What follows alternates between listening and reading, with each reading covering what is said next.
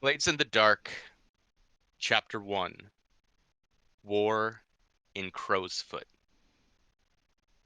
It is midweek during the first few days of Suron, well into Doskvol's rainy spring season. In about 60 days or 1 month's time, the city will be bustling as Leviathan hunter fleets depart on their seasonal hunting expedition deep into the northern Void Sea.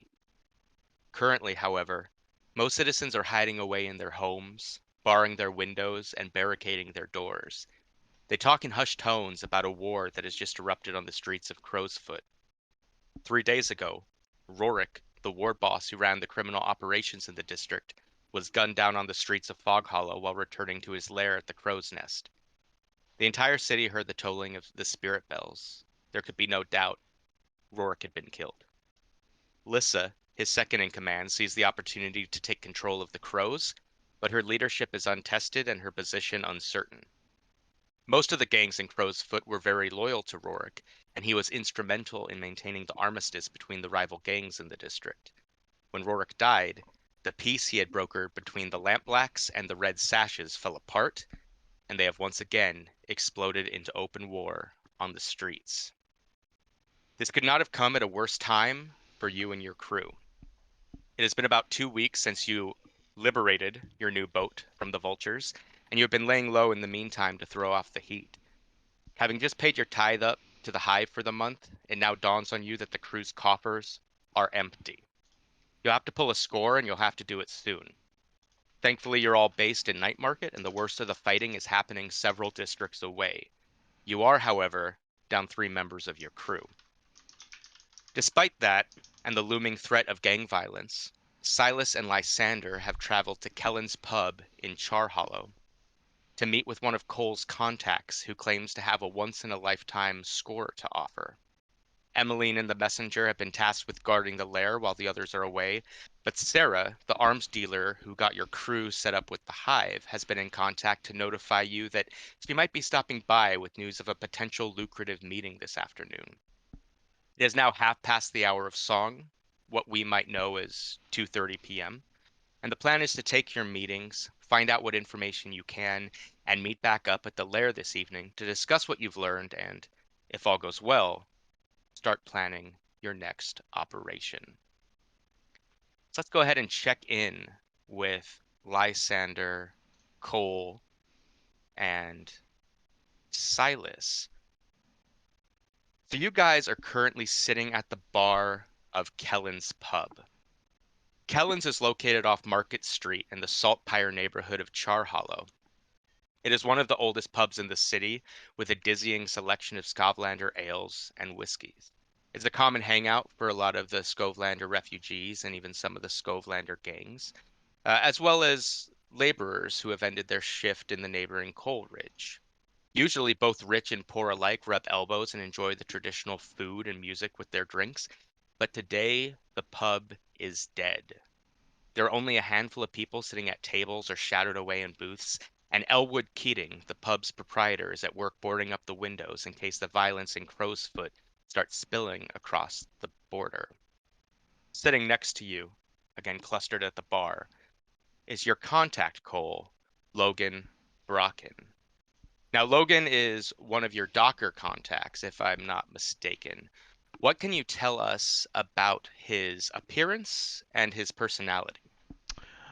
Logan is a red-headed Skovlander, a veteran of the Skovland Regiment, though he was rather young when he was conscripted.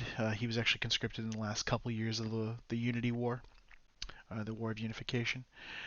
And he's been a longtime friend with Sawtooth, Dr. Sauter.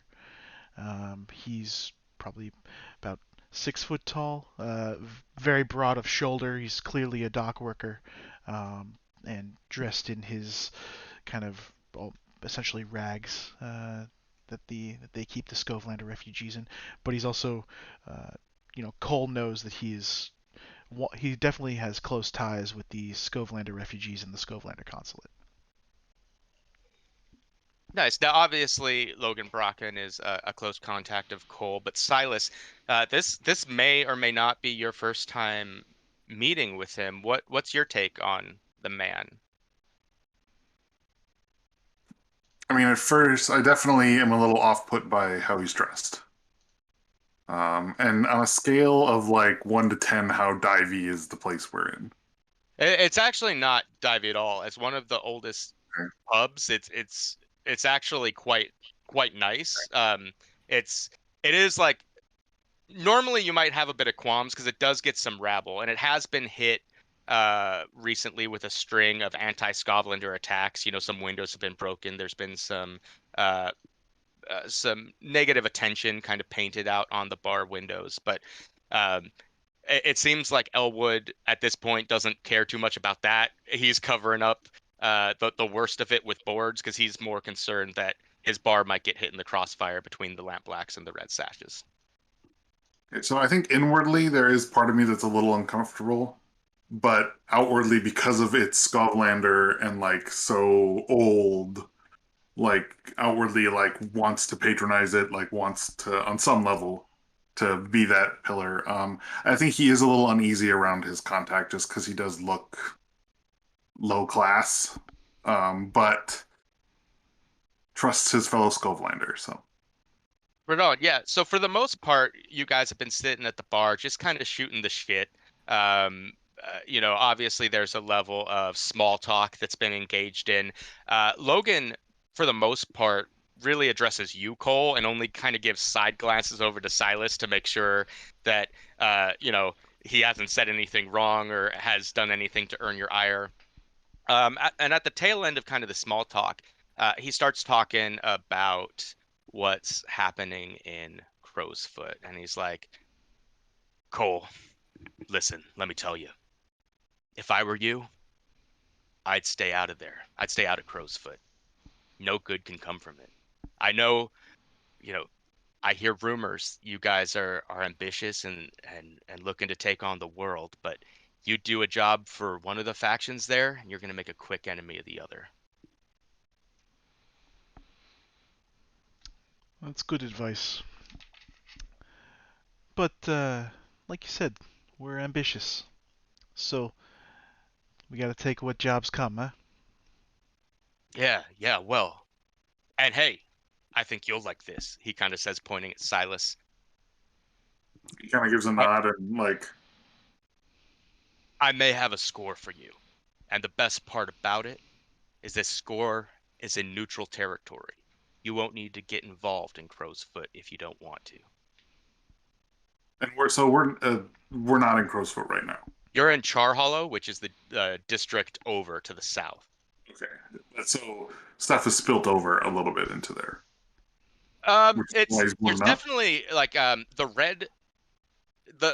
Lamp Blacks HQ is near the border of Char Hollow. So nothing has really spilled over because the red sashes are up north near Charter Hall. So it's really they kind of centralize their fighting in the middle of the district. But Okay, that being said, like Char Hollow is a very poor and then B a very residential neighborhood. So the people there are worried because they don't have like in Crow's Foot, there's a level that folks know there's going to be gang violence and they can prepare for that. But in Char Hollow, people have their family, their kids, like they're not ready if this thing, really blows up and starts spilling over the borders. okay. What was the intersection that this bar was near? This was on Market Street in Saltpire. You're way at the other end Yeah, from we're essentially the farthest south, or not Yeah. south, west. Well, staying out of Crow's Foot is ideal. Where is this score, you say, Logan? Well, Charter Hall. Have you all heard of the Severosi Sapphire? And oh boy, have you. Uh, Here's what you both have heard about the Severosi sapphire. It's a raw, uncut sapphire the size of about a man's chest. Uh, Best. Chest, yeah. It's heavy and probably you'd assume takes 2 hands to move it, right? At least, if not a push cart or something. It's not much to look at being an uncut stone, but it holds spiritual significance to the native Severosi. It was taken as plunder during colonization and has spent much of the time since in the colonial offices in Severin, one of the imperial cities on the coast of Severos. It had been on tour throughout Akaros before coming to Doskvol, its final stop before its return to Imperial-occupied Severos, and has spent the past year in the main gallery of the Severosi consulate in Charter Hall. Now, you, as most criminals in the city, are keenly aware of the sapphire, but none have been foolish enough to attempt to steal it, and here is for why. For one, the stone is extremely well protected. The main gallery where the stone is kept is in a central position inside the consulate and viewable from many of the adjoining offices. It sits behind inch-thick glass on a plinth, which you can only assume is outfitted with some sort of pressure plate. Additionally, as imperial institutions, all consulate buildings are guarded and patrolled by the imperial military, not the standard city watch. If this weren't enough to dissuade potential thieves, the sapphire is also said to be incredibly cursed. Do I correctly understand that part of Charter Hall is an old fortress? Because it looks like there's walls and watchtowers. Exactly. Yeah, that part of Charter Hall, the consulate buildings are in the old quarter, and this would have been the original imperial construction around Doskvol, and the original location of the lightning tower. So Doskvol, as it kind of rose up from a conquered Skov coal mine, really only existed as Charter Hall. But as the city expanded, a new lightning barrier was erected surrounding what we know of Doskvol today. But you're absolutely right. Charter Hall is kind of the oldest section of the city, and really what Doskvol used to be way back when. Yeah, so when he mentions the sapphire, I kind of have this like look of like extreme like ooh, but also like with this like what is he fooling us? Like what's going on? Yeah, actually, Cole will just lean forward and, how many pints you had there, lad? You gonna fucking kill us? No, no, no. I know what you're thinking. You think I'm crazy, but I think maybe you had there's too much been of the dream smoke. the new information has come to our attention. Listen, having completed its tour, this sapphire was meant to be moved to a ship bound for Severos tomorrow morning. But the word on the dock is that ship won't be ready until next evening. He kind of shrugs. Some say it's due to sabotage. And he takes out a piece of machinery from his bag. It's hard to say. None of you are really expert tinkers, but it looks to be a valve of some type, probably instrumental in the operation of a steamship. Uh, he continues. Uh, this couldn't be a more keen opportunity for the score. In wake of the unrest in Crowsfoot, the Imperial military garrison in the consulate building have been called to the border of Charter Hall to ensure the violence doesn't spill over into the district. They'll be out of the building until they're called back to move the Sapphire to the docks in 2 days' time. Now, the consulate, I am told, has hired some superstitious street toughs to guard in the meantime, but that's a far cry away from the skilled soldiers of the Imperial military. I'm telling you, there's never been a better time. And if you guys pull this off, something that's been a prize in the eyes of so many criminal organizations in the city, could do a lot to get your name out there.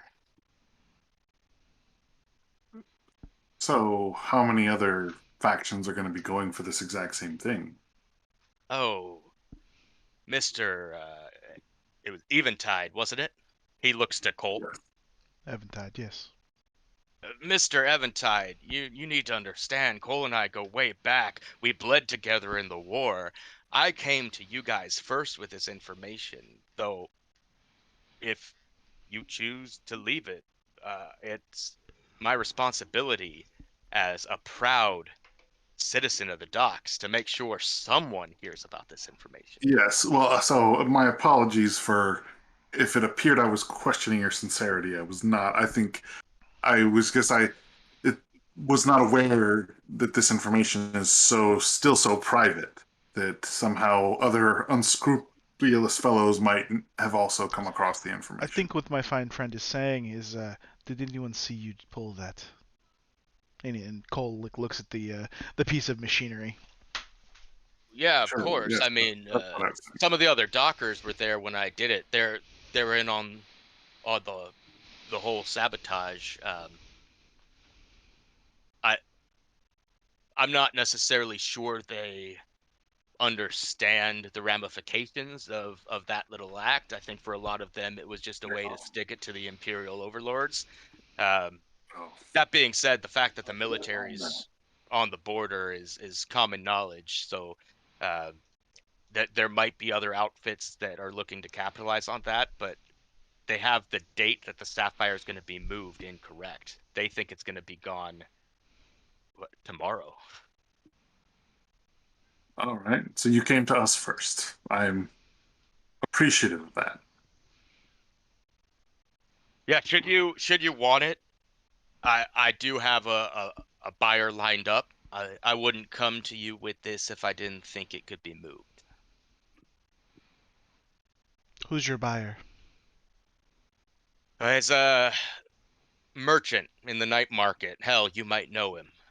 His name's Mortis. It's kind of a weird one. I think maybe Tycherosi, but hard to tell. Uh, when I was talking with him, them again, don't really know his particulars.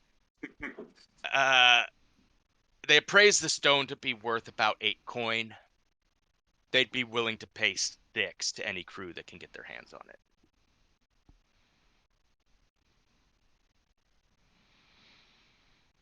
Well,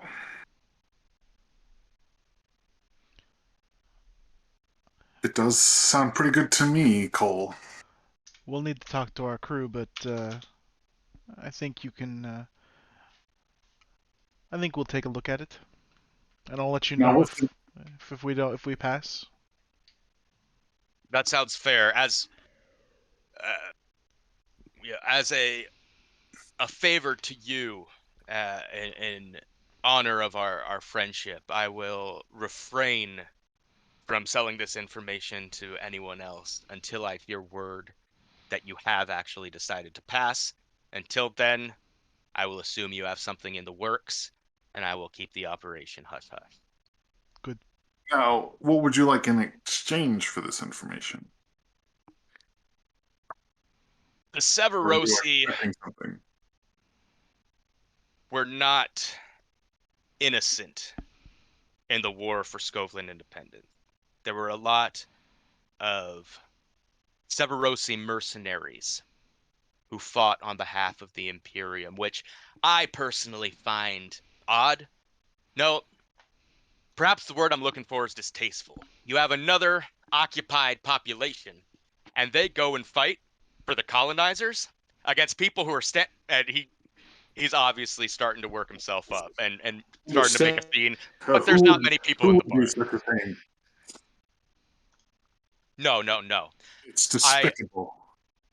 I hear that is a very despicable act. this I'm coming with this to you because to me this is personal. Uh, they obviously have uh, some cultural ties to the stone. Uh, I want to make them pay for what they've done to our culture in the war that they helped these bastards win. Well, I can trust that sentiment. I'm also happy to, put a bend on any the silver nails that the Severosi scum that they think they own. They own parts of Night Market.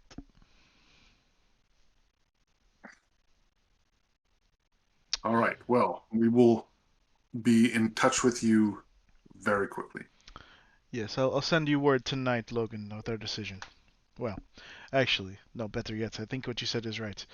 If you hear from me, feel free to send this out. If you don't hear from me, keep it to yourself. Understood. And he kind of looks up at Elwood, who's boarding up his windows. Oi, mate! Another pint? And he sighs, kind of puts his hammered nails down, and starts heading back towards the bar. I think we should leave him to it. Yes, we should. All right. So as you guys make for the door, heading back towards Night Market to talk about what seems to be a potentially lucrative job, someone stops you. You didn't notice them before, because why would you? They were fairly unassuming. But there's someone sitting in the booth closest to the front door, close to where Elwood was boarding up the windows. And as you pass by, he says, Mr. Eventide, might I have a word? Do I recognize him at all? Her, Her? and yes, you do.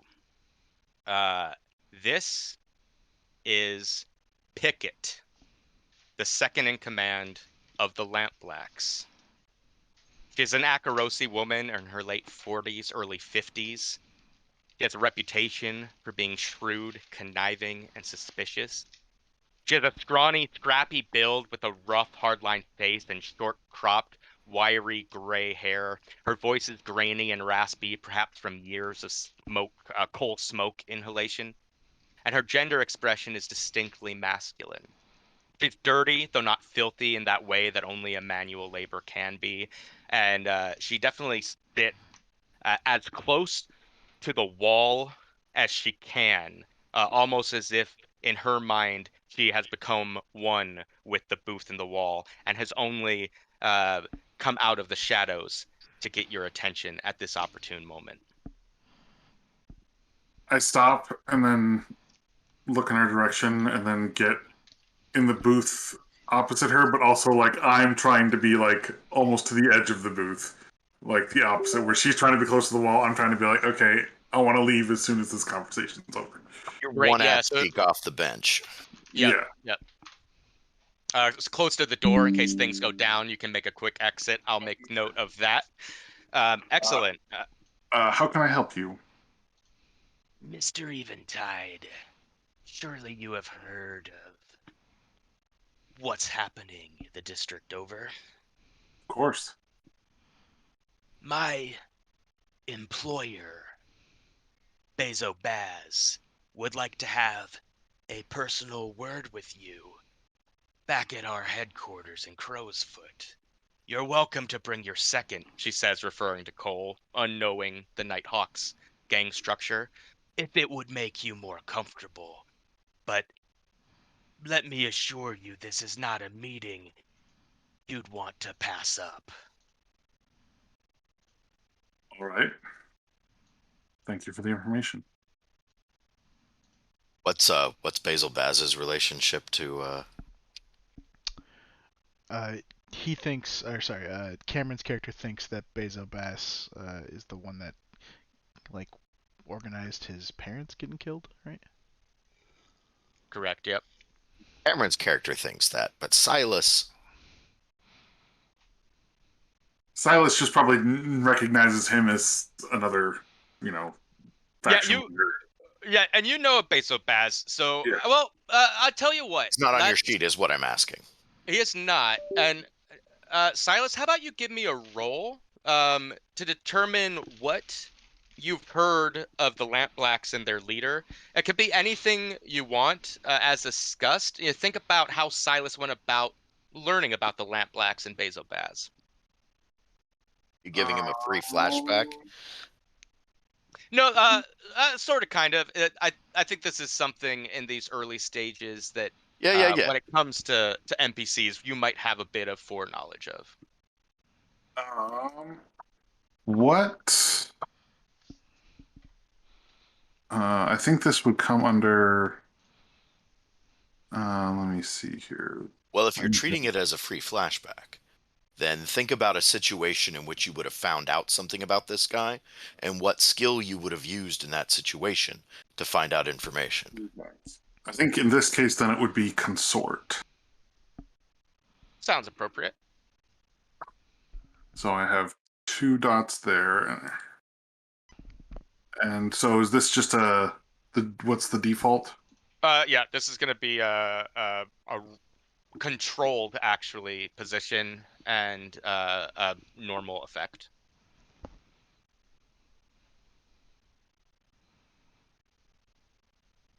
No bonus dice. Is this like Burning Wheel in that you should tell him what the consequence of failure are before he rolls, or does that not how Blades in the Dark works? No, so you'll know the position, which is can give you an idea, right? So he just rolled something in a controlled position, meaning that the consequence of his failure isn't going to be that bad. Risky, you can assume is kind of your default. You can assume if you fail, something moderately bad is going to happen. You're going to miss your opportunity. You're going to take some damage. And desperate is where you really got to watch out. But you don't know Desperate's where you're inexperienced. Yeah, exactly. But you don't know specifically what the consequence will be. All right, so Nate, you rolled a 5 in your consort. So what does this consort mean to you? How was Silas finding out this information? Was he at a party and overheard something? Yeah, I think he was at a party, overheard, or like he also happened to be at the party. That was really sort of the social environment is where the knowledge of him came from. So, yeah, you know that with a 5, a success with a complication, we'll say this is what you've heard. Whether it's true or not is up for debate. This is the scuttlebutt that's going around the city. So Bezos Baz is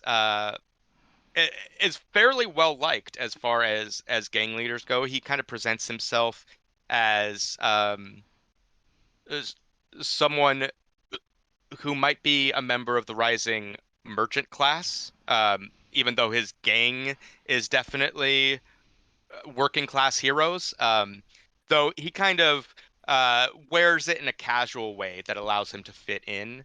But I think that's something that, if you've seen him, if you met him, you can respect. He's someone who probably is a little bit higher class, but doesn't necessarily want to give that appearance for the benefit of running his operation. He is charming, open, ruthless, and you have heard that he is something of a whiskey connoisseur. Not the fake stiff made by fermenting mushrooms and algae, but the real grain whiskey made from those radiant energy crops. His criminal outfit, the Lamp Blacks, are the former Lamplighter Guild who turned to crime when their services were replaced by electric lights, and they are not particularly well connected politically, but they have become akin to folk heroes among the working class who see them as lovable rogues standing up to the powers that be. Um, which is kind of in opposition to kind of the brutal thug and murderer that your crew's Slide has kind of been painting him as when you guys have had discussions privately. What background is this? Like, is the group majority of the group Skovlander or something? It's kind of a mix. Bezos Baz himself, is Akarosi, as are a lot of the Lamp Blacks, but there are some Skovlanders who are working in the Lamplighter guilds. It's not a gang that, I mean, much like our crew, it's not a gang that discriminates. If you were working as a lamplighter and lost your job, well, good news, we're doing crime now. Yeah, I was just making sure it wasn't Severosi. Mm-hmm.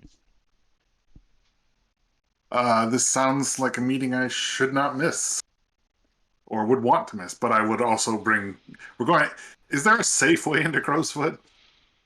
Yeah, I can leave you there. Our HQ is just across the bridge. Getting through Char Hollow shouldn't be much of a problem. All right. Then I'll bring my cutter with me. Yes, great. I'm sure Bezos would love to have a word with him as well. I'm not sure that we've been formally introduced. The name's Pickett. She says without extending a hand to shake. Uh, that's almost better because I wouldn't. I would have been like, ugh. No, she's saying this to Cole. Yeah, but I'm glad that there wasn't that same formality. Cole. A pleasure, I'm sure. Well, this place is dead. Shouldn't waste any more time, shall we? We shall. So she grabs her coat, which was laying on the booth. Underneath the coat, there's a hooded lantern because, of course, uh, even though it's what we might know as 2:30 p.m., what they call the hour of song in Duskfall, uh, with no sun left in the sky, it is a perpetual night. So as you two, or as you three, leave Kellen's pub, she ignites her hooded lantern and starts making her way through Char Hollow to the Lampblack's HQ in Crowsfoot. And with that, let's go ahead and see what was happening meanwhile with the messenger and Emeline Pharaohs. So you two, as stated, had been tasked with guard duty of the lair while the other two were out taking meetings. You're down 3 members of the crew. The slide you haven't seen around that much, and he's kind of an enigma to both of you. You don't sleep here anyway. Yeah. Now, as far as Nebra is concerned, it is a school day, so it's possible she's in school, though she has been known to kind of put crew interests first more and more recently. However, you do know with what's happening in Crowsfoot, it is possible that White Crown, where the academy is located, has been locked down, and she's finding it difficult to actually make it out of the district. And as for the good doctor Stitches, well, he's probably getting a lot of work right now coming out of Crowsfoot. Um, and, but the 3 of our crew are currently AWOL. Since we're smugglers, one of the thing we can have happening when people are out is that they've got the Nighthawk, if that's what we're calling the boat. I don't remember if we named it, out on a run, but not stepping on your narration there, just suggesting for the future. Yeah, for sure. No, right now, as long as it includes the pilot. Yep. Because it's only been the 2 weeks since you've stolen the ship, and you guys have been laying low in that time to avoid reprisals from the Vulture. You do have your boat moored in the half-sunken grotto in the maze-like underground canals beneath Night Market that serves as your crew's lair. And actually, your slick dog is in the water, just popping up arr, arr, arr, and doing that little dog shake to dry itself off. Though because it's got the fur of an otter, it doesn't have the splash zone that you'd expect with an actual dog. It's something you do kind of have to watch. There are aggressive eels in these waters, but as I understand it, slick dogs are a predatory species, and it would probably know even before you if there were danger lurking in those waters.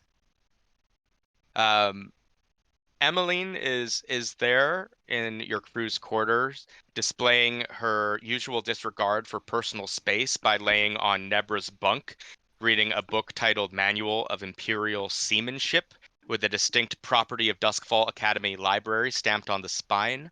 But this is where you guys find yourself while the other two take their meeting.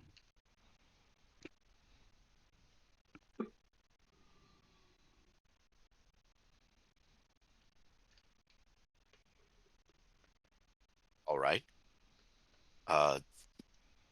If we're on guard duty, The messenger is probably going to be somewhere where they have a lot of visual on the perimeter, or at least some portion of it, the likely approaches. Yeah, so there's two Be high, main be kind of out of sight, have a long gun. Yeah, there's two main points of entry. And I will say you guys have been assigned quote guard duty, right? Like you aren't expecting an attack, though it's possible that the vultures may hit you when you least expect it.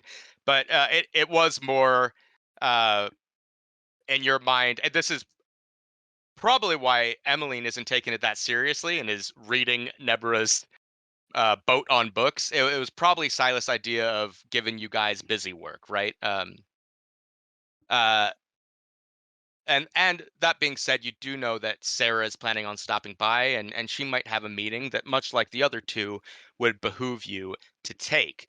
Um, but back to your point, there are two entrances into this lair.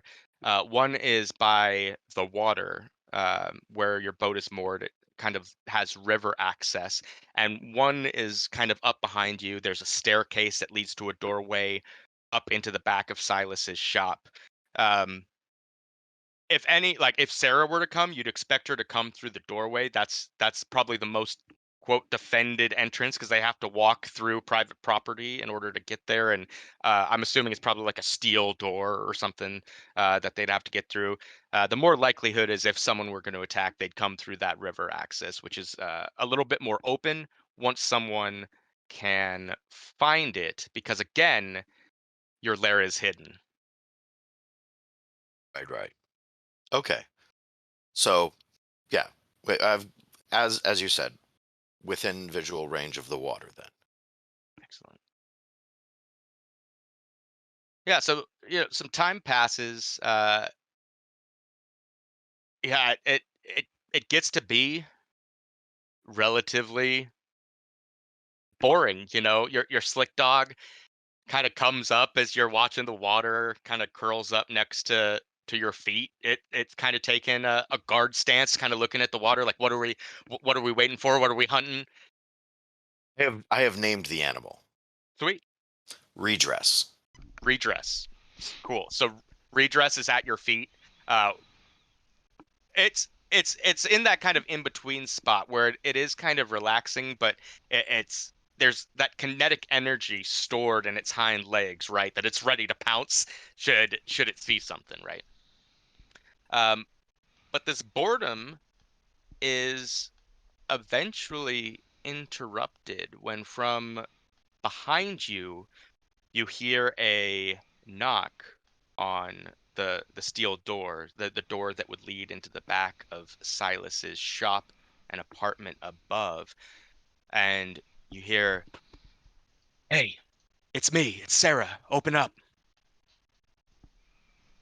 Do we have a system of passcodes?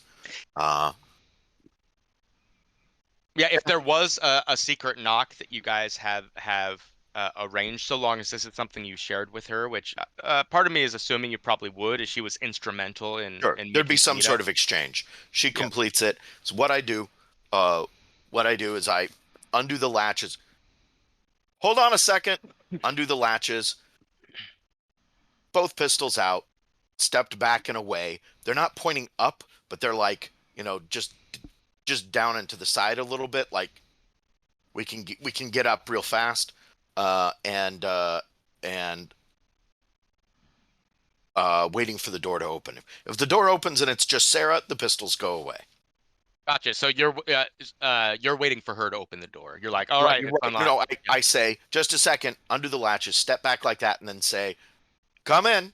Yep. Uh, yeah. So it goes down as you'd expect. Sarah opens the door. It is just her. She sees that you're armed.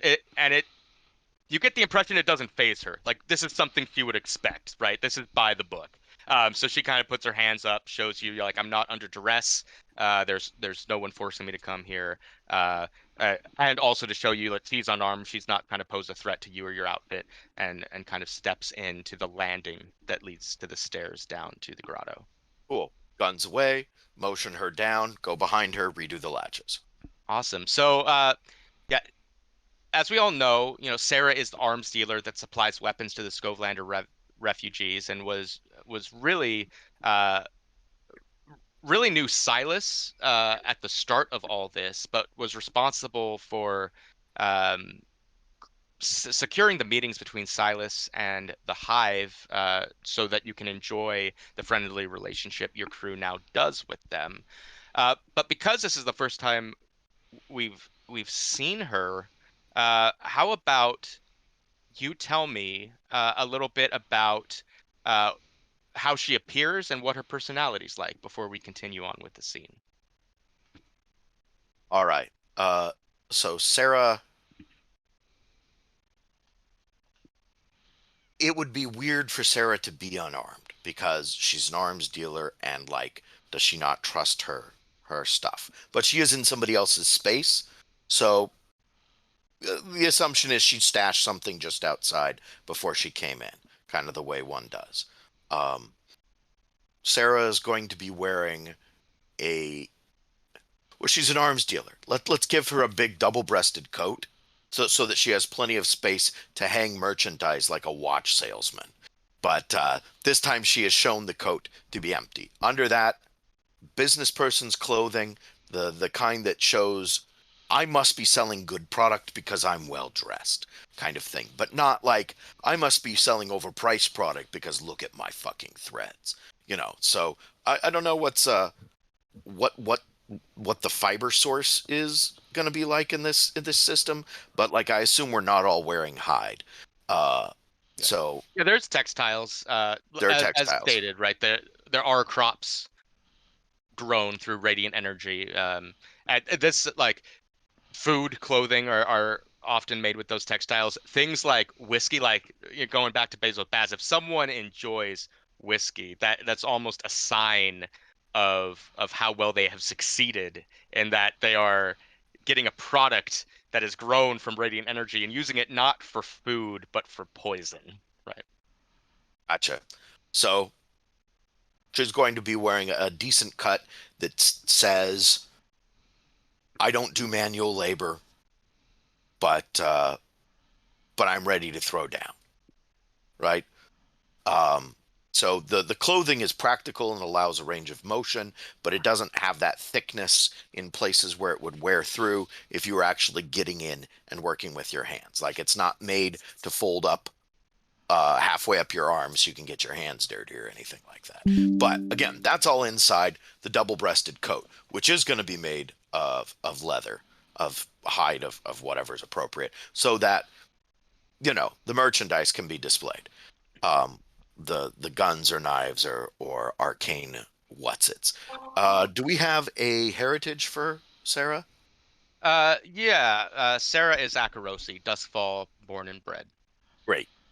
But she was someone who uh, she's like an ally to the Skovlanders, right? Like, she understands. She's an She doesn't Akarosi. agree with the Imperium's war, right? She Right. thinks they were wronged. Yeah. Okay. So let's.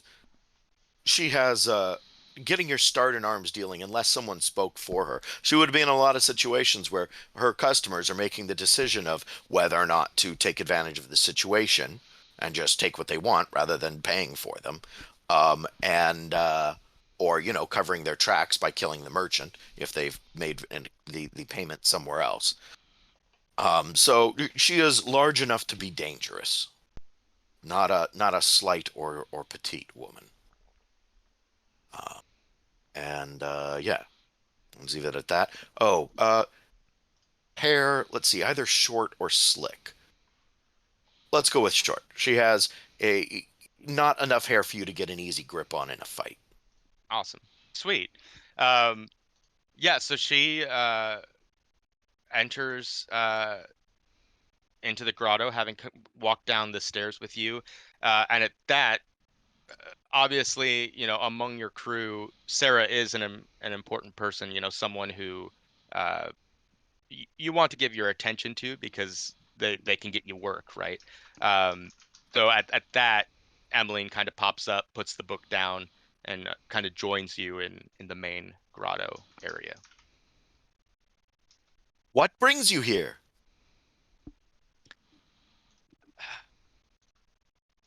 Well, I've been asked to set up a meeting on behalf of Jeremiah with you two specifically. Who's Jeremiah?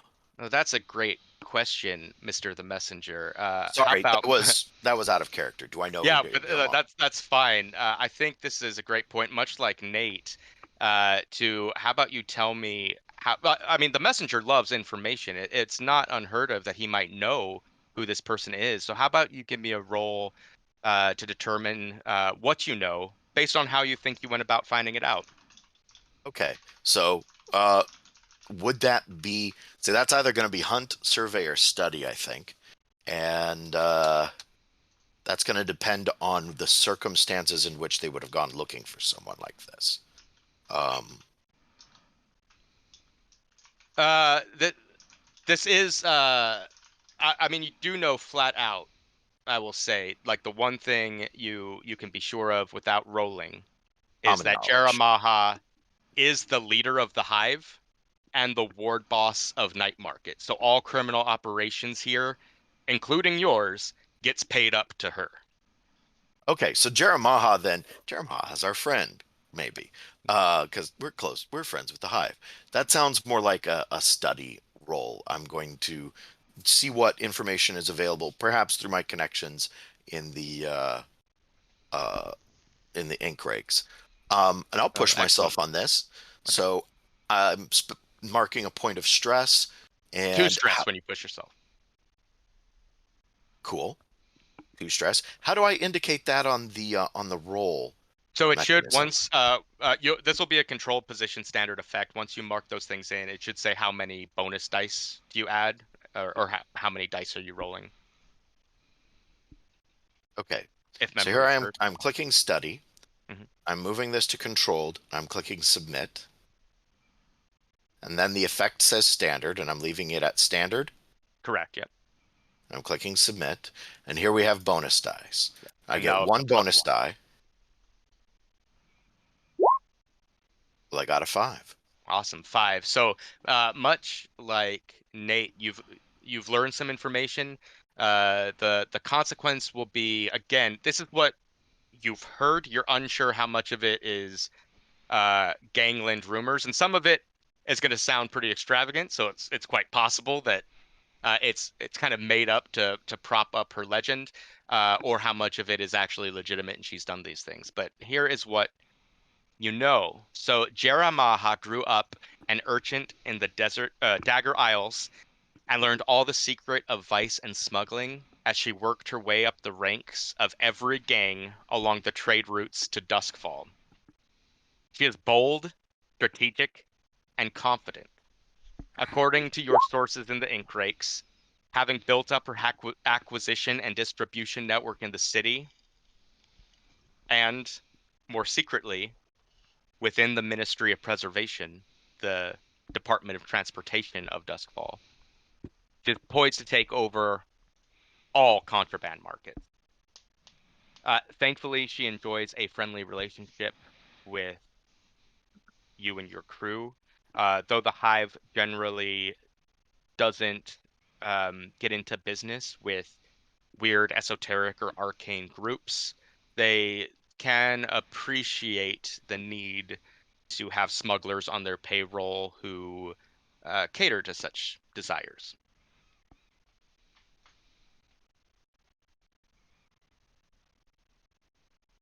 There is a rumor that you've heard, again, unsure the reliability of it, that she had some sort of relationship with Rorik, the murdered leader of the Crows. There are some among the ink rakes who surmised that that relationship may have been romantic, but there were an equal number who said, no, no, no, the Hive were using the Crows for their own whim, and some were like, no, Jera Oh, wanted Rorik killed. oh, well, I mean, you can't stop shippers. Okay. Um, okay. So I guess the first is this about that business in Crowsfoot then? Well, he would know better than me, but I would say, yeah, I would say it's high likelihood. The fact that she wanted to meet with you two personally makes me think that maybe there's something she needs handled that either the other members of your crew can't handle or she doesn't trust him with. Oh, that's very concerning. Ah, Hmm.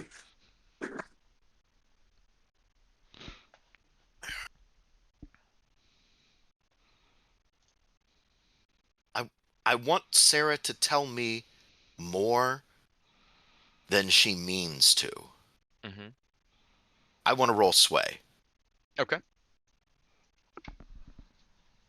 So just turn off this freaking trackball.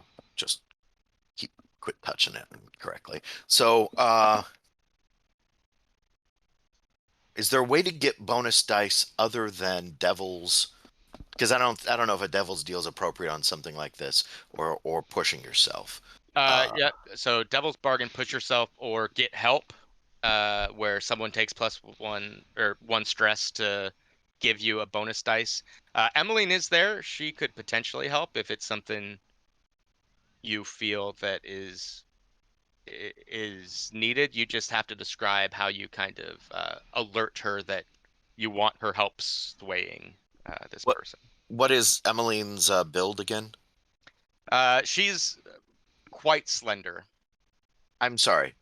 Character sheet style build. Whisper.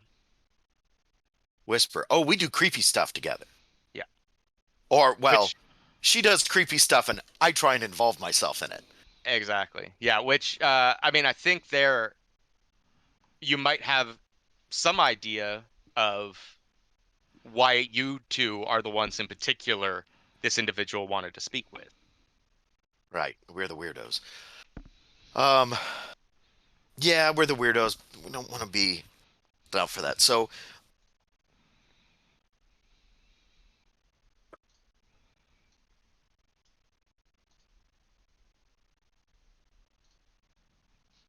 we I can make some guesses about why our esteemed friend Jeremiah would want to speak to the two of us. Uh, right now, though, we've been entrusted with looking after the shop here. So, in order to make sure that we would be able to devote all of our attention to this meeting, it would really be helpful if we knew more about what's going on in ways that are suited to, you know, what we bring to the table. And I'm making the motion with my hand is not just I am including, not just communicating to Sarah. I am including. I'm sorry. What was your character's name again? Emeline. Emeline. But it's making a motion to Emeline to please join me in this persuasion. Yeah. So Emeline will kind of to catch on, and she'll take a position behind you because you are quite short. So she kind of uh, there's level that she can kind of double your stature standing behind you, and kind of give that like very literally I've got your back kind of gesture, and be like, yeah, Sarah, we could really use some insight. Of course, and she kind of looks down at you. We both want nothing more than to help our esteemed colleague, but it's a lot to ask to just leave everything we've built together, especially in these trying times with war in Crow's Foot and potential reprisals from the vultures. So she will mark a stress to give you a die to help you out on your sway roll. This I is like going how to be. Oh, go ahead. I was just going to say, I like how the mechanics encourage collaboration. If you push yourself, it's 2 stress. If you help someone else, it's only 1. This is Exactly. good Yeah. design. This is for reasons that you don't know yet. This is going to be a limited effect, but you're going to be in a controlled position for it. Controlled, submit, limited, submit, bonus dice, 1 bonus die. Is that correct? hmm A 6, so a flat success. So with that limited effect, she opens up to you, and you can tell she is being honest. The limited effect is just the unfortunate nature of she doesn't know the nature of the meeting. She explains that she's been asked to come and gather you and bring you to another location because Jeremiah wants to speak with you two in particular. But you also get the impression, by the way she sounds, perhaps a slight tremble in her voice, or perhaps what you have heard uh, word on the street of Jeremiah and her character. But Jeremiah is the type of woman who doesn't need to explain herself. She asks for something, it gets done, or there are consequences. And Sarah, being someone who has worked with her in the past, understands this implicitly and did not ask questions that she might be liable for later. Right. Sarah is, after all, an arms dealer and not a capo. She's probably not even a. I mean, she's probably more of an associate than a made man as well. Yeah, much like us, because she's an arms dealer, because she's operating in night market, her money is going to Maha just like ours, right? Like we're probably on some level uh on the same level. She was just able to get us there because she has known Maha longer than we have. Right. Um. When does Jeremiah need to meet us?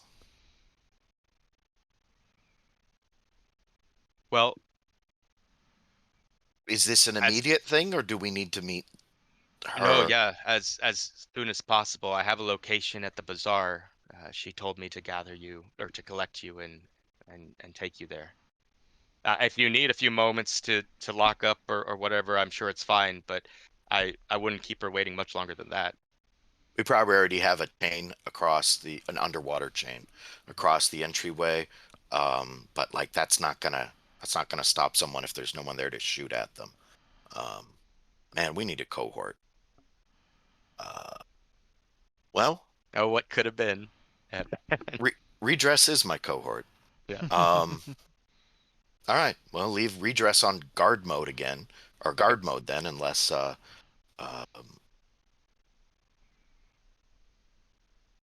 Emeline has an idea. No, I think yeah, I think that's great. I mean the only thing Emmeline could do is kind of start haunting the place with ghosts, but you realize that's really not something she's ready to commit to, because that just kind of opens up a whole new bag of problems. Um, but I'll tell you what, how about you go ahead and give me a roll to represent how well Redress does at guard duty. We'll see what the roll is. We'll put it aside in case it needs to come up later. All right. So there's a little thing that says roll next to hunting pet. hmm I don't know what this does, Let's but give it a try. it does say expert hunter. hmm And all right, so that just brings up input value bonus dice 0. Um, yeah, I don't know. Do you how do you get your cohort bonus dice? I think I honestly don't know. I'd have to check the rule. I think it's based on the tier of the cohort, which is kind of broken down in the rules. I think Roll20 should have that all filled out under the hood for you when I you create understand they have it all filled out. I'm saying if I wanted to make a change at this point and add bonus dice, Oh, so again, you could get help. You could push yourself to push your cohort. Like this would determine how you roll, right? So maybe that's a push yourself on a command roll to better your cohort's actions. Um, But I don't spend one stress to give my cohort help the way Emeline spends one stress to give me help. um,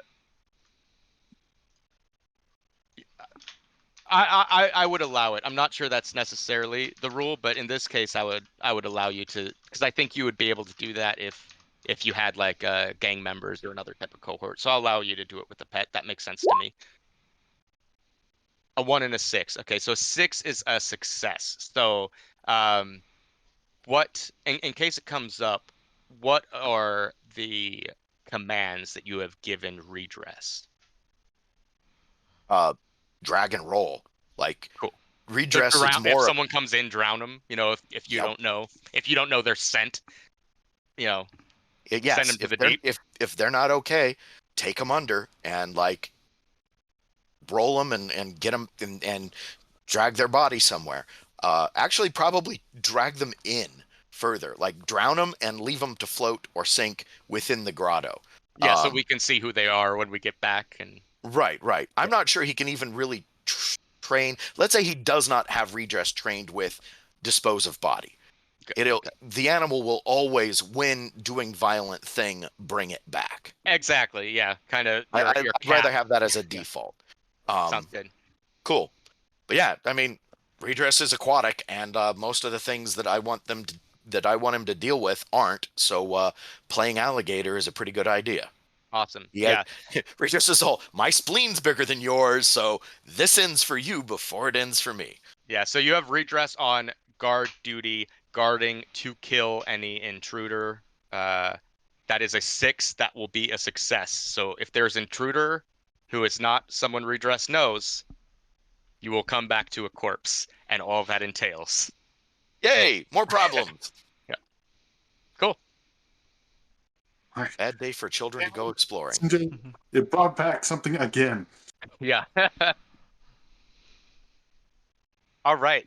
So you follow Sarah to the meeting in the market? Absolutely. Tagging along. Should we talk about load? Not yet. This we'll talk about load when we get into the score. This is still kind of free play. So if we need something, you can feel free to pull it free of charge. Thank Uh, so yeah, she leads you through night market. It's not that far of a walk to get to the meeting spot, which is the bazaar. And you can understand why Jeremiah might choose this spot to meet. This is, for a lot of people, when they think about night market, the vision that comes to mind is the bazaar. Like it's that, uh, you know, that kind of picturesque, right? It also, falls under her purview, and she and the Hive have a hand in almost all the trade that occurs there. The bazaar itself is an open air market off the Merchant Road in Night Market's Tea Leaf neighborhood.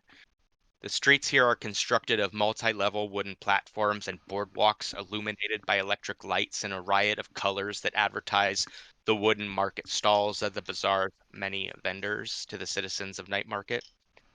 Now, Crow's Foot might as well be a world away. The market is busy and packed with throngs of people who push through each other to find the items that they are searching for. In a clearing in the center of the bazaar, there are several devout acolytes who bow in silent prayer to a prominent statue of the Night Queen, the district's adopted forgotten god. Nearly anything can be found here, should one take the time to look. There are whole emporiums dedicated to ceramics and textiles imported from Eruvia, spices and exotic foodstuffs from the Dagger Isles, and traditional woodcraft from Severos. Radiant energy grown produce and other such provisions can be found sporadically and are available at many food stalls for a hefty price, but unprocessed, they are found in much less abundance than they would be at, say, Barrow Cleft Market. Weapons, some regulated and some illegal, are sold either as collector's items or behind the facade of legitimate storefronts. And down dark alleyways and twisting passages, more weird and esoteric items can be found, along with pop-up vice dens trafficking in illicit goods. It takes a good amount of time to kind of push yourself through the market. You guys are a tier 0 crew, and Sarah is just an arms dealer, not necessarily known to be affiliated with one of the bigger outfits. So it's not like the seas are kind of parting for you. You do kind of have to bob and weave and make yourself through. But she eventually leads you to an open air noodle stall with kind of a wooden table outside. There's several wooden tables, to be fair, outside, and people sitting and eating. One table, however, it's kind of a long picnic-like table. Multiple people could sit there. There's only one person sitting there, and what you can only assume is the owner operator of this noodle stall is sweating bullets as they're bringing bowls of noodles and other such food, and this is fairly high quality stuff, grown through radiant energy technology, and really catering to this one patron at the table. And there could be no doubt, right, both based on her appearance and the way that people are treating her, that this is, in fact, Jerha Maha. She is a Dagger Islander woman in her mid to late 40s. She eschews the cumbersome layers and maximalist aesthetic popular among the Akarosi noblewomen, and instead wears a minimalist tea gown of red Eruvian silk that is embroidered in golden bird and flower motifs. Her hair is long and dark with a single thick streak of gray running its length, and she wears it up in a styled bun held together with long, thick golden needles that, while they look to be solely for decoration, you have no doubt have probably seen violence in their past. On her breast is pinned a golden brooch bearing the likeness of a bee, the symbol of the hive. Sarah leads you up to the table where Jerha kind of looks up at you and gives a nod to Sarah and says, Please sit. More food for my guests, she says to the proprietor, who again kind of runs into the back to quickly make something up and make sure it's top notch. Oh yeah, free food. Yeah, Emeline's soon the proprietor brings back noodles that you could think like it's something akin to like a ramen. However, instead of any red meat protein, it's like eel steak floating in there. And as soon as it's down, Emmeline's the type of person who never passes up a free meal, so she starts gulping things down. And Jera smiles at this and definitely seems like the type of person that when she offers you something, she expects you to take it, enjoy it, and never ask questions about it. Like, you're not the type of person when offered food to be like, oh, I've already eaten, thank you. She'll sit there and make you eat, right?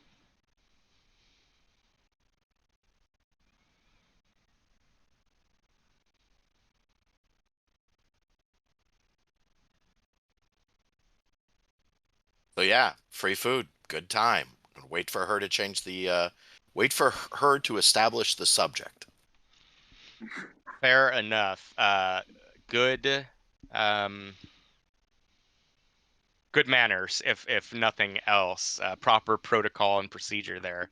Um she does so. She allows you guys to enjoy your food and kind of takes you both in. There's a level that like uh she seems, if you didn't know who she was, she almost seems friendly. Um but there's a level that there's probably a lot of strategy going on behind the scenes, and as she's kind of watching you enjoy your food, there's probably a level that she's sizing you up and trying to see, like, are you the right people for the job? Has she made the right decision before she divulges any more information? But something clicks. It seems that, she's decided that you are in fact capable. Um, and the first thing she mentions is, uh, so I'm sure that you've heard it's a terrible business that we see down in Crowsfoot these days. Emeline kind of nods at that.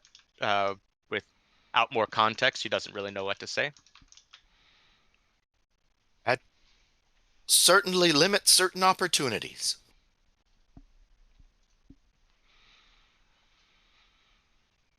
Your crew has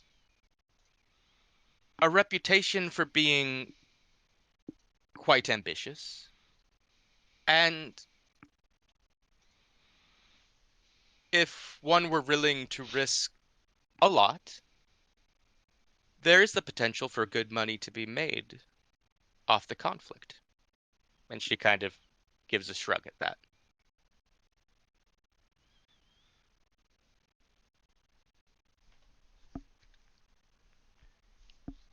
Yeah, with all that's going on, there will be vulnerabilities that people aren't prepared for, and opportunities that might otherwise go unnoticed. But one would have to, one would need special knowledge.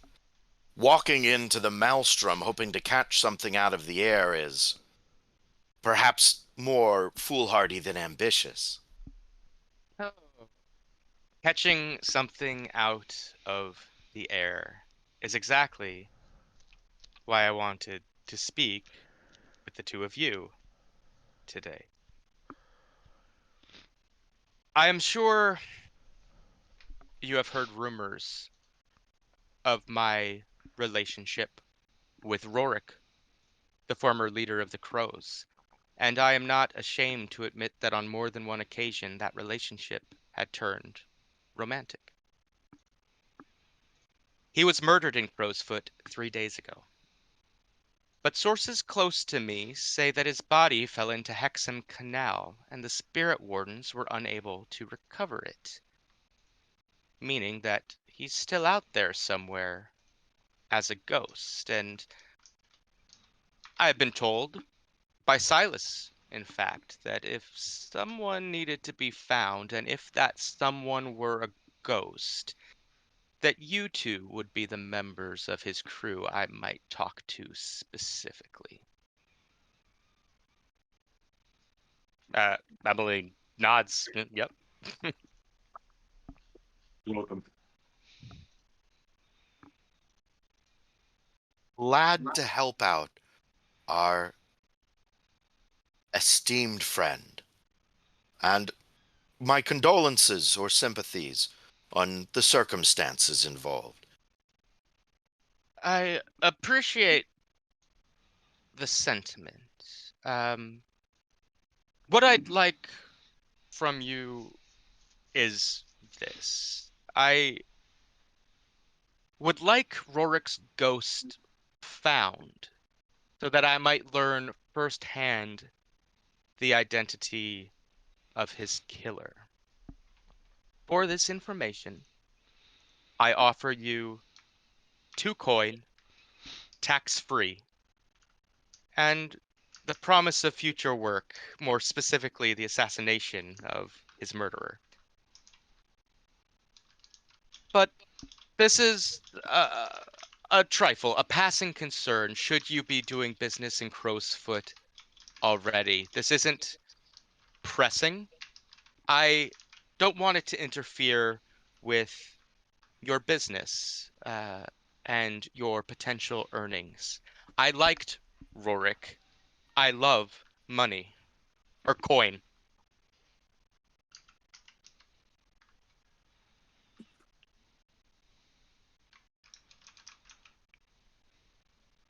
A very mature perspective. The kind of that leads to success and happiness in balance. I look over at Emeline. Is she indicating any hesitancy or?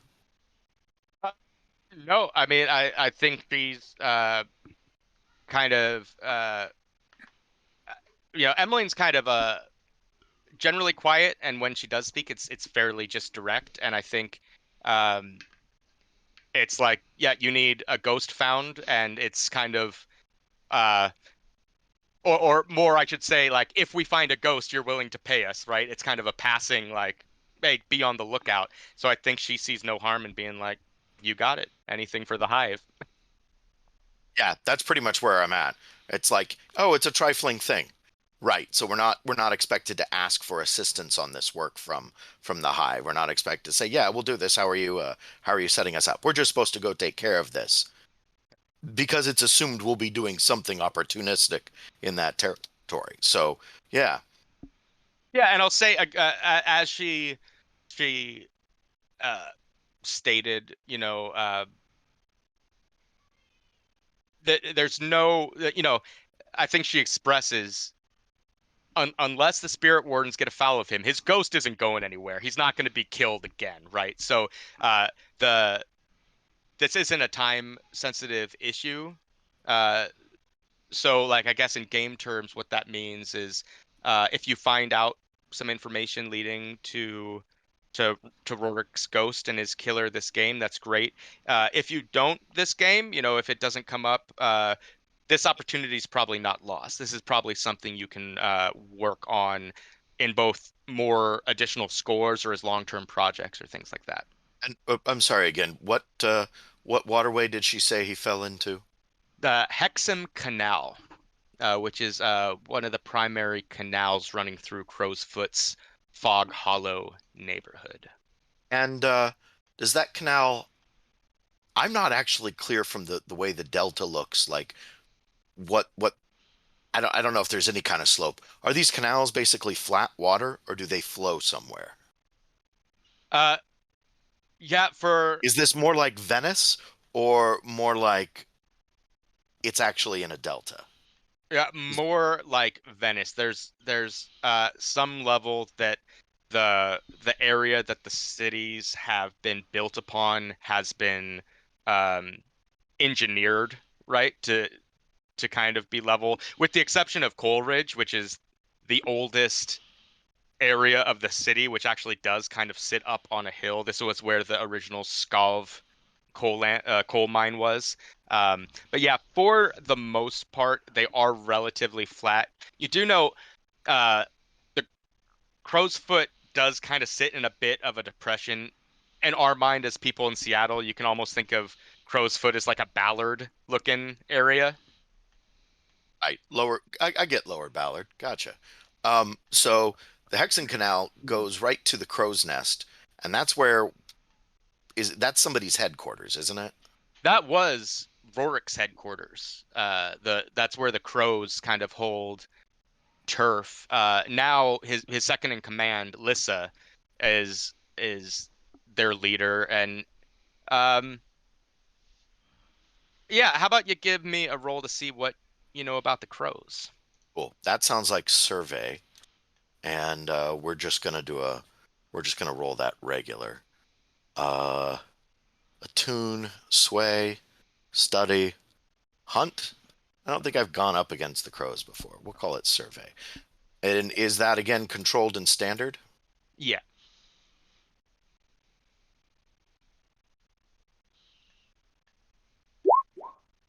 I don't know Three. much. Yeah.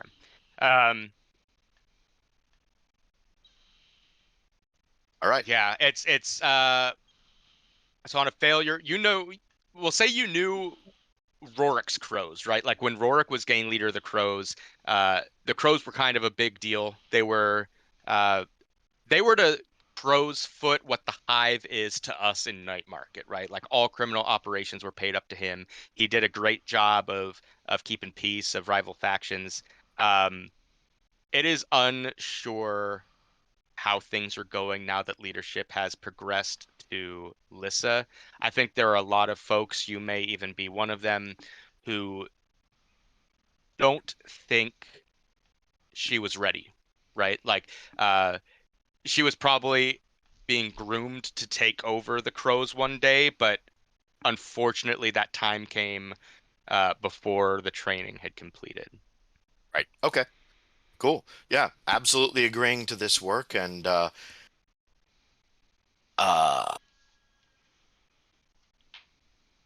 making whatever non-showy small talk I can from there. Like I'll mm, I don't have a goal for consort, so I'm not Mhm. going to try and like show off right now. This is not the time. Yeah. I think yeah, after the information, you uh kind of engage in uh polite small talk, so as not to like offend and be like, cool, thanks for the job, I'm heading out. And you can see Jeremiah is smiling at you. Again, like if you didn't know her, you'd be like, this person is quite friendly, like a cool grandma or something, right? And she's kind of smiling, nodding, and then like you finish maybe your second or third sentence of small talk, and then like the smile just kind of fades, and she's like, "All right, you can go now." And Emeline will be like, "Got it," and kind of grab you by the shoulders and like, "Yeah, let's take our leave." All right, out we go. Cool. So yeah, you make it back to the lair with some new information to share with the rest of your crew when they get back for the evening. Um, uh Redress is there essentially where you let him. Like if he moved, you would be hard pressed to see how, right? He did a good job of guard duty. There are no corpses. It seems like everything went fine. So with that, let's go ahead and check back with Cole and Silas, who last we were with them were on the way to Crowsfoot themselves. So Pickett leads you guys across the bridge into Crowsfoot, and as I said, it's kind of a bit of a depression in the rest of Duskfall, and with the season's rains and the coastal climate, a dense fog just kind of rolls over the docks and settles in Crowsfoot. So, uh, the hooded lantern kind of pierces into it, but not quite far.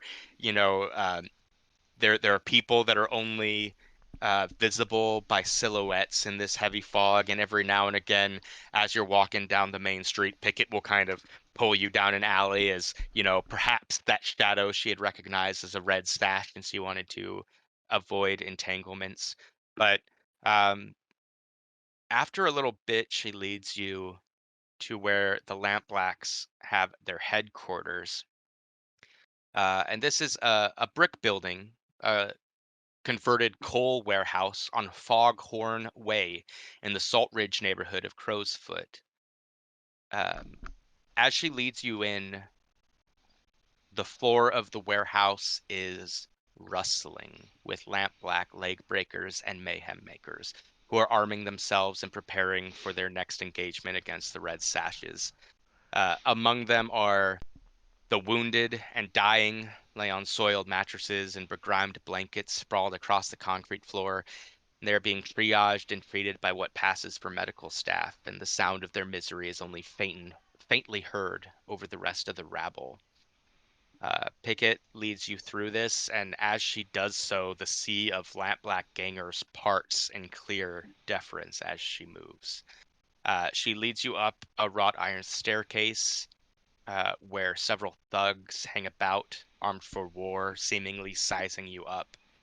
Uh, and at the end of kind of a balcony at the top of the staircase, she leads you into a cramped office that overlooks the warehouse floor below. And there you meet up with Bezo Baz. He is a well built, broad shouldered Akarosi man in his, you'd say, early to mid 40s. He has dark hair that he keeps at a short to medium length and a full Bandholtz beard. As you've seen him before, Nate, he's dressed similar, wearing fine clothing, but in a casual way that still allows him to fit in. And yeah, he as Pickett leads you in, he kind of looks up from uh, a collection of papers, which are probably reports from his scouts that are talking about Red Sash movements and other wartime details.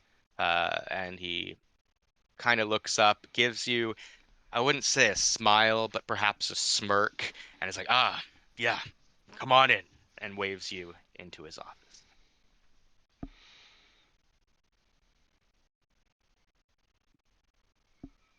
I hope this evening finds you well. uh, is that meant to be a sort of joke? I hope it finds you well. Unfortunately, this business with the red sashes isn't going as well as I might have planned. That's unfortunate. I don't envy the position you are in here.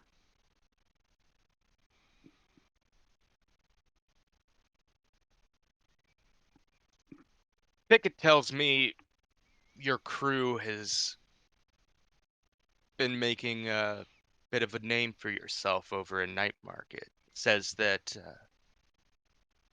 you're known to be ambitious. If We this is like true, I thought that maybe there's a way we could benefit from a partnership of sorts. I'm we are as ambitious as word has said, and so we are eager for any opportunities. This war came about all because of Rorik's murder. You know Rorik, right? Leader of the Crows. Yes. Former. Yes, former Late. leader of the Crows. Yes, as Silas says.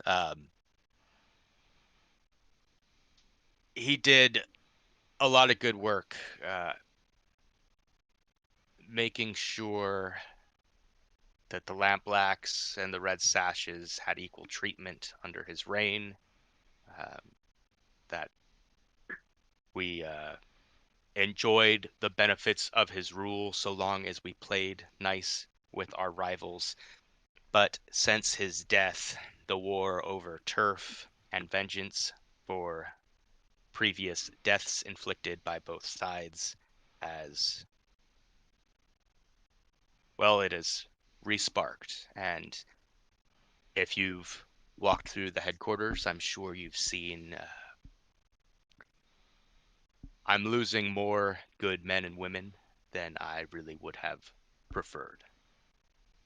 I looking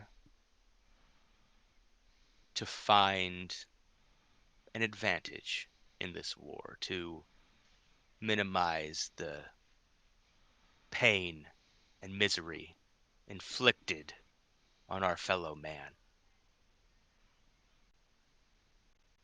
How can we be of service in this way?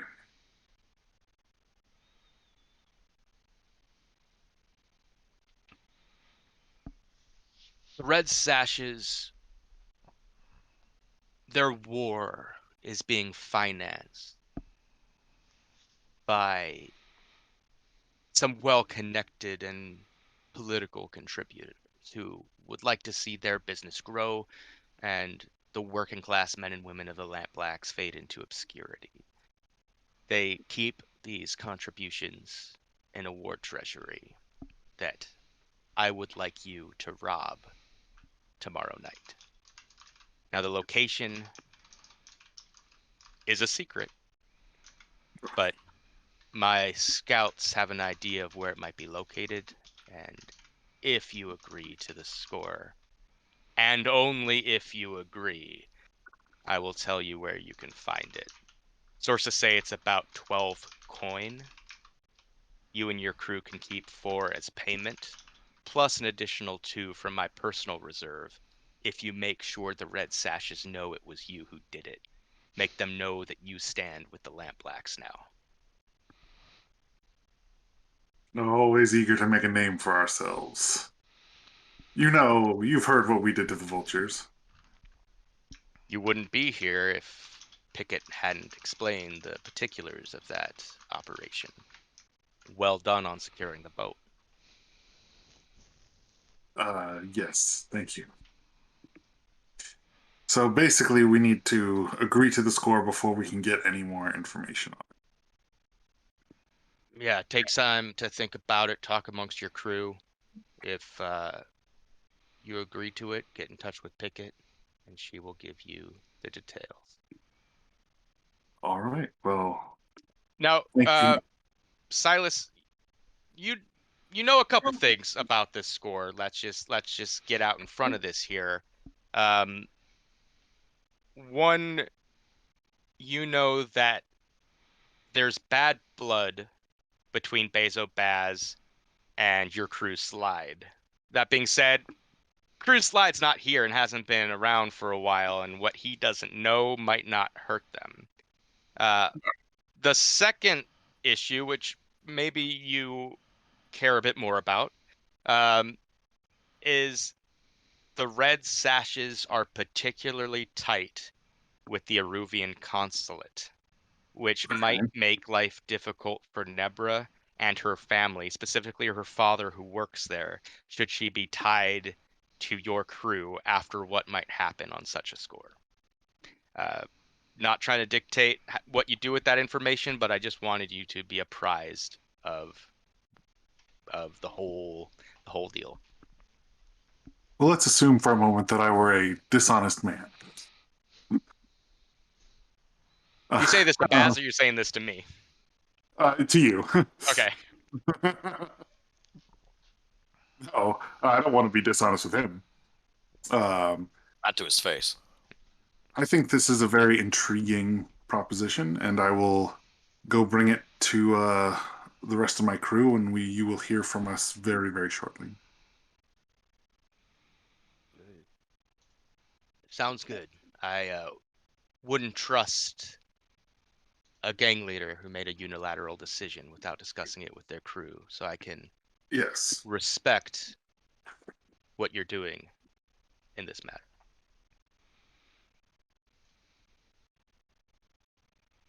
Well, thank you for receiving us, given the circumstances. Your Pickett was very good to lead us here safely, and I appreciate that, and we will be in touch.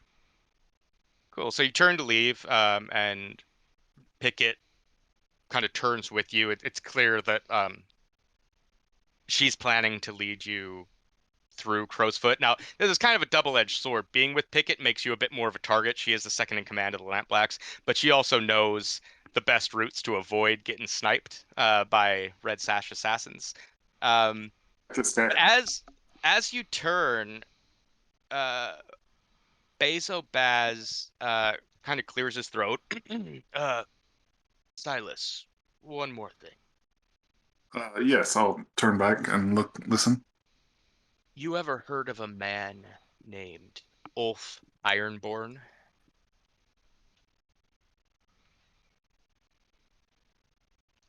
Is that Peter? No. Have I? Roll me something. Okay. I'll do a consort again. This is going to be a controlled position, limited effect. Okay.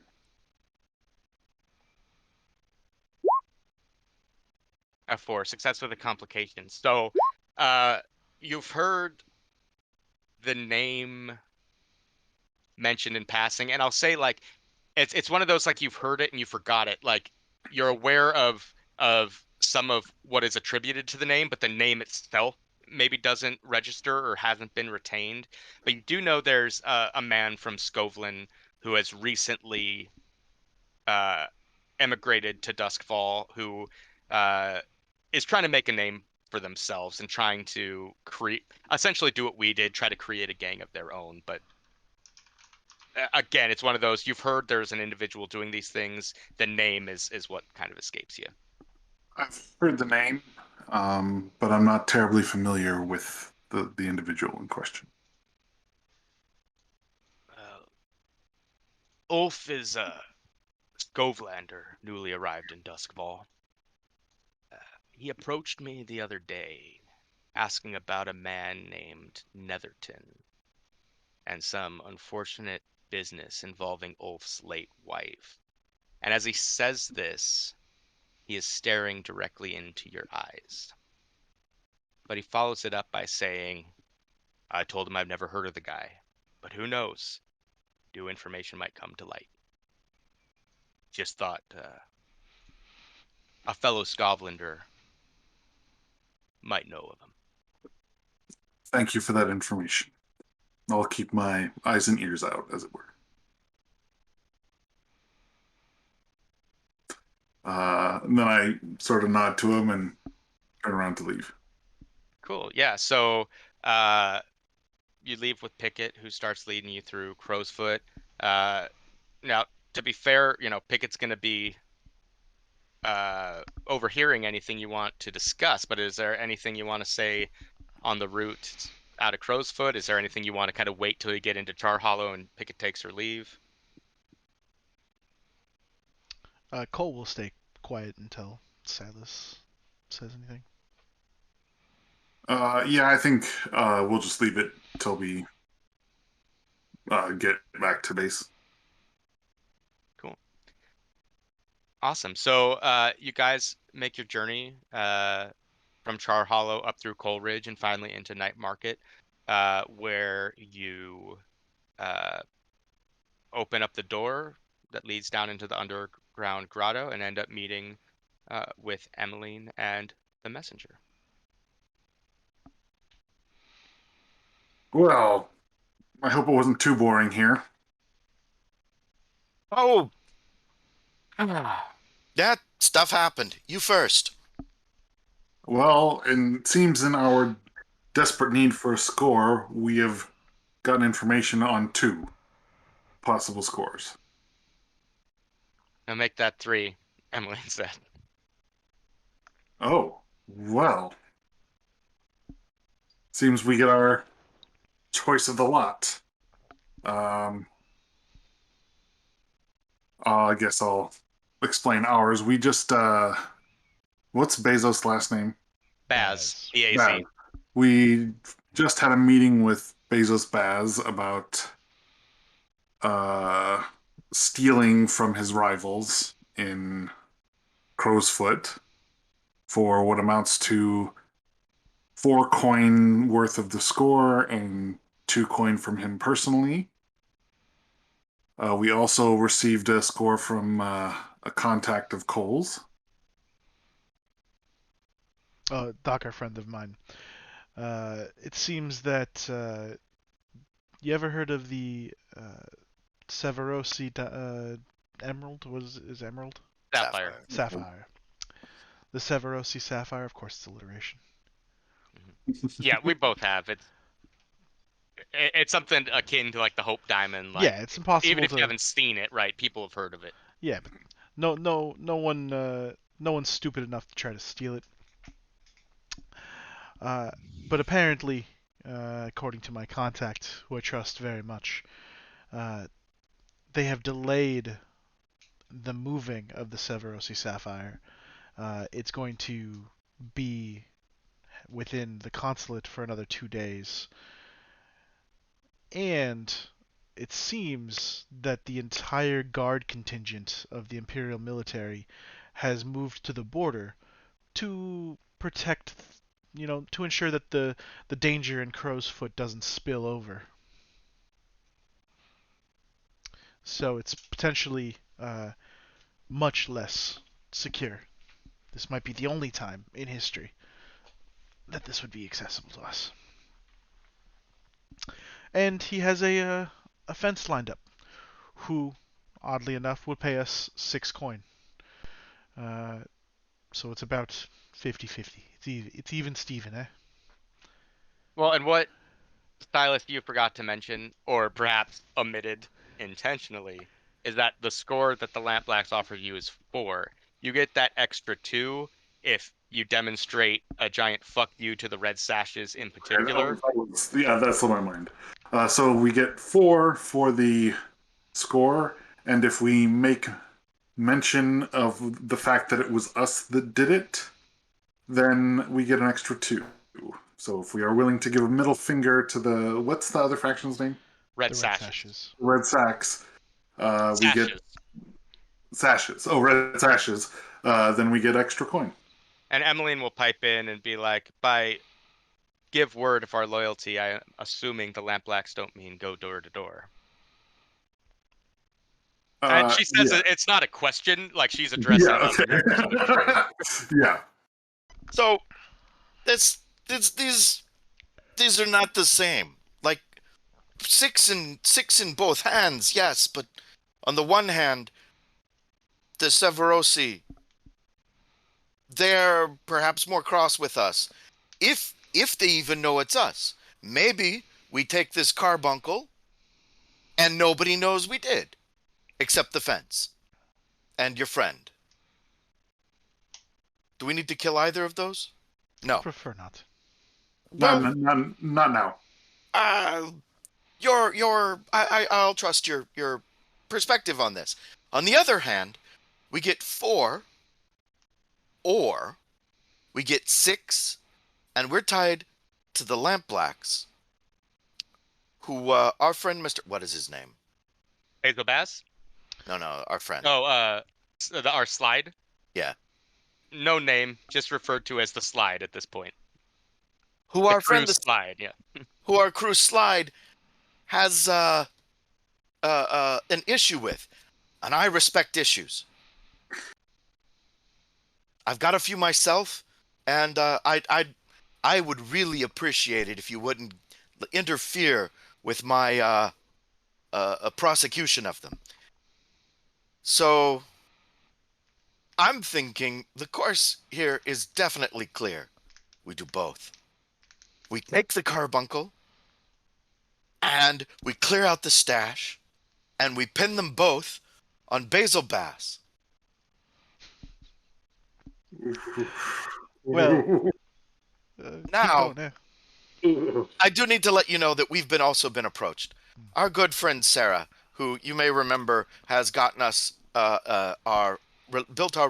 assisted us with building our relationship with the Hive, which is a process Silas is most familiar with, I'm sure, has come to us with an invitation to speak to the good Jeremiah. What was her name? Jeremiah. The good Jeremiah, our very esteemed friend with the Hive. Jeremiah asks a small thing of us, a trifling, she says, to find the ghost of the dear departed head of the Crows and make him available to her for questioning. There'll be a follow-up to kill his murderer, most likely. I guess unless she finds out it's someone she likes more. We'll see. So, we don't want to jump on that. But that's not time sensitive. The ghost will be around as long as ghosts are around. You know how these things go. Or you don't. I do. It's fine. So we don't need to do that right away. But if it happens to work out, I would love to pick that up on the side. Well, I'm very interested in that. I was going to say that I like your plan, except for I'd rather no one ever found out that we were involved at all, and that we didn't pin it on anybody, that they just figure it out themselves.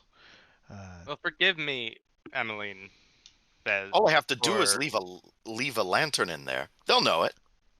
Well, forgive me for having a mind on business, but we are making a name for ourselves in the trafficking of arcane and esoteric goods. And if what I understand of the sapphire is true, it does fit that bill.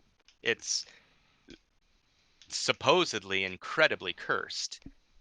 There could be some value in people knowing that it was us who took it, that it was us who got this seemingly ungettable arcane object. It could do a lot to elevate our name with specifically the more weird organizations in the underworld.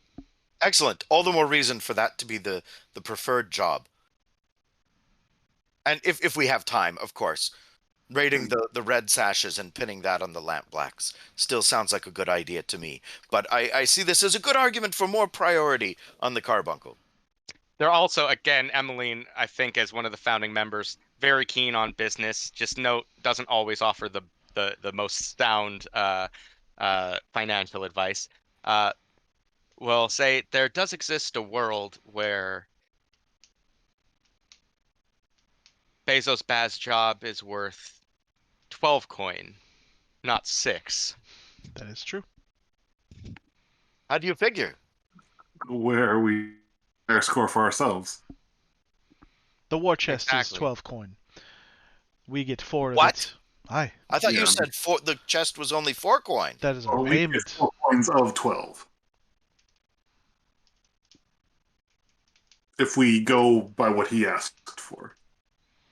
Though He wants us to give him the money? He does. He does. He wants us to score, we get a percentage of it, in this case, a third of it. And then 2 extra coin from his personal stash if we pin it on ourselves. We take the as a fall. big Yes. treat. I like this even less. This man, this man wronged a friend of mine. He can go eat fuck. what was that, Nate? Your morals. Yeah.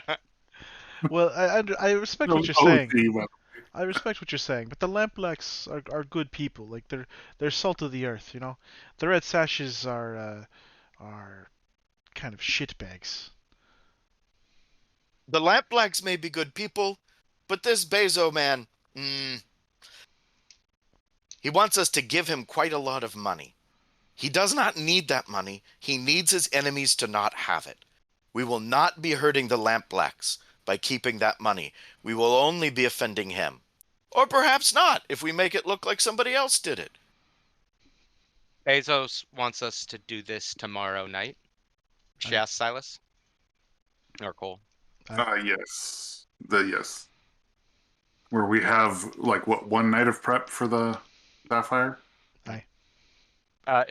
These would the window for the Sapphire All night. is the same window as Bezo Baz's score. That's not to say you two couldn't pull both. I just want you to be fully aware that a crew of 4 there's a lot of managing in complex should. parts.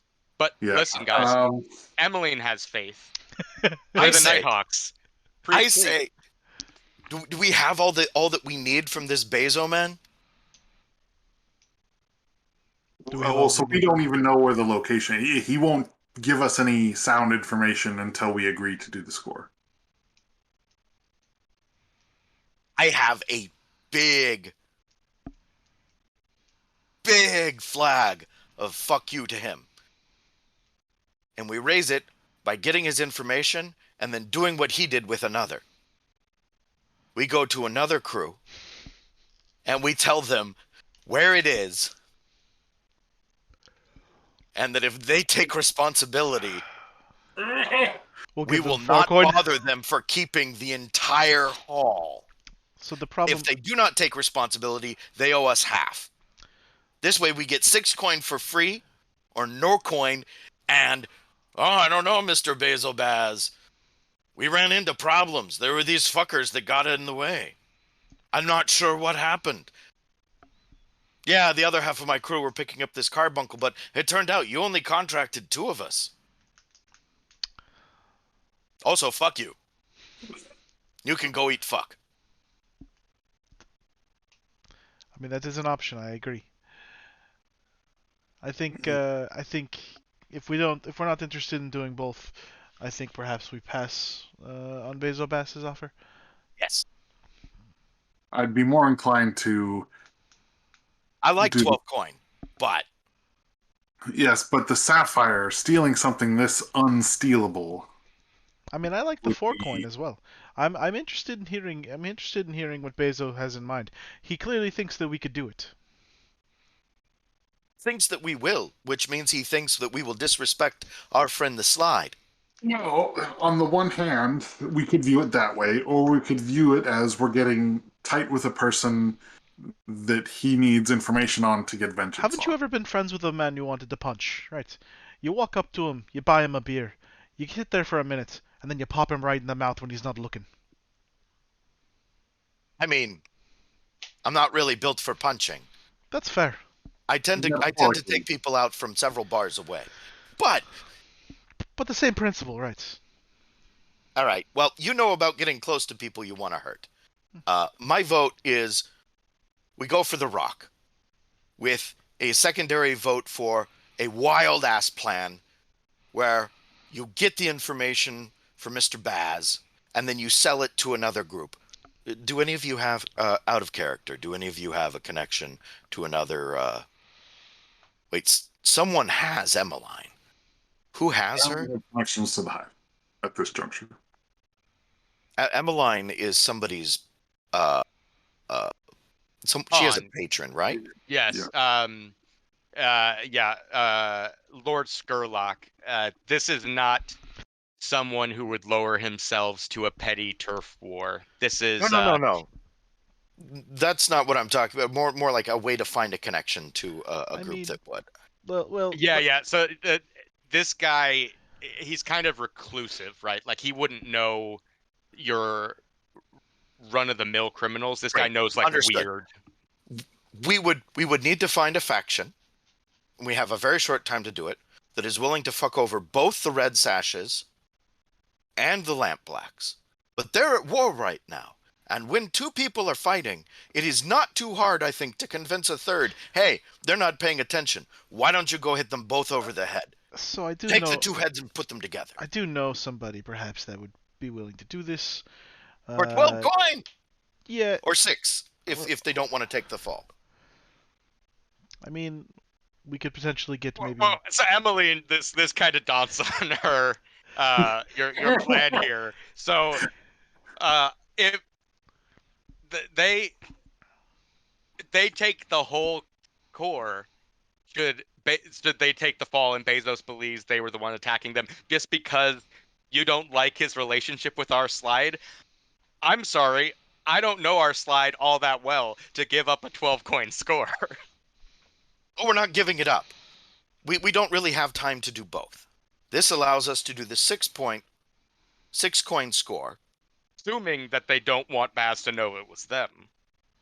Well, then if they don't want Baz to know it was them, then they owe us 6 coin. They need to split it with us in that case. Otherwise, we have beef with them. And then what? We're handing over 6 coin to Bezo Bass? We keep it. Okay. This is all about fuck you to him. There's not a way we get out of this without him knowing that we double-crossed him. That's why I said, this has the big flag of go eat fuck. But we could not double cross him, is what I'm saying. We could. not. This is an option.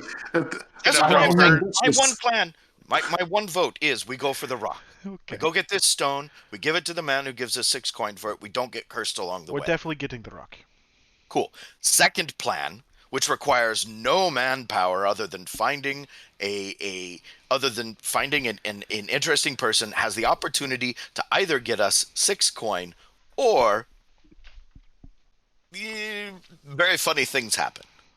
We get 6 coin, or we get there's this wonderful comedy going on somewhere that we hear about later. I like both. The other thing to take note about all of this is that doing an operation or score rather in Crowsfoot would be dangerous just by itself. This is why we only do one. Yes. The so stone. I think the other is somebody else's problem. I'd rather not get beef with anybody and just steal the rock. Okay. I mean, I'm in favor of that. I just wanted to put that other one out there. I also have a vote for that, but it is my second vote. I mean, Because Emeline's vote is definitely rock first. She's most interested in that. But from a business standpoint, screwing over Bezos Baz might not be good when it comes to longevity of the crew. But I think if we were going to do it, if we were going to screw over Bezobaz in some way, she wants all that 12 coin. She wants to cut out the middleman. She wants us to find a way to keep it all for ourselves. Whether that's hiring another crew and then killing them, or going after them, whatever the case. It's like if we're gonna betray someone who could potentially bring hell down upon our crew, let's do it for at least 12. Oh, this is a good idea. We hire another crew, they steal all 12, we kill them, we keep whatever they haven't already spent. Yes. This Do is you know? why. Do you know some well-intended, but I mean, capable enough to pull this off, but not capable enough to keep us from killing them and taking it for ourselves. Sorts out there we could subcontract this to. It's subcontracting, yes. It is. Sure. It is. I think those two things might be mutually exclusive. Someone who is capable enough to do the job might not be stupid enough to let us kill them after. Just thinking. They don't expect us to kill them. It'll be a surprise. We would expect us to kill them. Like we would expect it, right? Emeline nods. Yeah, she would. And we're basically the smallest fish in this pond. So who else do we find that's smaller than us that we can then get them to do this, right? Like that. What I was thinking is if we I weren't hear going you can get a lot done if you can get enough orphans together. You're not wrong. That's just ain't terrible and true. But what I was going to say is that if we weren't going to kill them, we could probably convince some Skovlanders to do it. Maybe the refugees. I hear Ulf needs work. Like there's lots of different people out there that could be doing Oh, these look. things. Okay, so this is a thing. You don't get all 12. You get only part of the 12. We get beef with this, but you help out your friend. I mean, not my friend, but I think.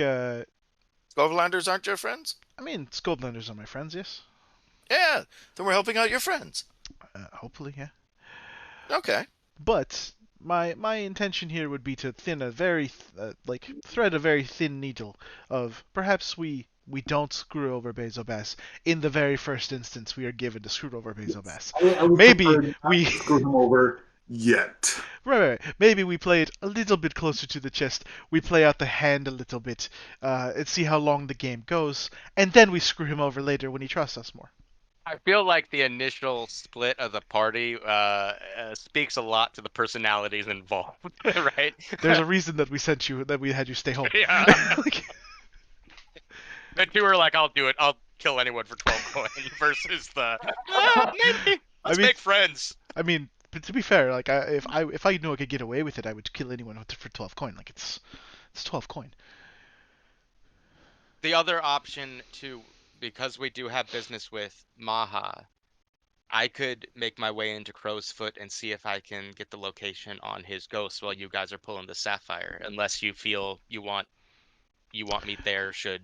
So, my thought was, we definitely are going to do the sapphire. What if we grab the sapphire, we load it into the boat, and we just happen to sail down through Crow's Foot, and we maybe get off for a while. Maybe Emeline continues on, or however we take the boat home. We secure the sapphire, and the rest of us we walk around Crow's Foot. Maybe we find the Red Sash's treasury. We steal it. We don't tell them we did it, and then we get an extra 4 gold, or 4 coin.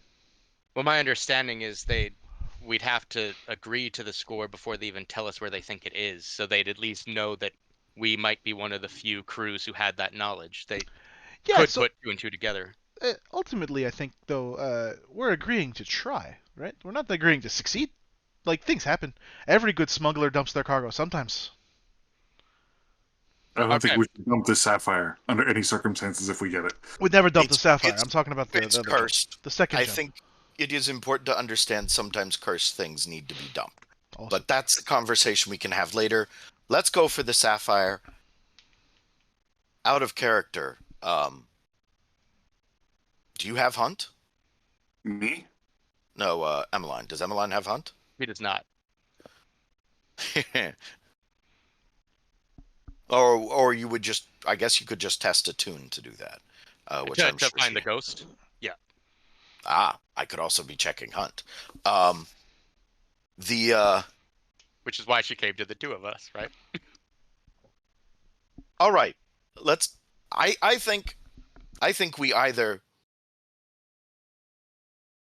out of respect for the righteous vengeance of our associate, we either do not take Mr. Baz's job, or we take it with intent to betray.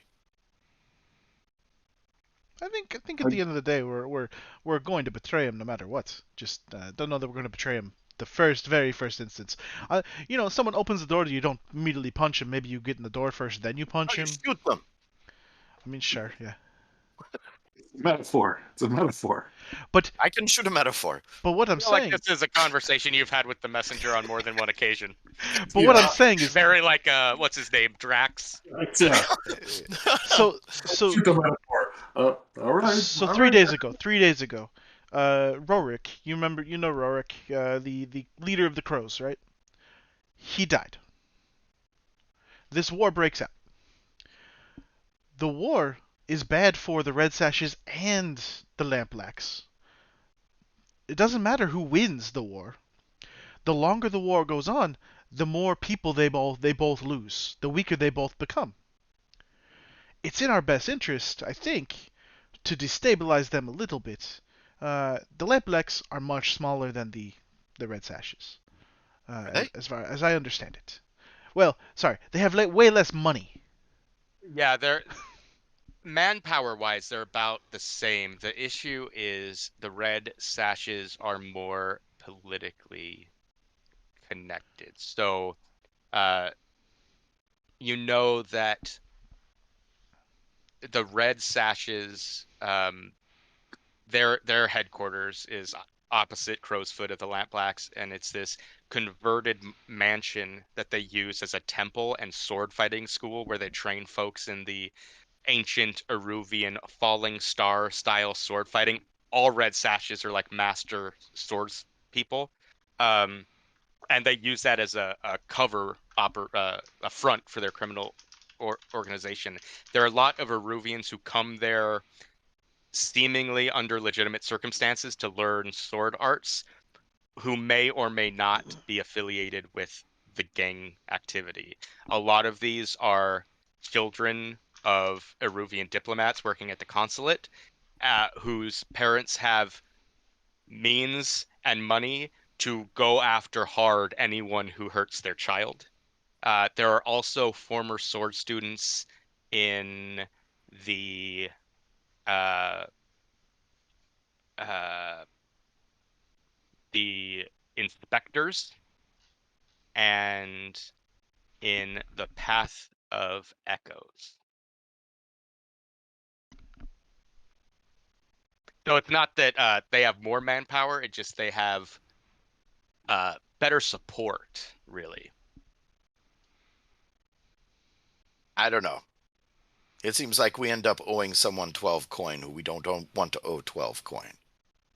I don't know that I much like the idea, but we're going after the stone. If you want to tell him that we'll try for the other,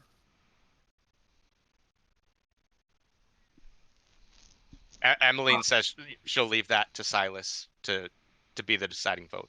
I'd rather at this juncture, despite Bezos' relationship with the slide, respectfully decline than ruffle any feathers at this time. I think it'd be easier to get Sapphire, find Ghost, and we'd still make it off better than just one single of the big jobs. Sounds great. So at this point, it sounds like we've kind of decided we're going after the Severosi Sapphire. For sure. Real quick, this is just a montage. Just let me know how you're going to handle this.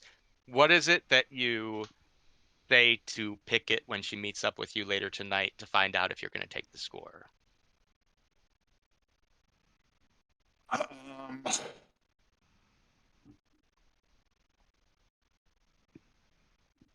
Silas, is that you? Yeah. Out of character, Kyle. Quick question.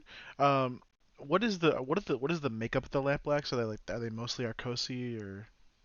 Yeah, so as I said, they're they're not an ethnic gang, so Hmm. there's heritages of all types in the Lamp Blacks. They're primarily Akarosi, just because that's who is predominant in this area. But there are a lot of Scotlanders working there too, who are working uh, the Lamplighters Guild before it shut down. And there's no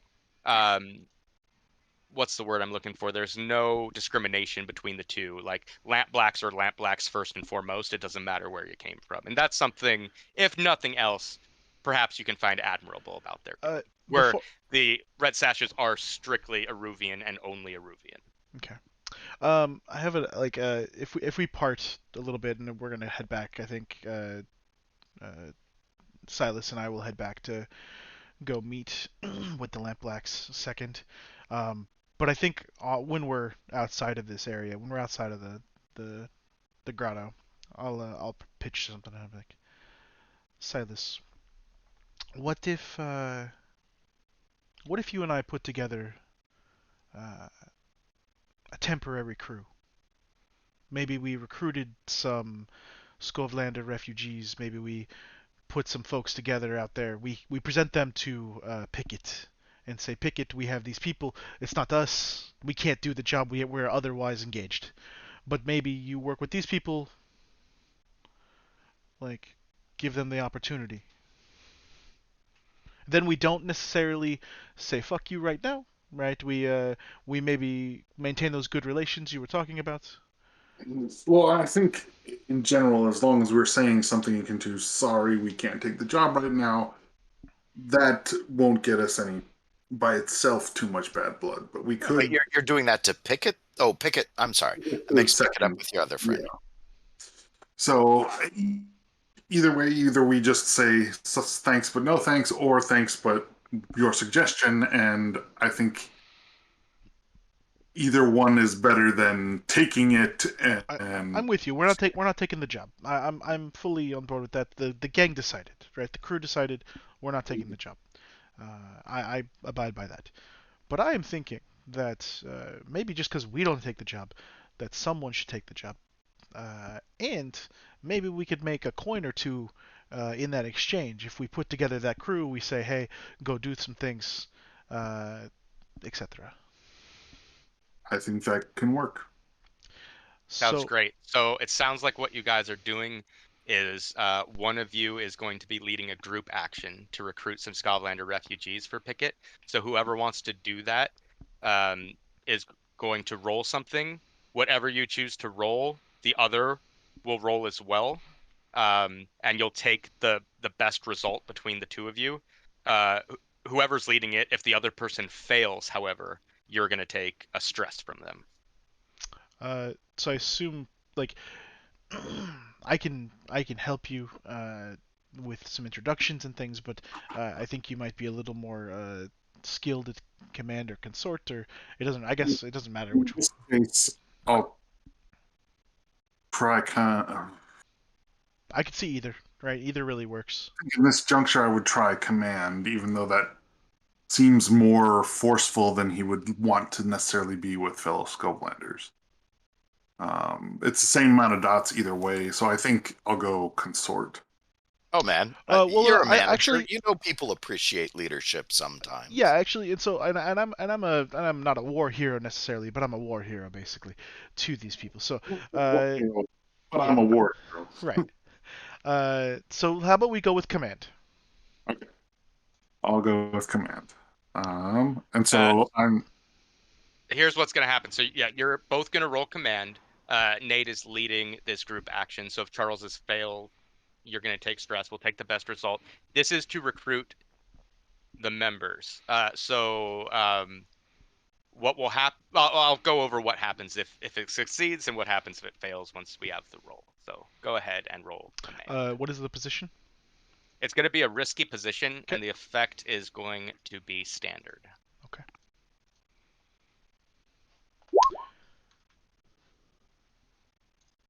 oof. Yikes. One second here. It's physical force.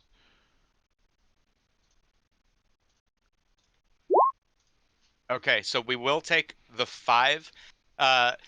Silas, those are 2 failures, but it only counts if you failed as a whole, which you did. So you do take 1 stress from this. It is stressful in recruiting, but we will take the 5, which means we have Scovelander refugees who a small gang that you have given to Pickett to be like, we can't take the job, but we vouch for these folks and they can do it for you.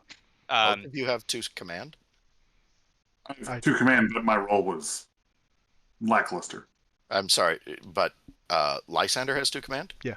Cool. Yeah, you get it as a base as a cutter, if I'm not mistaken. Yep. Cool. So here's what I will do. I've made a note at the end of score when we move into downtime. I'm going to do a fortune roll, which is going to be a single dice because that is the number of successes you rolled. That single dice is going to determine how well the crew did on the score. On a 1 to 3, they are going to have failed the score, and that might impact rep with both the Scovelander refugees and the Lampblacks. If they succeeded, they succeeded on the score, and we can talk about payout. 6 or critical, they did an exceptional job on the score. You guys will receive a payout and that's probably a bump with both factions. Now, moving back, it sounds like we are making plans to go after the Severosi Sapphire tomorrow night, which means we're moving into the score and we need to roll engagement. So here are the rules of engagement. I need to know how you're going to go after the Sapphire. The options are assault, deception, stealth, occult, social, or transport. I mean, we're right. So we have a problem with the boat as far as transport goes, and that is that it has a flaw. The flaw that has an edge, that it's nimble, and it has a flaw that it's finicky. If I'm reading this thing right. No, so you'll only take those vehicle. So you give edges and flaws when you create a cohort. Right now, we just have a vehicle. Though, as smugglers, if we take like part of the family, we can turn our vehicle into a cohort, and we can give it edges and flaws. But right now, it's just a standard run-of-the-mill boat. Oh, okay, cool. So we don't have to worry about the fact that it about that finicky flaw, Right. and it only working for the pilot who is not here. Yep. So it can work for anyone with finesse. Yep. Can pilot the damn thing. Well, anyone who can pilot the damn thing can pilot the damn thing. Yeah. All right, never mind. Like, I'd make an argument that Emeline might be able to pilot it with study, as she was reading up on how to do so. Yeah. It just might have a bit limited effect. But yeah, so what is the plan for the Sapphire? Assault, deception, stealth, occult, social, or transport? I mean, transport seems like it's in our wheelhouse as a smuggling gang. That will get us. I think that might get us a experience point on. Well, we might get an experience point for smuggling in any way because this is kind of smuggling no matter what. I favor assault or stealth. Yeah, I think because it is in a set location. I don't know that transport is necessarily works as well. I do like either assault or stealth. I think that they're 2 sides of the same coin. Of one is going to be loud and one is going to be quiet. I probably prefer to be quiet or start quiet and then be loud. Yeah, I'd vote for stealth as well. Okay. So. So it sounds like the one we're all fine with is stealth. So what I need from you is, what is the point of infiltration? And what is the this is in Char Hollow? This is in Charter Hall. Charter Hall, sorry, Charter Hall. And it's in the Aruvian consulate. which I don't see. So, yeah, it's not listed on your Okay. map. It is in the old quarter, Mm-hmm. and I'm sure like we can say in preparation for the engagement, because you have that day before you're planning to launch the operation. You can kind of taste the joint. Um, uh, Here is what you found out about it. So, uh, all of the consulates are housed in some of the oldest imperial buildings in the city. The Severosi consulate is no exception.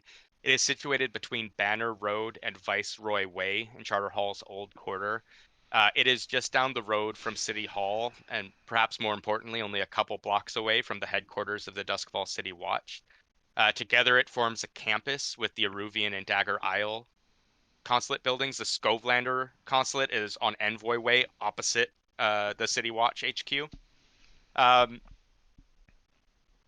you weren't able to get inside during the day. It has a heavy wood door that is reinforced with iron, and it is guarded during the day and locked at night. And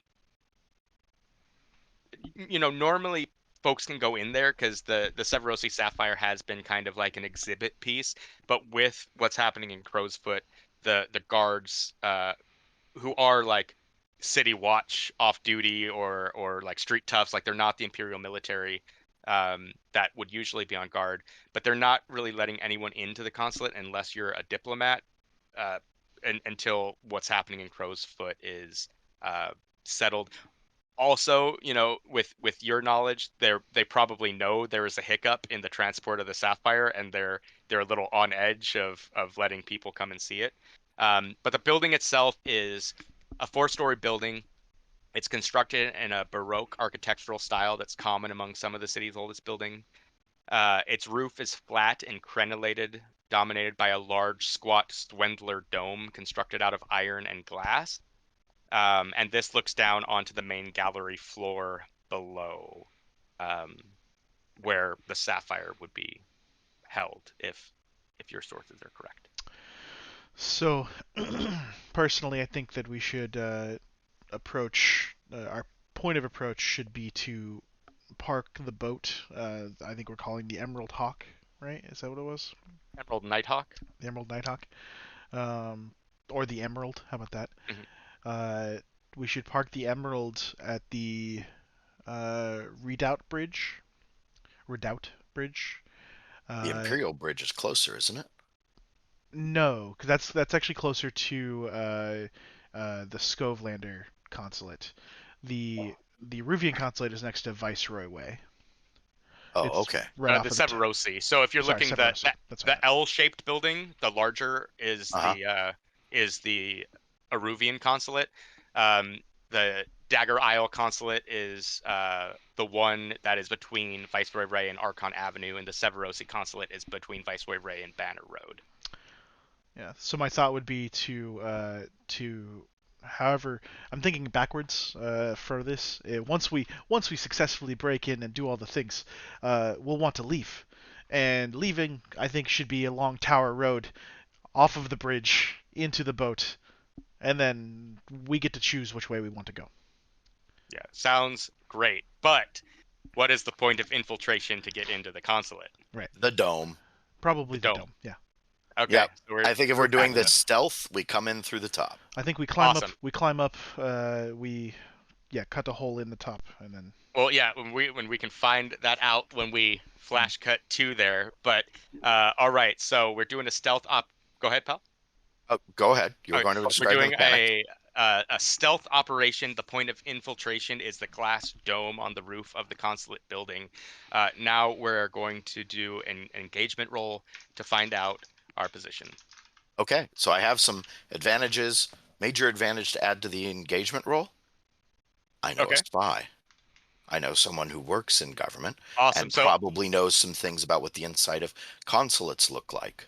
excellent. So I'm going to ask a few questions that are going to talk about what our dice are, and I will take that into account because that's definitely going to be a benefit to us. So for the engagement roll, we take 1d for sheer luck. Is this operation particularly bold or daring? I'd hear arguments, but I would say, yeah, this is the unstealable diamond that no one has stole. So that is another D added to our poll. Can friends or contacts provide aid or insight into the operation? It does sound like the messenger spy will be able to help us out. Go ahead, real quick. Roll me for the information your spy gives you. Let's call it a risky standard roll of your choice.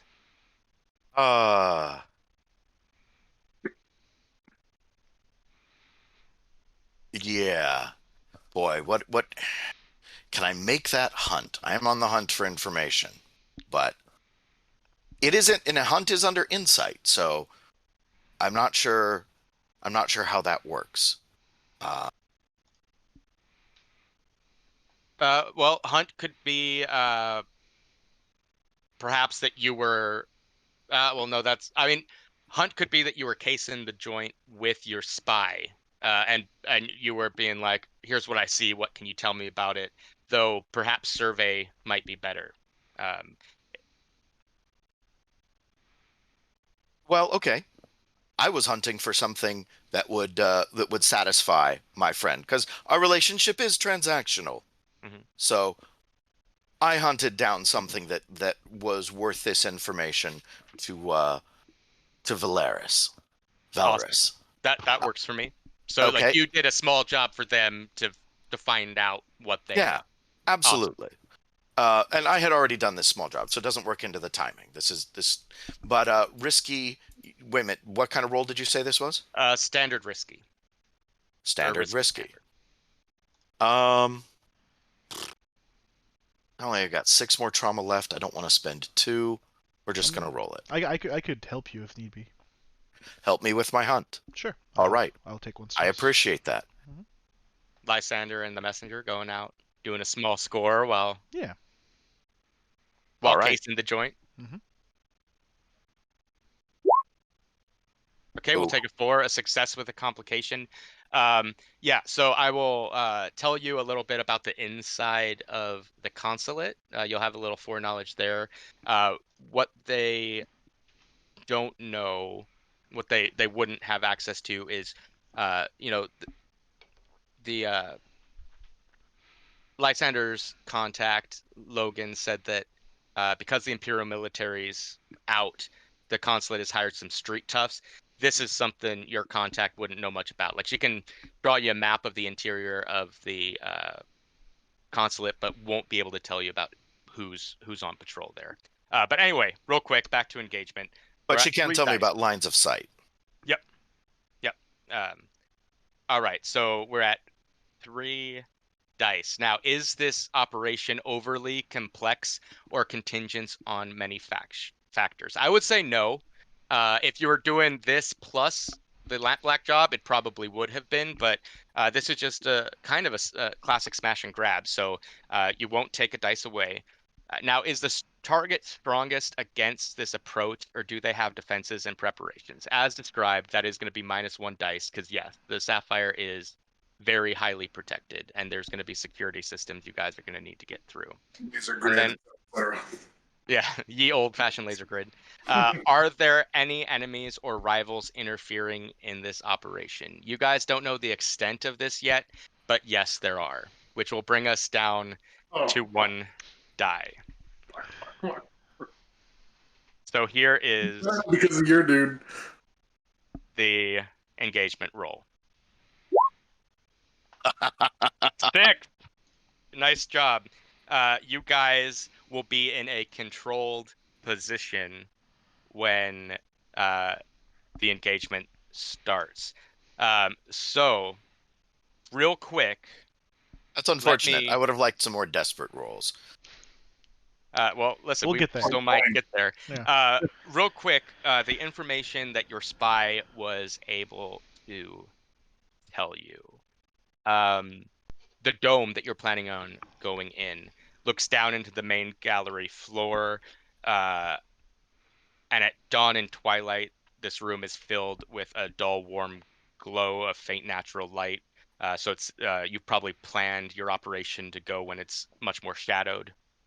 The interior of the offices of the building are arranged around this central gallery with mezzanine balconies running the inner perimeter of each floor,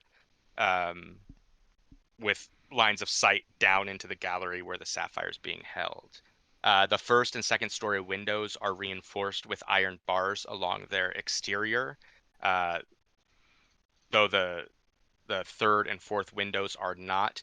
However, all windows, with the exception of the dome, because who would be foolish enough to drop in from there, are outfitted with state-of-the-art mechanical security systems that will sound an alarm and throw on the lights of a room where a window was opened. And that.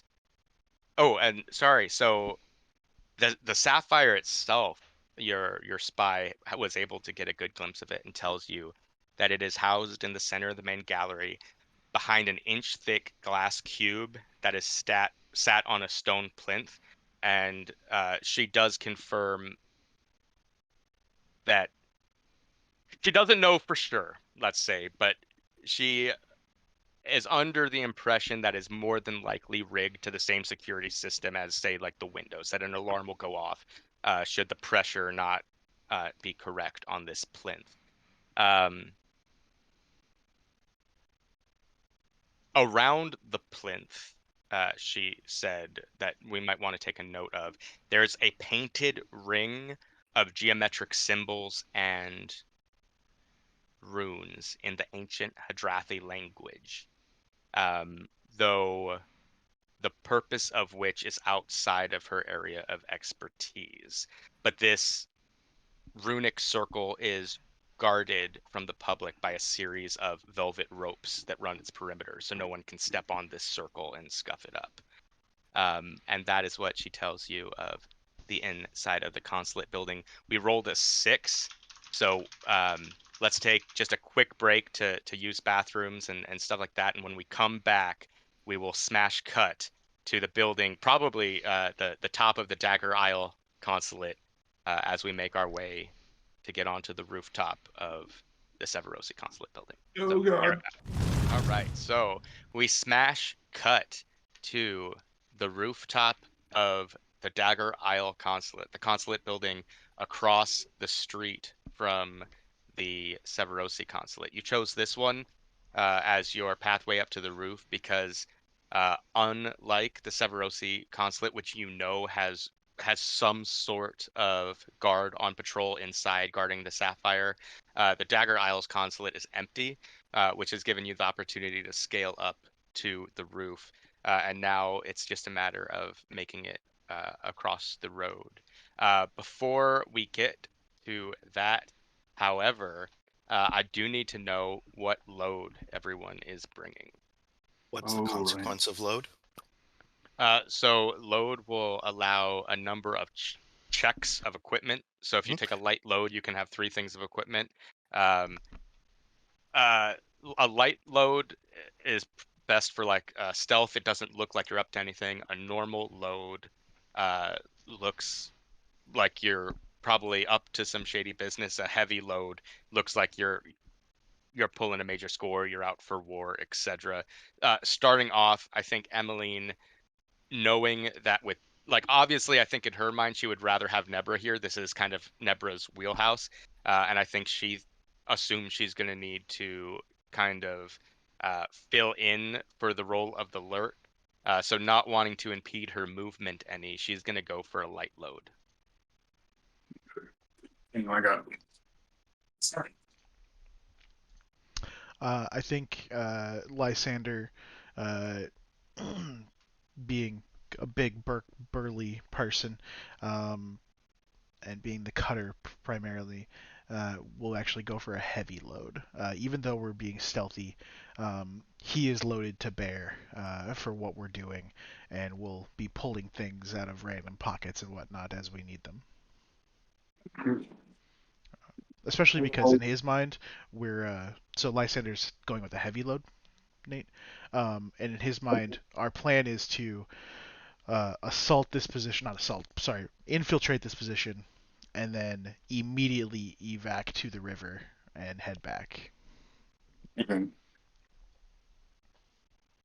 I'll definitely be going light.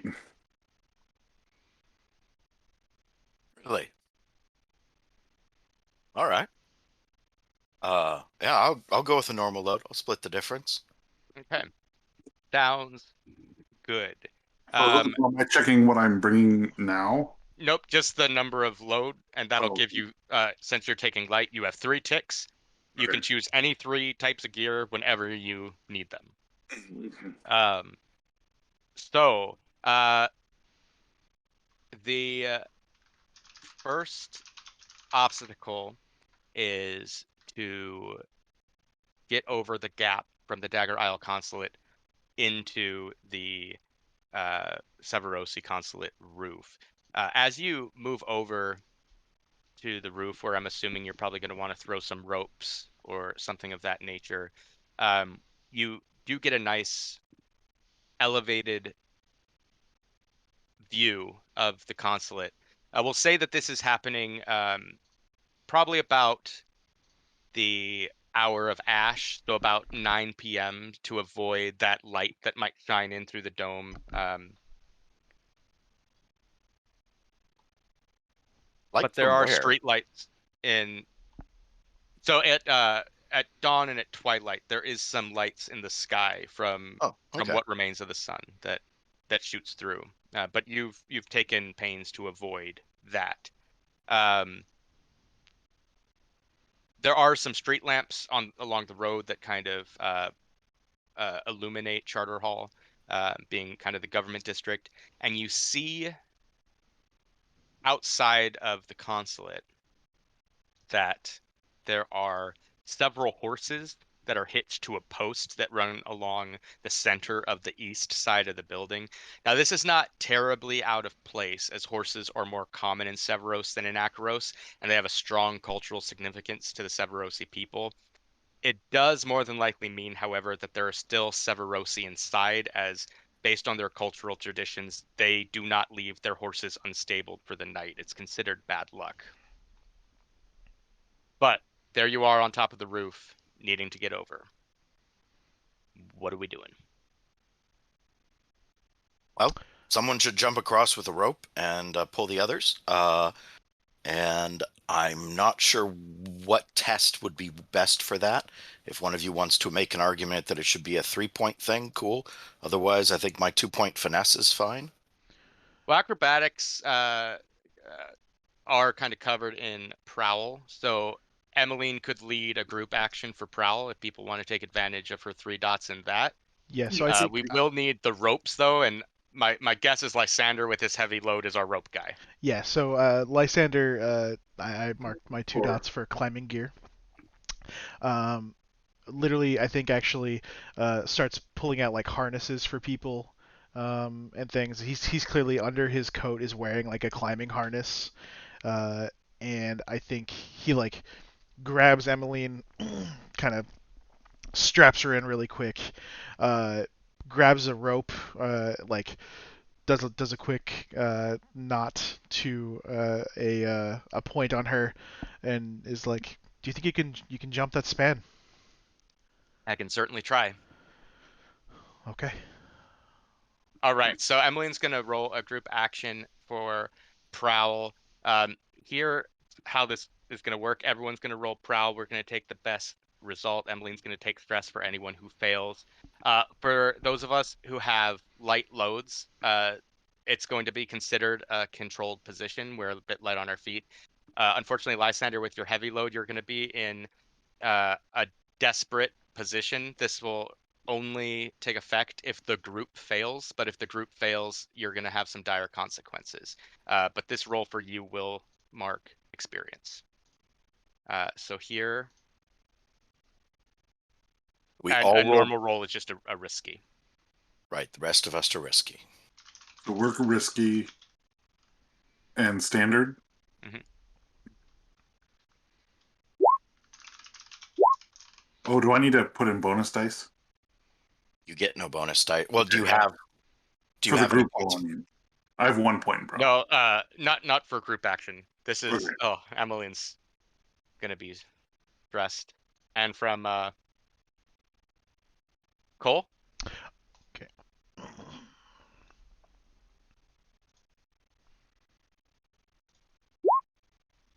6. Okay, so we take the 6.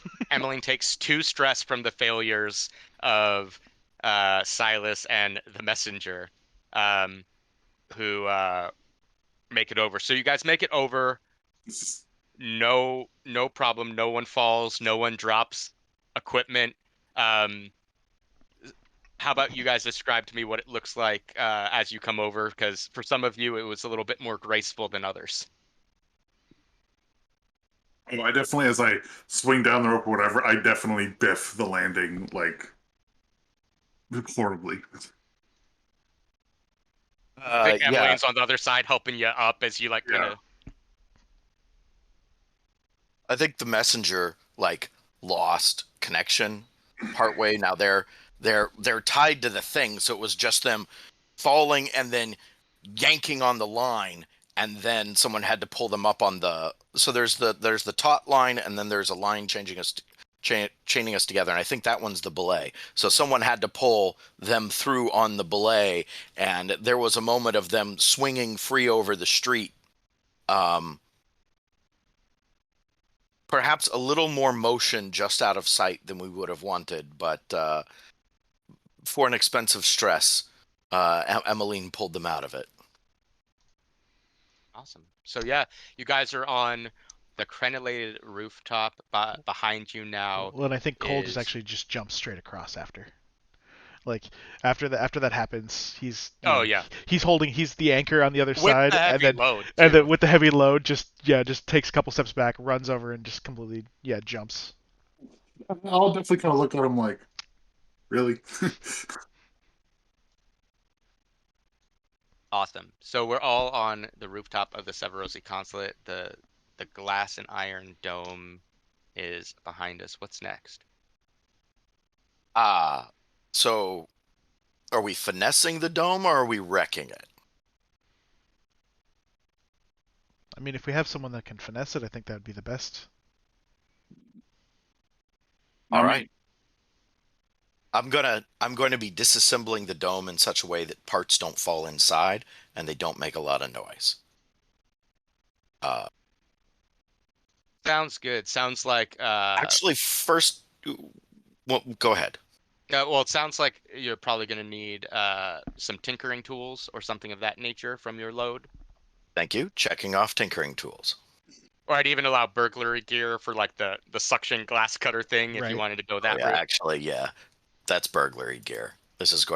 I'm using the tools that are meant exactly for this job. And while the messenger is doing this, Cole is actually anchoring. Is there anything on the roof? Like, is there a chimney or anything? I mean, there's the crenellations, if nothing else. You can tie to those. Yeah. Yeah, there's crenellations. There's a couple chimneys that are like they're not like brick chimneys. They're more just those Like like stovepipe. iron pipes that kind of come out. You know, How like definitely something that was built into a pre-existing building. okay. How like sturdy? He's gonna test one of the chimneys just to see how sturdy it is. Um, yeah. Let me go ahead and roll you a fortune, and we'll find out together. Yeah, so it immediately it's obviously rusted. It's been in the Doskvol rains. All right. So as soon as you bend it, it just snaps clean off. All right. I pocket it so it doesn't roll down. Yeah. And Bend it real quick. yeah, just fuck. And I go ahead and tie off to a crenellation. I was gonna use this as a pulley, but let's see. I think maybe I'll just have to muscle through.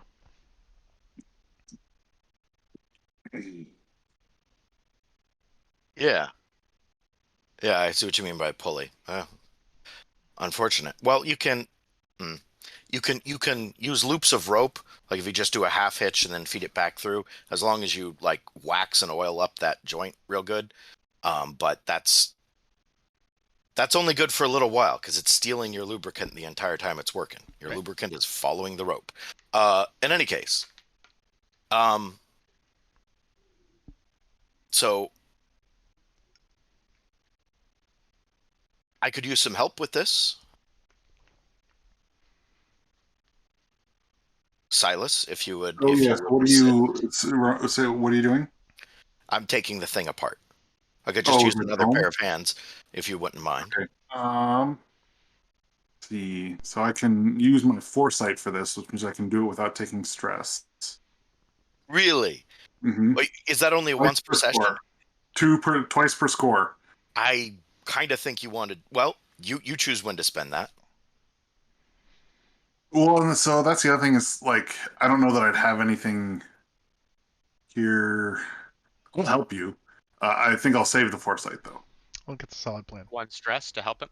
Is this controlled or risky? This is risky.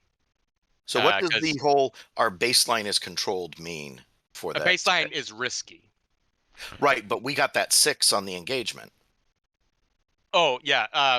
That is bypassing the blue coat patrols that could have spotted you from the street, because the blue coat precinct is literally next door.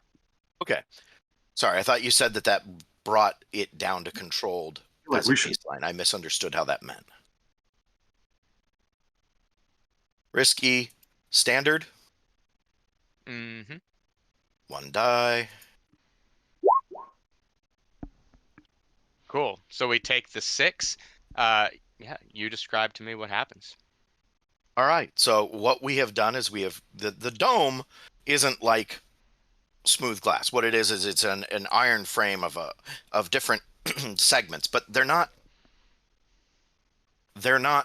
set in, and like it's supposed to be like you have to clean both sides. So when they get someone up there to clean it, they can take them off and clean them and put them back on and fix them in. And it's fixed in with little bits of well, they'd have to seal it somehow, and they're probably at this age probably sealing it with hot lead. Right. So to get it back out, what we're doing is we're applying just enough heat to get the pieces out, and then we're attacking the frame itself. So there's going to be a big chunk of this thing missing, and we've sort of laid the glass off to the side.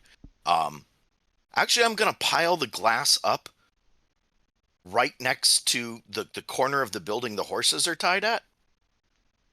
I got a bit of a plan there. So we'll pile all the glass right next to where the horses are tied. And we've... Like, why are you putting it right there? And you're like, trust me.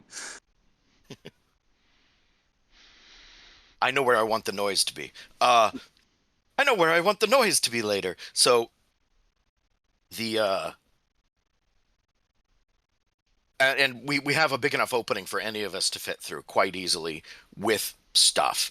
And let's say I've got access to a loop. Can I get it for a 6? Can I get there was a loop at the top of the dome for moving things holding, around? For holding chandeliers or other like gala, pendants and stuff like that. Yeah, for sure. Yeah, so there's a loop at the top of the dome, and we have access to that now. Awesome. So there's your pulley. Yeah, for sure. All right, so you loop up the rope through the hole at the top. Mm-hmm. Now, I have burglary gear, which I think also applies to what we want to do down there. But before we go down, I want to take a close look at those runes and do a quick study of them.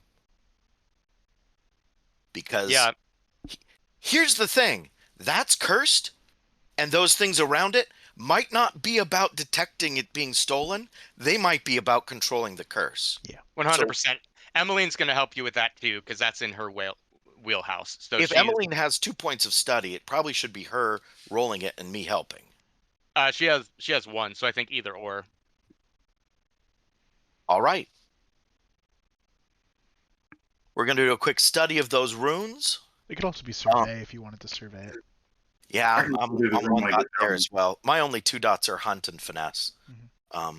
Obviously looking forward to improving that, but I think based on, and I'm willing to hear arguments, but from what I understand of what the messenger is trying to glean from these runes, it does sound like a study. Like, what are these saying, right? Yeah, I was for me it was containment or an alarm, right? For me, it was the argument was around exploits. What can be exploited there, right? Right. what we're aiming.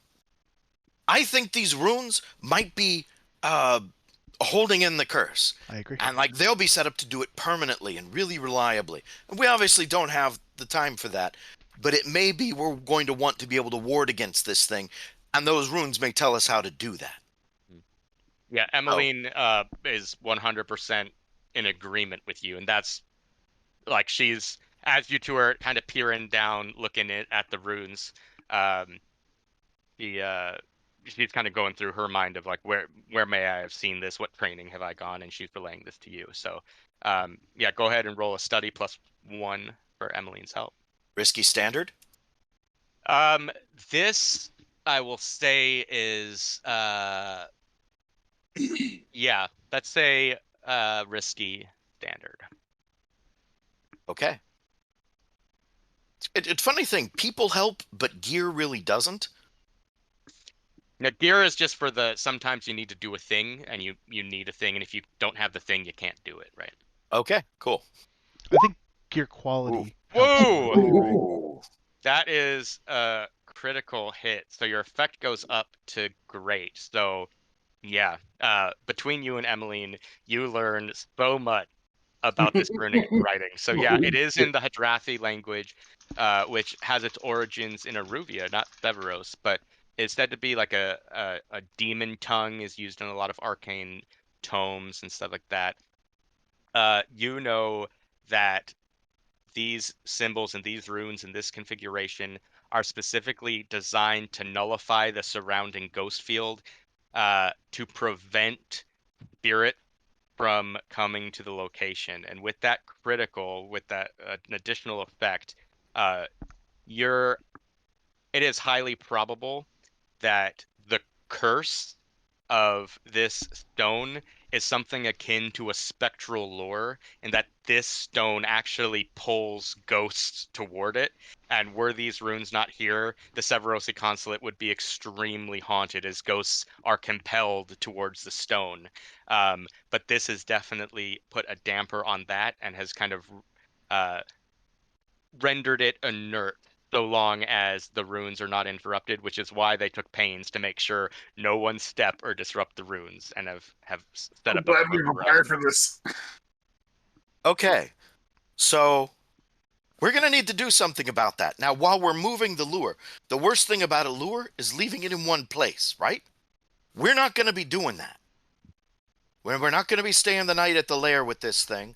We're taking it right to Mr. What's-his-name, my cousin, and maybe he takes it apart. Maybe we don't sell this thing, and maybe he doesn't sell this thing down the way intact. I don't know.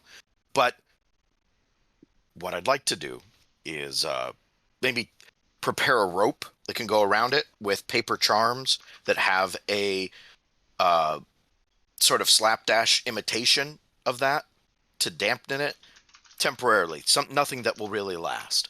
Gotcha. So this is my understanding correct? This is for the purposes of transport, to have something to put around it while you move it. No, this is to duplicate that ward in a temporary sloppy fashion. Okay. Just so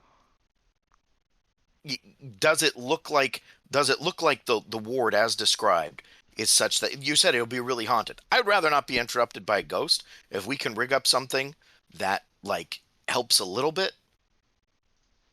Cool. Yeah, that sounds great. Go ahead and you'll need some documents for that, so mark that off your load, something to sketch with. Okay. And then go ahead and give me a roll for how true to the Hadrathi runes and writings your imitation is. Now, I will put this on you, the messenger, because I know you have a taste for the arcane and the weird. What do you think your character's knowledge of the Hadrathi language is? Is it something you know about, you've read tomes in, or is it I know it Yeah, exists, absolutely. but... And not as an academic and as a Taikarosi, like that's definitely where their interests lie. They're looking for things that affect them. Learning secrets about other people is very interesting. Learning secrets about yourself, that's where the high kicks in. So yeah, absolutely they would have had a familiarity with the language. It's an academic familiarity, maybe not so much in the practical implementations, but it's there. Sounds great. Double-edged sword here. Instead of a desperate position, you're going to be at a risky position, but makes sense for your character's knowledge. I don't want to. So, go I ahead. don't want to help, but I do have. Cole reaches into his pocket and he says, "Me ma always said I should be carrying this," and he pulls out a spirit bane charm, which is a little charm that ghosts always want to avoid. He said, "It seems to avoid spirits and whatnot, or they try to avoid it. Would this help with what you're doing?" It I mean- couldn't hurt. Emeline says.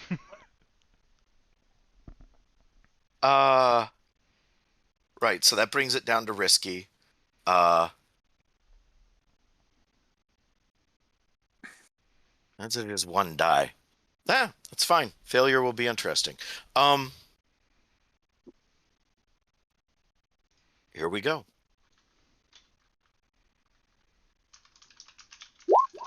Jesus. All right, good rolls today, crew. 3 in a row with a 6 in them. Yeah, So we're from in here our on, I'm element. rolling ones.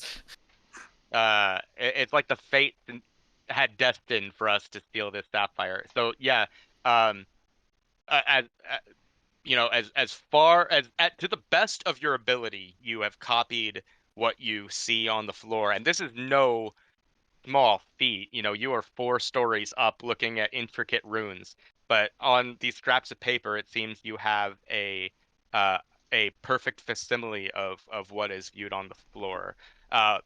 What you don't know, what we'll need to still wait and find out, is if it were only the runes that were protecting it, or if it was something with the paint or other options. But as far as the runes go, you have that covered. That the runes won't be a factor in what is to come. Okay. How big is the plinth? The plinth comes up to about like solar plexus height. It's made of stone and kind of it's like mid chest level. And it's like 2 foot by 2 foot or something, or larger. Yeah, it's probably 2 foot by 2 foot. Looks like probably the size of like Cole's body where he's standing next to it. You know, since they never expect anyone to come in through the dome, what if that glass box is open topped? We could try it. I think the bigger problem is going to be the pressure plate. That when you lift it up. Clearly. Yeah. I'm just looking at one problem at a time. Is the glass box? Let's roll fortune. Let's find out together, shall we? A 4, so success with a complication. No, it is not open topped. It's not a full cube. There is a opening, but from what you can tell, the opening is on the bottom that sits on the plinth.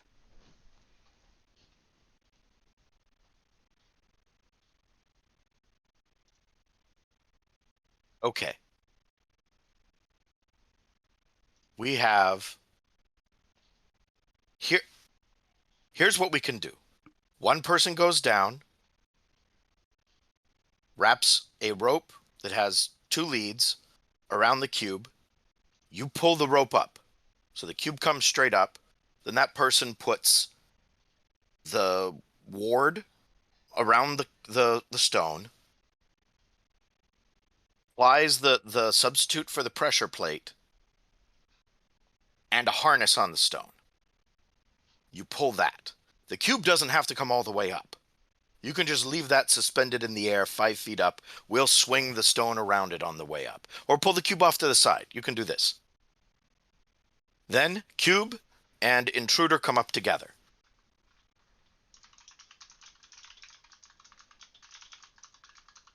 Better ideas? I'm just putting this out here to have something on the board. Well, I like the idea. I think it's a good idea. Mhm.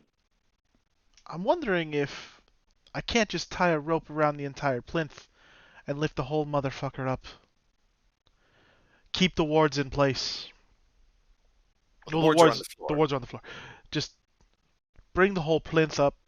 We can ditch the plinth once it's up here. With the mechanisms of the plinth are probably. In You the don't think ground. those are running through the floor? I don't know. I'm not a tinker. I don't fuck with that. We don't have a tinker here, do we? No, they're all off, fucking off. Yeah. All right. But otherwise, I like your plan. So we can make a blind tinker roll, or we can make a whatever roll is appropriate for swapping the dummy load with the stone, and probably some kind of roll to do it all real fast, because we want to go down, pull, wrap, pull both, and have that done as soon as possible. Yeah, more than likely it'll be a couple of different ropes, right? We'll have one rope on the cube, one rope on the person, and then a third rope that'll be for the actual, sapphire. Maybe the person and the sapphire are on the same rope if necessary. Yeah. But we ready? I don't think we're going to be ready, so we might as well do it. Who's doing what? Well, you're the. You two are the lightest. Which one of you wants to go down there? I'll go down. Well, I think he means the two of us who are the lightest. Aye. Oh, those two. No, Silas, by all means, if the dollar or if the I coin misunderstood. signs are flashing in I your eye, don't misunderstood. let me get in No, get no, in no, the no. way of I hate to adventure. I hate to suggest you're gonna have to get your hands dirty, Silas, but I'm gonna probably need some help lifting some things up on this rope. That's fine. I can help up here. Our substitute lurk. I think this is a prowl check to get down there and get everything done fast. I think it's prowl and some manner of prowess, I guess. But I can survey as well, just to check for bad shit. Could be a solid plan. cool. I like it. So like, I'll still be up top, but I'll have the bird's eye view. Yeah, give me a controlled standard, because you guys are in an elevated position, so you do have a good shot. The only thing that you wouldn't be able to see is if people are actually in the offices watching the sapphire rather than like the balconies or in the clearing. You wouldn't be able to see them from your position, or at least the side of the dome you're on. You could see if they're on the opposite. But you are in a fairly controlled position to be able to spot patrols down there. So go ahead, Silas. I would like to help the survey roll. Okay. So if he's helping me, I put in a bonus die. Yep. Messenger takes 1 stress. You take 1 bonus die.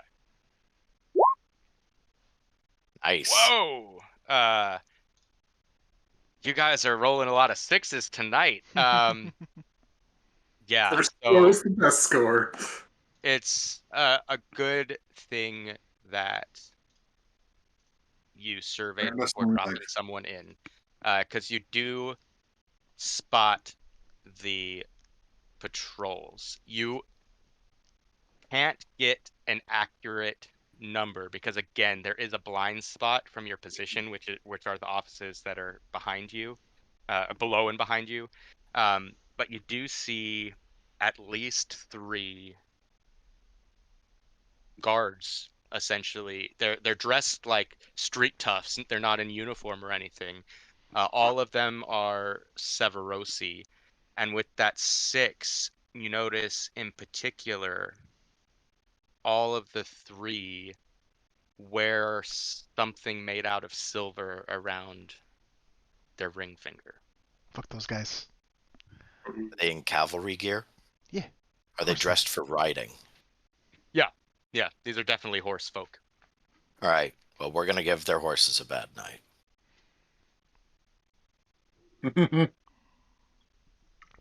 I know those fuckers. Do you? Well, not those ones Friends of specifically. yours? No. Quite particularly not. What did they do to you? They're just fuckers. Really? Who are they? What did you see? They're the Silver Nails. They're ghost killers, is what I've heard. I mean, okay. One of them wants to kill me.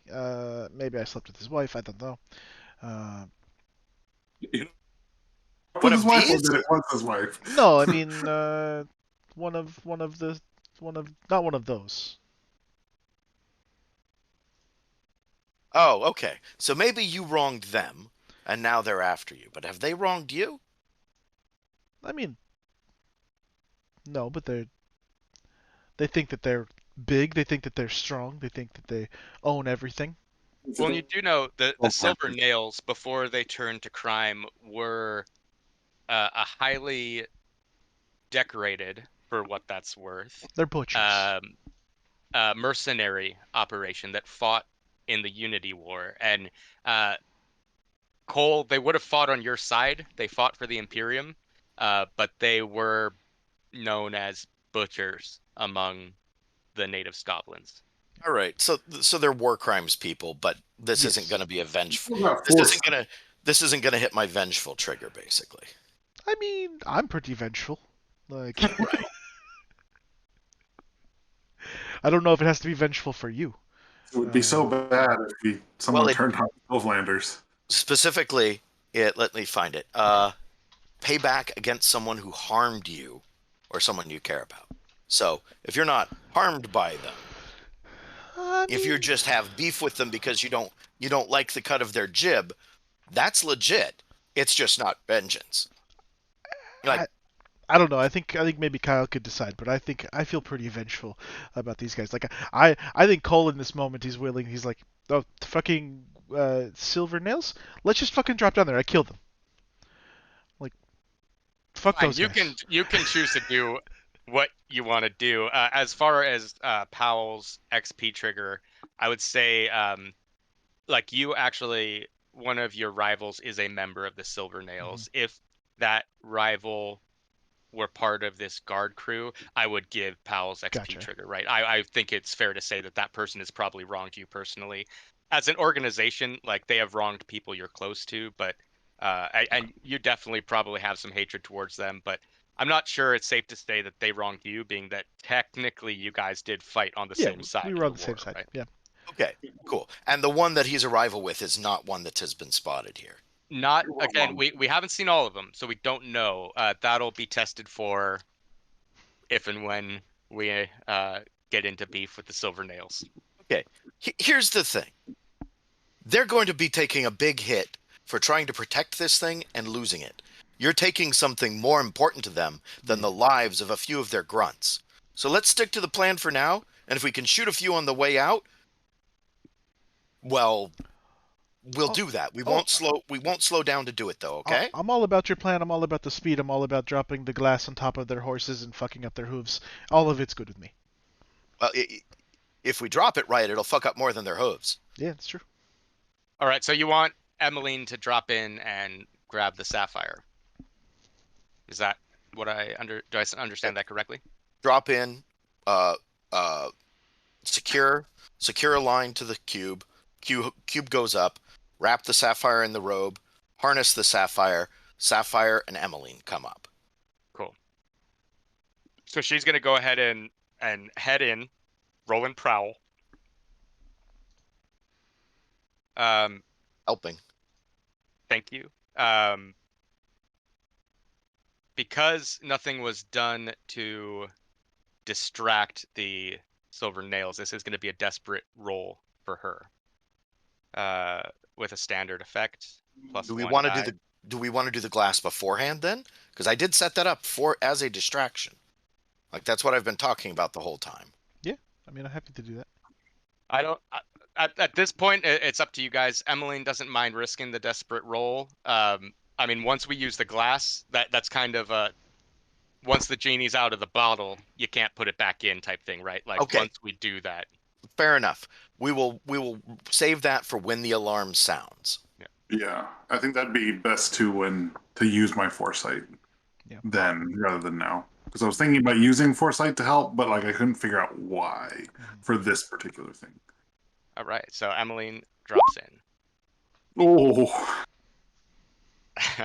All right. So, she She gets an XP. drops.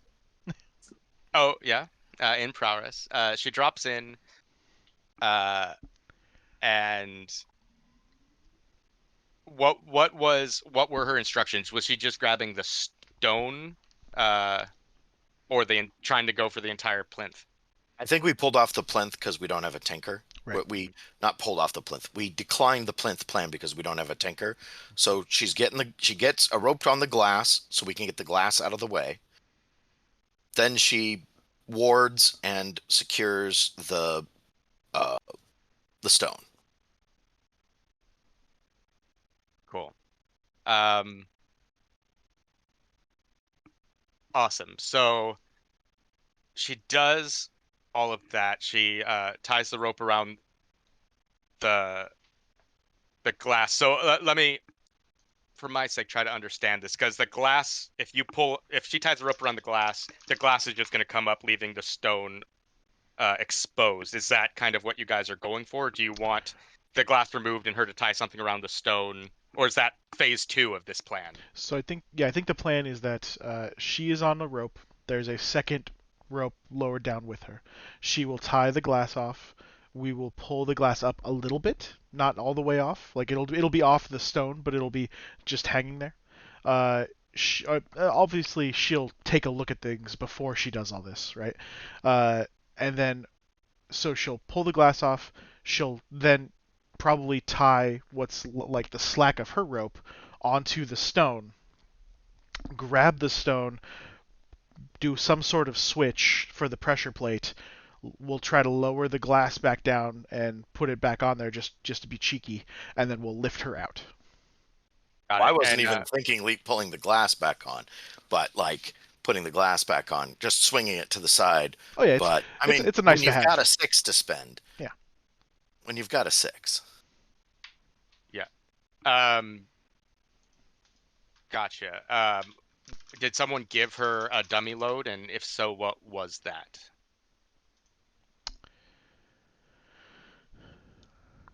um,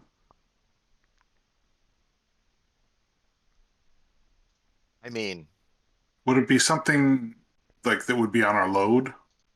It would have to be, yeah. Okay. Unless you find something here that you could use. Well, and does it we have already to be have the glass set aside. Can it? So does when I'm describing, like, because I think I might have brought something. I mean, you could have brought a dummy load. Like we had this planned Yeah, out, right? yeah. But That's I'm how. just curious what box I would tick for that, or would I like do a custom one? Um,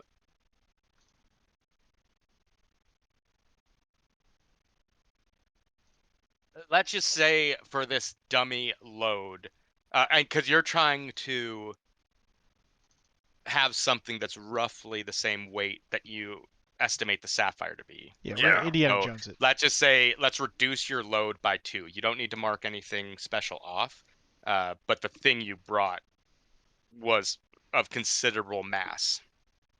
Okay. Cool. So a couple things I mean, happen at if need once. be, I can carry that. I'll take that. Okay. So a couple things happen at once. On the 6th, everything goes according to plan. Emeline lines the runes down to prevent the wards from breaking. She ties the rope to the glass, is able to tie the sapphire into her own rope so she can be hoisted up. The one downside here is when the glass is pulled free and she's going to take the sapphire and replace it with the dummy load. The pressure plate actually wasn't resting on the sapphire. It was actually the glass dome was resting on the pressure plate. That was the trigger mechanism for the alarm. So you do hear that ding ding ding ding ding, and the lights in the room click on. Can I She is can I able. with that But 6 you're the to, hauling guy. You're the hauling guy. to get I know. But I everything wanted to try a situated. thing. Yeah, I am here starting a clock. Well, before you start the clock, question: could we do a flashback? Yes. Could we? Restore? Yeah, that's why I think it's fun. Um, is there a way that? Okay, so let's. I would like to do a flashback. Okay, so that's let me hear. All right, so we flash back to uh, Cole meeting back up with Logan, the docker, who gave him this tip and who did this whole thing and say. So I think we're gonna be able to get in, right? We're gonna figure out something. I don't know if we'll go in the front door or the back door. We'll figure out a window. I don't know what that looks like. We appreciate the tip on the guards, right? Um, it's a fucking shame that it's so close to the bluecoats, though, right? If the alarm sounds, we're fucked. So what I'm really worried about is the pressure plate. Is there anything you or your friends could help us with? Like, could you get a person inside? Do you know anybody? Can we pay anybody off? Like, to maybe, I don't know, disable it or something along those lines? Gotcha. So here's how we'll do it. I'll have you give me a roll to convince, or however you choose to do it, um, to get Logan to have someone on the inside. And here's what I'm thinking. So we already stated, right, that the alarm was triggered, and flashbacks cannot be acausal. But what we can do is have someone perhaps in the sewer system underneath where this building is powered. So as soon as I hear that alarm, immediately shut it off. Uh, Right. There's a so difference between the fire head opening, the sprinkler head opening, the klaxon sounding, and the fire department rolling trucks. Like, those are three different things. And basically, you want to prevent this one. Yeah, yeah, that's fine. and so it could be people. We'll start a clock for the silver nails to take notice of you, but it will not fill up as much as it would if the alarm was still blazing, and the blue coats will not have a clock started for their response time. Okay. We'll call this a 2-stress flashback. Okay. And roll to see. So I think Logan has a guy in the sewers ready to cut the thing if he hears an alarm, like he's been waiting there all night. This roll is going to determine how long it takes him to get that thing cut. Like, does he have to go through multiple wires finding the one that's connected, or is it first time deal? Okay. And that will determine how much we fill up the clock. All right. So I'm gonna try to. He's an old. He was a junior under me in the military, so I'm gonna be commanding him to try to get this done. Is this risky, standard, desperate, or? Yeah, I think it's we gotta say. I'm happy to be desperate. Because I think it's pretty desperate.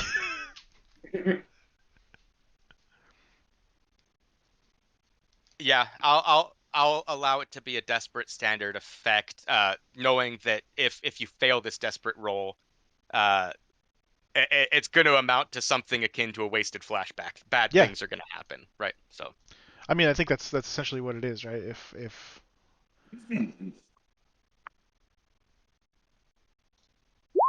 wow, Just like that. all right. So I think Emeline looks up at you of like, I thought we had a plan for this. And the silver nails take notice of the presence in the building. They're still looking around. They haven't, they're popping out of offices right now. They haven't spotted Emeline tied to the thing, but the next complication will fill up that clock, and we'll have a silver nails problem we'll need to deal with. Okay, nothing but 6s from here on. I think the next, so you need to haul her up, and I'm gonna go ruin the day for some horses. Well, she needs to grab the sapphire. So that was part of the 6. Oh, the you got sapphire's the been got it. secured in Well, time. then I will then I will haul her up. Cool. This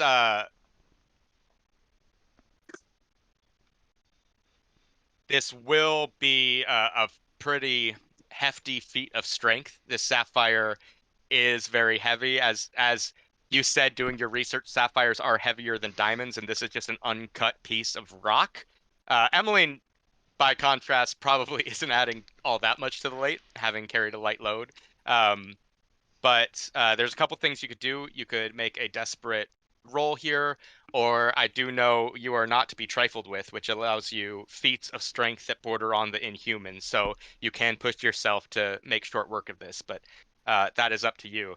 And then the messenger and the horses, that's going to be another roll from you to see what happens there. I will push myself, so I'll take two more stress. So I'm getting pretty stressed now.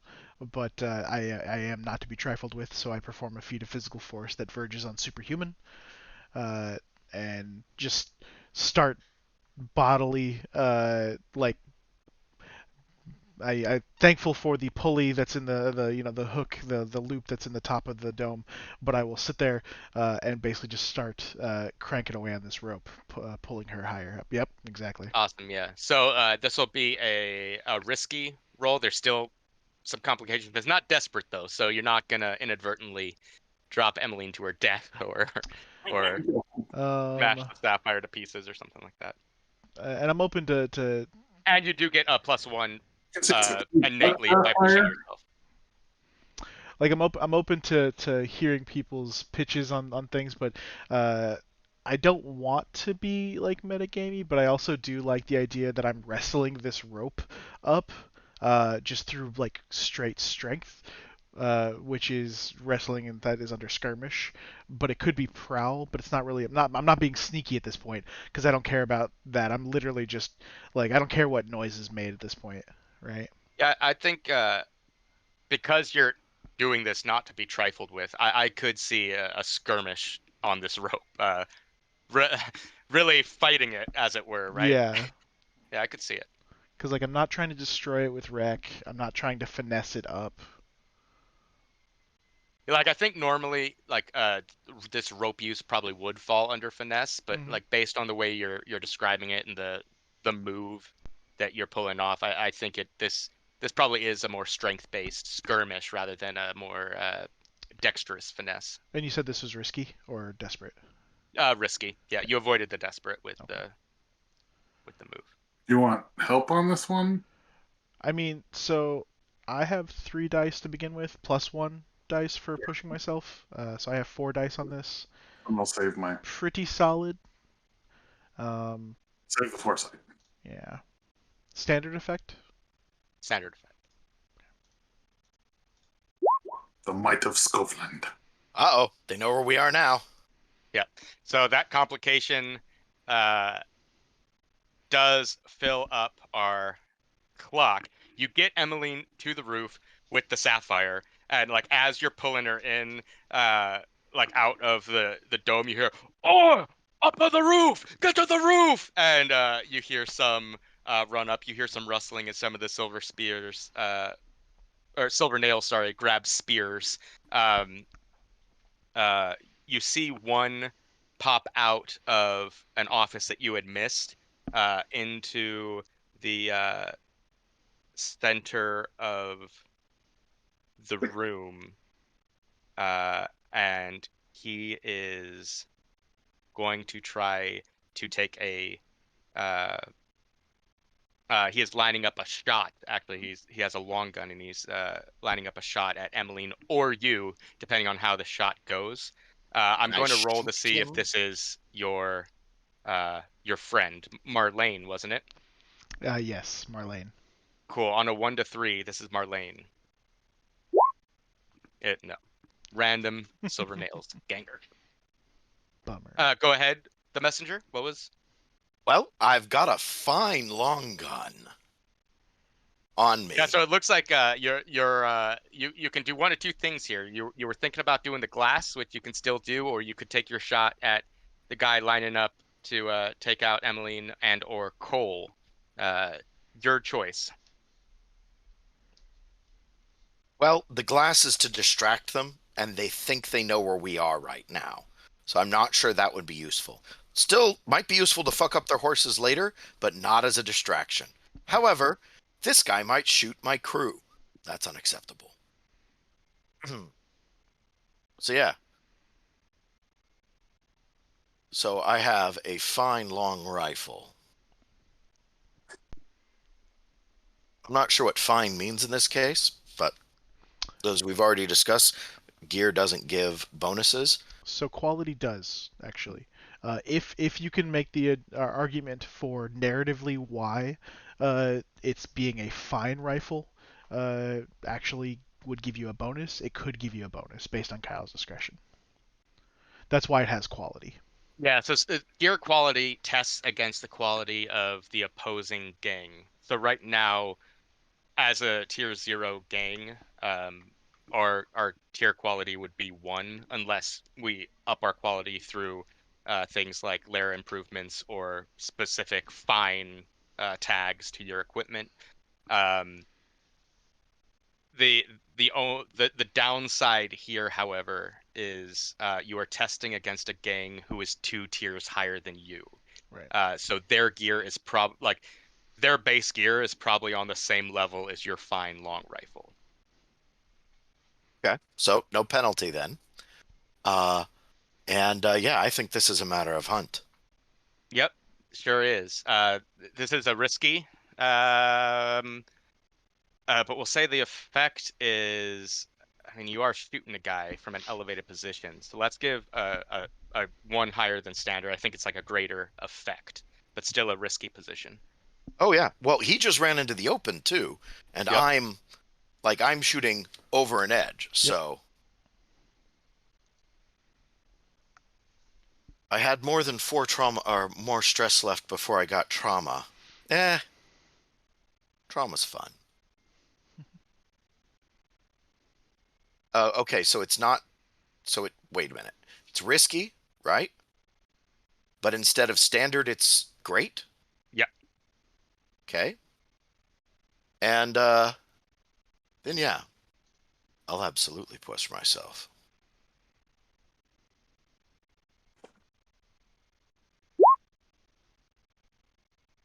Sweet. So we take the stick. So you shoot this guy, and let's find out where you hit him. No matter what, this guy's going to be taken out of action. 4. All right. So you hit him with a center of mass shot, which takes him out. He is now on the floor. Gun is splayed to the side. He is not dead. You have not heard the tolling of the spirit bells. But this guy is bleeding out. He probably will die at some point unless medical attention is given to him. But if you guys are off the score by that point, that's not going to be your problem to deal with. But he is definitely out of action now. Can that also take 2 of his friends out? That whole thing. A dead person is just a dead person. A dead person is 1 person out of combat. A wounded person is 3.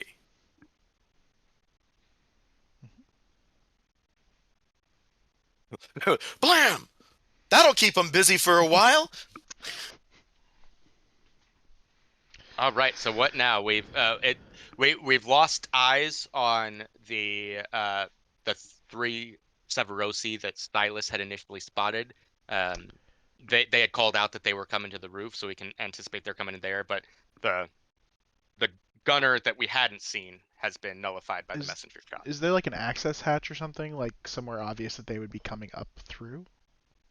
Yeah, absolutely. At the top of the roof, there is it's one of those kind of small hut-like structures with a single door that kind of leads to the stairway. This is where people would come to service and clean the dome. Is it a stairway though, rather than a ladder? It is a stairway. Yeah. All right. If it was a ladder, I was just gonna drop the glass down that. Does the door open in or out? The door opens out. Okay. I'm going to take the rope and I'm going to start wrapping the rope around the door and the entire hut to try and just completely anchor it closed. Gotcha. Cool. Roll me. That actually sounds kind of like wreck. I can roll wreck. I mean, I don't have any wreck, so it'll just be a straight roll. But If you have something else you'd rather roll, that. I mean, I get like the only thing I'm gonna end up doing is like saying skirmish, but that's not really it right now. I'm holding a position, but yeah, I mean, it does sound a lot like wreck completely.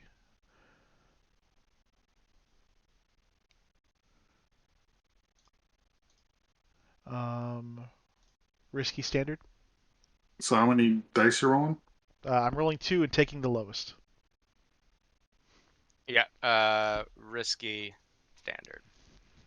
I'm trying to think because I feel like this is a good point for my foresight.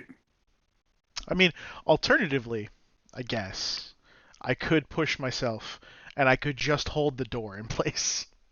Yeah, that's not good though. We want to extract you too. Yeah. Definitely. In that case, honestly, it's better for me to not do this and to just wait for them to come up and fight them. Because I think I'm more effective fighting them than I am blockading this door. Where are your dots, where are Silas's dots? Nate, Silas? Oh, Silas. Right. Survey. A 1 dot study. 2 survey. 1 prowl. 2 command. 2 consort.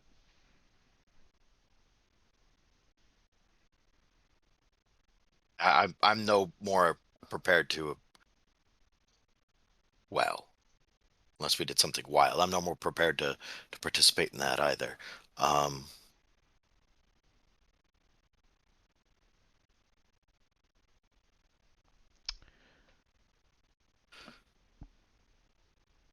Would it be possible to harness the power of the lure and redirect its focus somewhere else? How do you mean? What is a tune? What is the action of attuning? Is that something where you put your hands on something and you think real hard? Like when you're adjusting the hot water faucet in those one hotel showers that you can't actually turn, but like, you just touch it and think about hotter water? Yeah, I mean, it could look different to different people. It could roll like that. It could for some it could be an act of meditation or like spiritual guidance. For some it uh, could be kind of like ESP. Uh, Yeah. All right. So is it mechanically possible for the messenger to embrace their demonic heritage, attune with the lure, and take what is being contained in it right now inside of the wards that were applied to it and redirect that and basically make the invading Severosi into spirit lures temporarily? yes. Yes, you could. Um,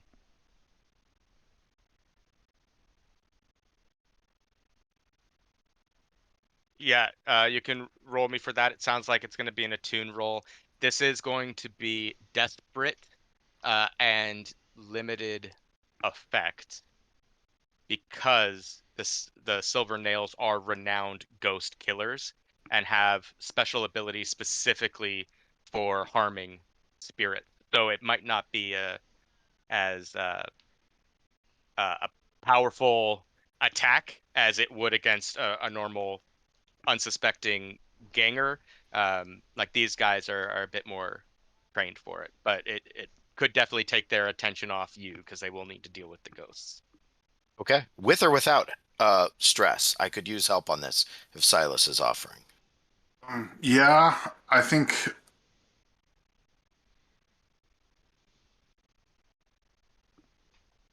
I will use my foresight here, so that I can do it without stress. I think before we really, while others might have been surveying, like I think I sat down with Emeline and was kind of like, so explain to me all the intricacies of an artifact like this that you could possibly know about. It is allegedly cursed. It's a big deal. Like, we don't want to go in not at least knowing something about what we're dealing with. Awesome. And for my knowledge, do you still have the spirit bane charm that Cole gave you? Yep.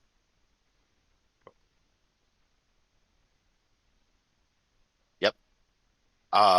So yeah, there you are. You have learned things about that and how it works, and now you are telling me, you know, uh, oh, not you have told us how you're prepared, and you're like, remember the lure is aligned along the fourth meridian or I something love like that, like, that. as Cole's trying to deal with the door, Emeline, who he just helped up, is probably helping him secure that. And, like, just like a few steps away, Silas has been like, okay, here's everything Emeline said about this thing. You're like, don't bother her. Here's what I know. You don't fuck this part up.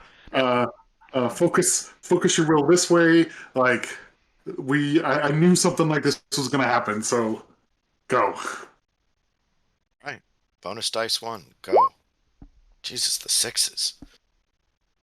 Okay, so yeah, you Marking for desperate. shoot the lore, the energy of this sapphire out onto the silver nails. With that 6, you don't even need line of sight. It goes through walls. The spirit world doesn't care.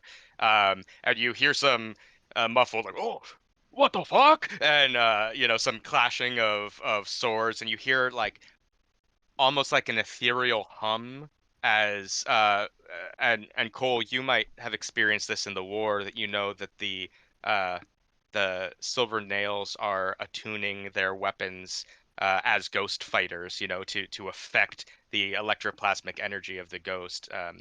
So uh yeah, let's see So I think when how. oh, go Oh, ahead. go ahead. Well, I was gonna say Let's when I hear them start to tune, I want to open actually because I'm not gonna barricade the door. I want to open the door and draw a pistol and just lean down and shoot them. Awesome. Because they're So distracted. Yeah. I'm gonna find out how many. There are 3 Severosi who ran up the stairs. I'm gonna roll fortune to see how many of them are engaging in this ghost conflict. Okay. On a 1, 2, 3, um, uh, there's going to be like one of them can handle it. The other 2 are fine. On a 4, 5, 2 of them have to deal with the ghost. 1 is free, and on that 6 that you guys have been rolling so well tonight, um, you've got all 3 handling these ghosts. So here's this fortune roll. A 4. So 1 is free. It sounds like we have Cole drawing his pistol to deal with that one while the other 2 fight off the ghosts. Yeah, so definitely from just his loaded to bear, draws a pistol, leans in. This is just risky standard or risky, and no bonus dice. He misses. Right. All right. So, uh, yeah, Cole, you go to shoot, and just I think the chaos of um, the the fight in there, and the spirits, and because let's not forget, these are terrifying creatures to those who don't have special preparations, right? So I think opening up this doorway and seeing these ghosts attacking the Severosi is not something perhaps Cole was fully ready to experience tonight. Yep. So let's go ahead and give you a level 1 harm as a consequence of that failure, Okay. which is just spooked. Okay. Fuck. This did not occur to us, dude.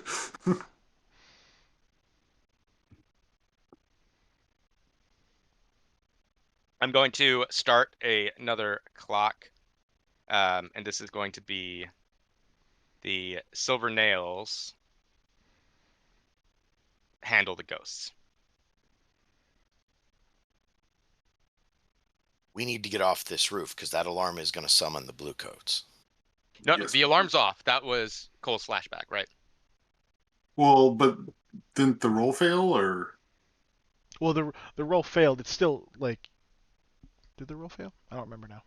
No, it was a success with a complication. So if I remember correctly, right? Okay, so they still noticed, but the alarm is off. oh no, the roll The roll definitely failed. So Yeah, roll that's did what I fail. Yeah. I feel like the I alarm think the finally goes alarm off when they get was here shut because off. that's when he finally got through the shit. I think the alarm is shut off.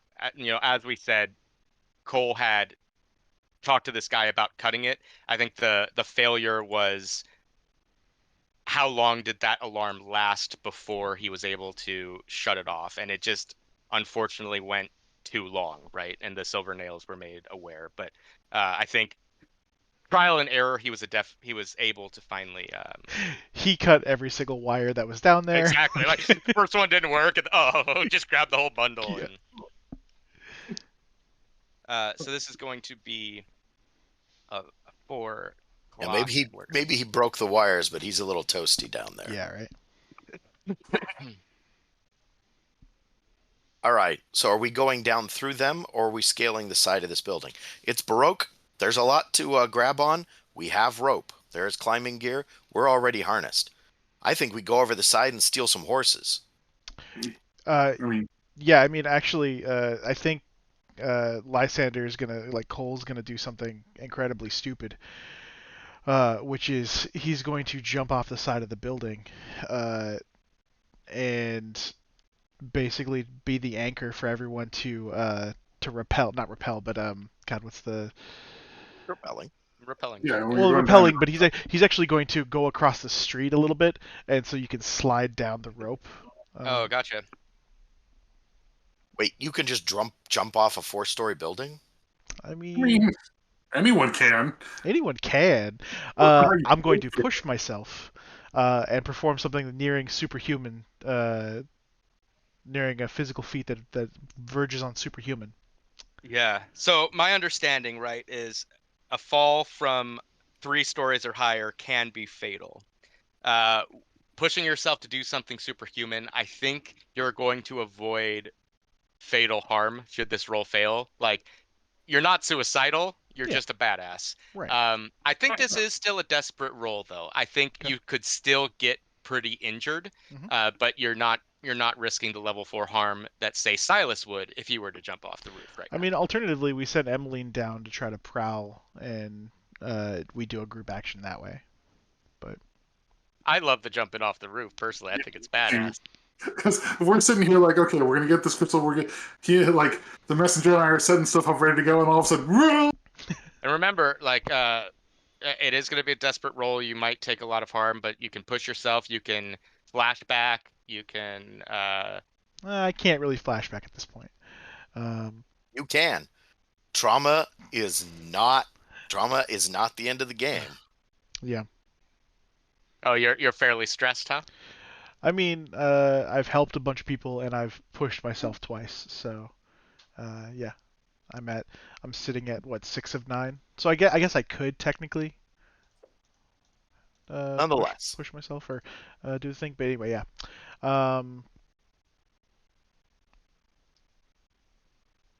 But I think, and I also don't necessarily think that he's like swan diving off this building, even though he kind of is.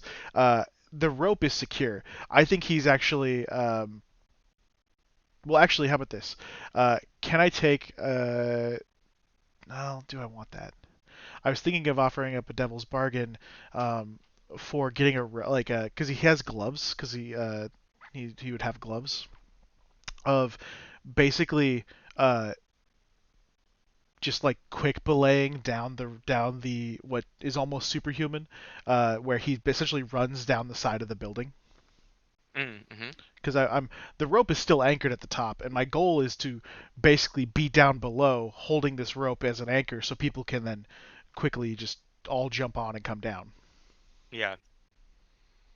So what devil's bargain are you offering me for that? I mean, I was going to offer taking the other point of one level harm of or first level of harm of like having his hand like Like rope be burn or like a something? rope burn, yeah, like a pretty bad Yeah, rope it like burn. burns through your glove. Hmm. Yeah, I'll take that. So yeah, uh +1 D for level 1 harm. Sounds good to me. Okay, so that way I don't take it quite as much stress on this whole thing. Um, and then like I guess prowl is still the best thing that Running describes down the side this. of a building, is that prowl? Prowl Because it's covers acrobatic. athleticism. Prowl covers general athleticism. Like I would want to argue it's skirmish because I feel like it's like bravado, like assault, essentially. Like this is I'm assaulting the ground, uh, kind of thing. Actually, could I say that this is skirmish because this is something that like the shock like as shock troopers would have done in assaulting like city fighting in like the Skovlan, the Unity War. Uh, sure.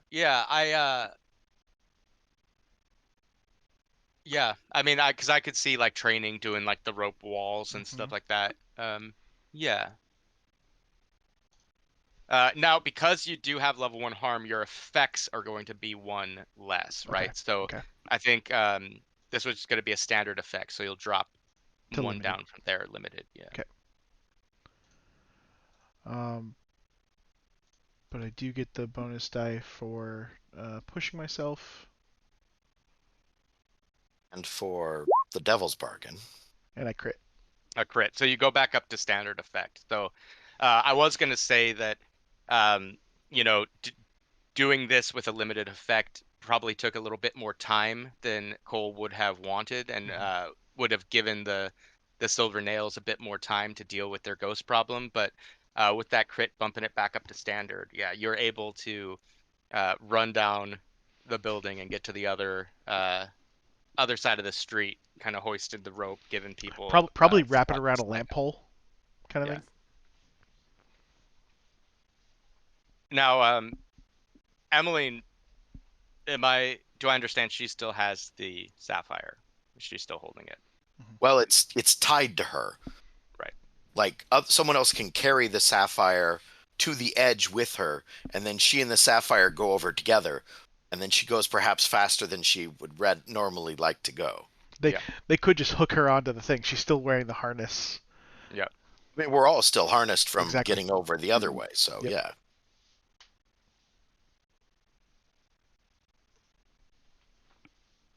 Cool. Cool. We got Cole on the other side of the street. It seems like we have a way off the building set up. What's next? We get the fuck off the building. Yeah. Are you gonna be someone with glass? I don't think it well, I mean it will keep them from getting on the horses and coming after us. Yeah, no, I'm fucking up some shit with the glass. Do it. Yeah. All right. So, my goal here as I'm chucking these pieces of glass off, the glass lands and it spooks the horse. Now, horses they don't like surprises. No, they And so the glass landing is basically an explosion happening next to them. So my goal is to spook the horses into moving directly under where the next piece is going to land. So I want pieces on the ground, spooking the horses, so they'll be difficult to handle, but I also just want pieces hitting the horses. My goal here is to, and I don't want the horse dead. We got dead horses cover, live horses panic, right? Uh, so like we're aiming for good hits to the haunches. Besides, horses made of a lot of meat. You can like damage a horse such that it's no good anymore, and there's still a lot of horse left.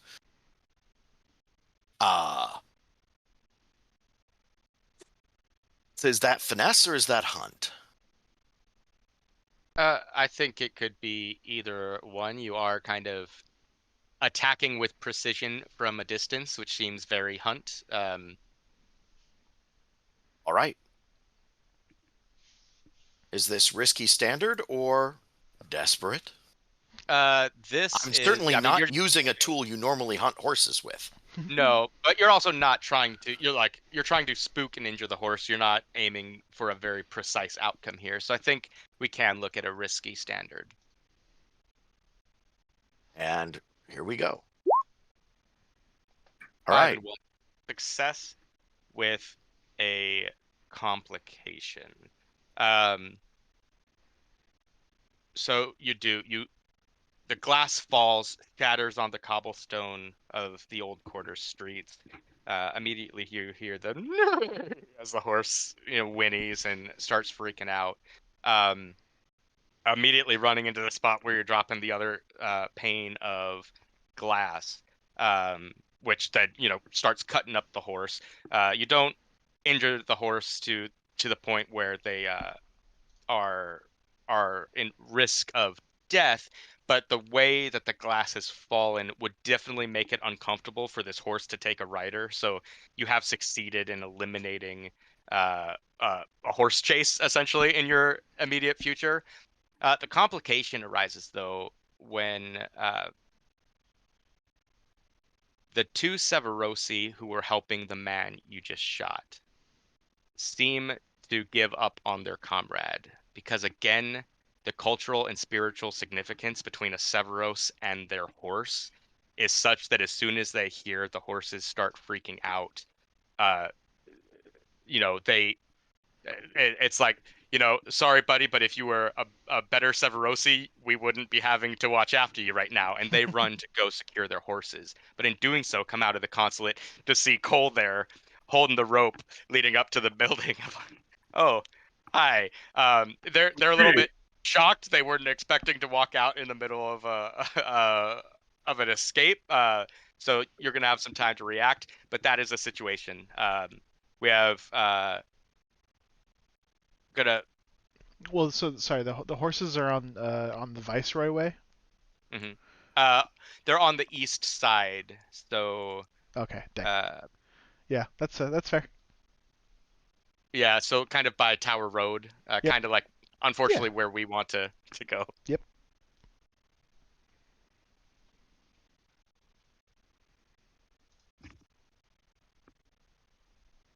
Filling in one segment of the clock for the Severosi fighting the ghosts.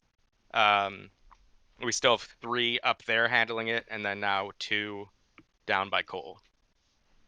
What's next, folks? I think we started kind of got to get over the side. Like, honestly, I think that Silas and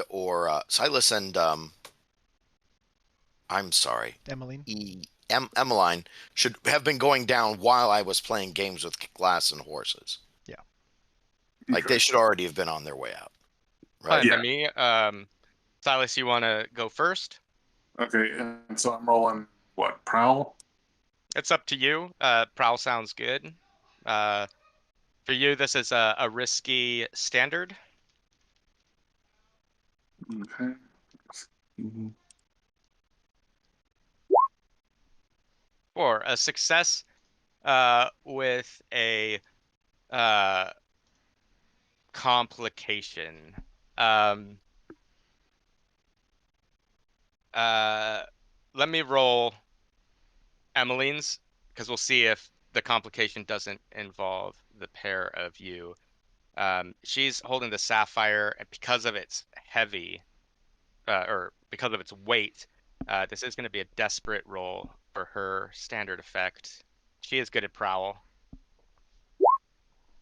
Another success with uh, a complication. So yeah, you guys make it down the rope in quick order. Uh, Silas, you get down first and are kind of detaching yourself from the rope.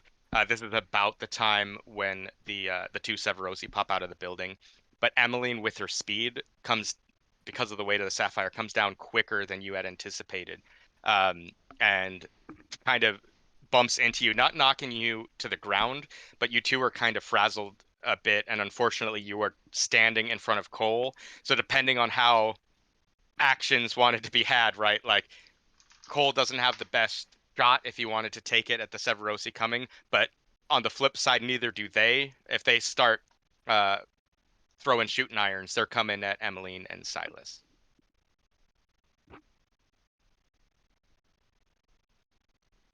So it sounds like Messenger, are you next? Yeah. Just real quick. Yeah. And I think I want to shoot as I go. This isn't the long gun, though. This is my fine pair of pistols. Okay, so that's And the another last of pair my of load.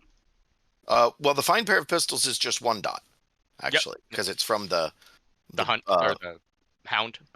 Yeah, it's from the hound. So I am writing down this thing, both guns out, just trying to like do suppressive fire. Like I don't necessarily need to hit these guys. I want them to feel like there's a lot of bullets coming their way. Yeah. So this is John Woo shit. Yeah. Let's go ahead. Let's call this roll desperate. You are moving at velocity, firing these things. But the effect for just suppression will be standard. Okay. Hunt.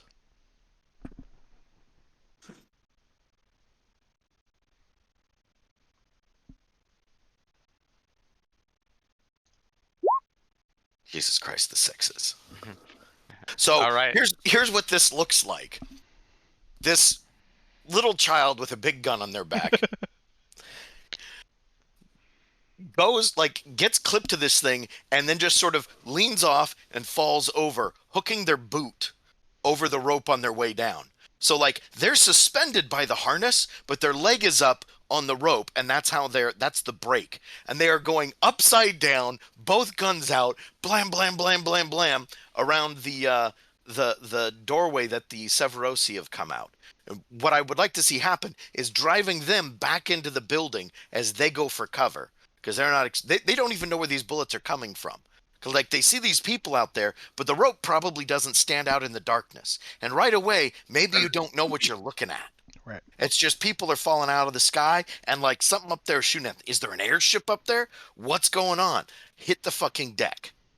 Yeah, I think there is a level that, because Charter Hall is well lit, I think they do have a silhouette of some sort of gremlin sliding down this rope, spitting lead at them. Okay. But the effect is ultimately the same. They do, like, they're no fools. They duck back inside the door frame to get cover, 100%. All right. I just want to keep them back there for a minute. Once the messenger's down, I'm going to let the rope go, so that way, if someone has to come down, they're going to have to try to climb down it. And I think we take off running at this point. Yeah. Someone needs to pick up the Emeline, the carbuncle, or both. I pick up the jewel. Okay. And Emeline can lead a group action to the boat if we want. Yeah. She still afford three stress. Yep. Barely. Yeah, this is gonna be Prowl. I think this is just your standard risky standard. We don't. By the time the Severosi start giving chase, I think we'll have gotten a good enough head start that we're going to be okay. But we'll see how that roll goes.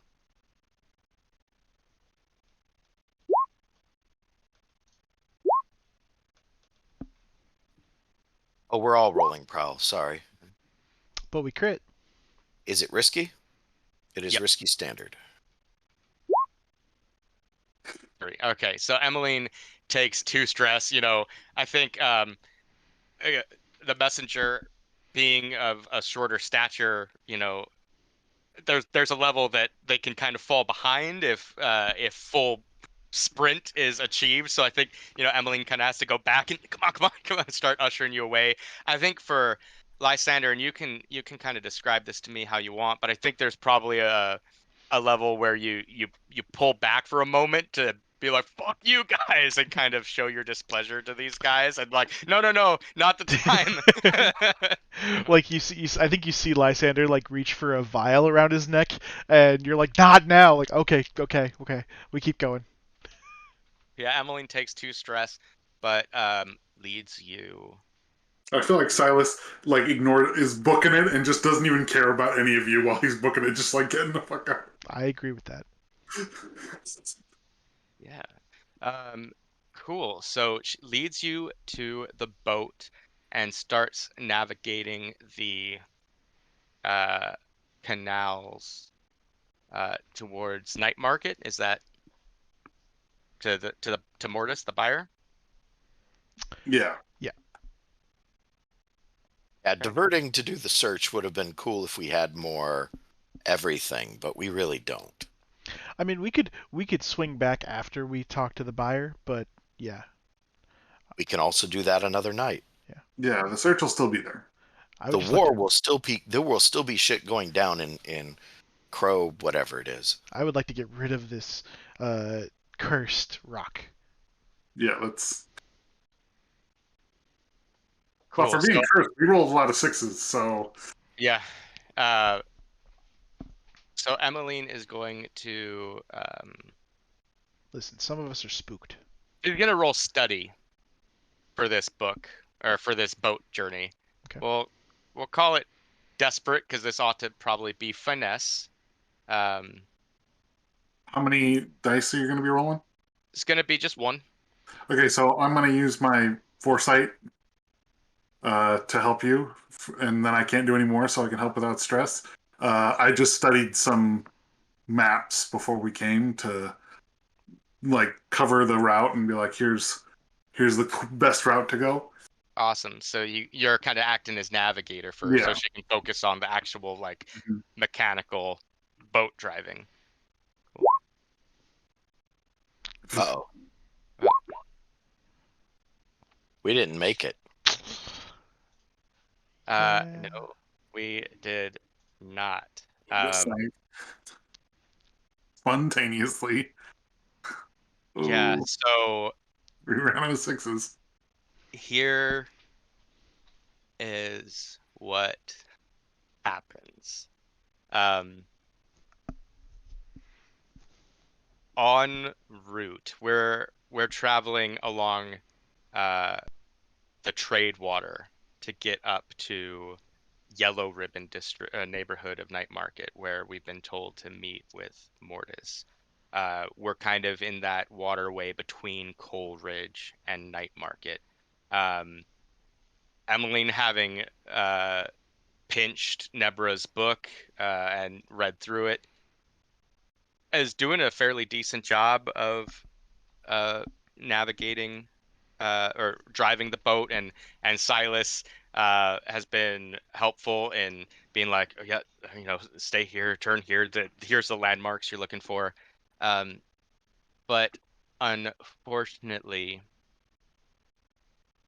with your whisper really focused heavily in on driving this boat, she Let's go. fails to realize about halfway uh, at the halfway point, but of the Coal Ridge kind of island in that delta, um, it would appear that the Sapphire has moved out of range of the wards that you put in place. And those who are maybe watching it in the back of the boat see that its veins of iridescent blue start to glow faintly, and those watching the water begin to see it start frosting up, and it's almost like um, one of those ships as they're traveling through the Arctic, right? Like the thin layer of ice is being cracked and is starting to become noticeable by the sound it makes as your boat pushes through and cracks it. They haven't fully manifested yet, but the ghosts are breaking through the ghost field and coming to the Sapphire. I think a very spooked Lysander, like having put the sapphire down, just runs up to where or runs back, I guess, to where the kind of pilot's perch is, and it's like, we have a ghost problem.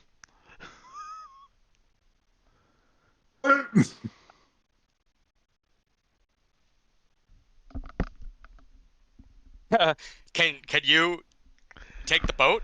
I can take the boat. I can take the boat. I might need your help if you're Yeah, so if I'll you're take the boat. What I would argue is I would use survey to pilot it, okay. and I have two survey. I'll help. I'll help him. while, Cool. So Lysander's Yeah. helping uh, Silas with the boat.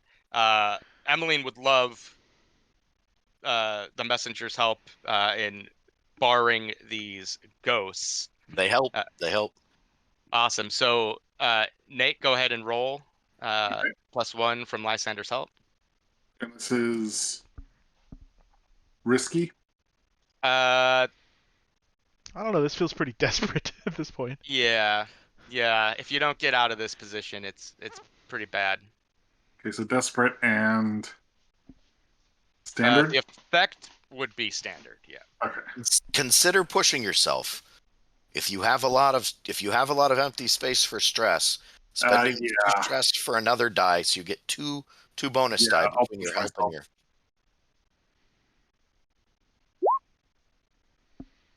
A 5. A success with a complication. Yeah, let's have Emeline roll her attune. This is desperate. +1. With help. Yep. He can't. Yeah, I can't really risk the push myself. It's gonna be a 3-die roll. A success with a complication. All right. So here is what happens.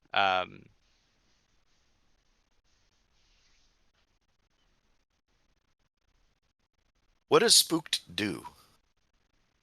So spooked is when you take harm, you take a description. Ultimately, Lysander's level 1 harm, the mechanical effect of is it's just he takes less effect on his rolls until it's harmed or until it's removed.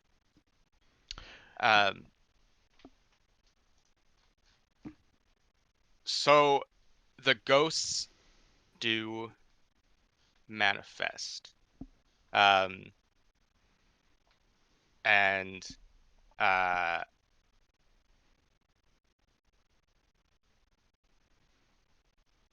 think We go ahead.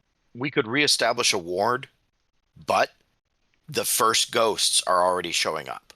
Mm-hmm. So instead of an endless lure of bad, here we are trailing along, and there's that trail behind us of ghosts popping up and Pac-Manning at us. But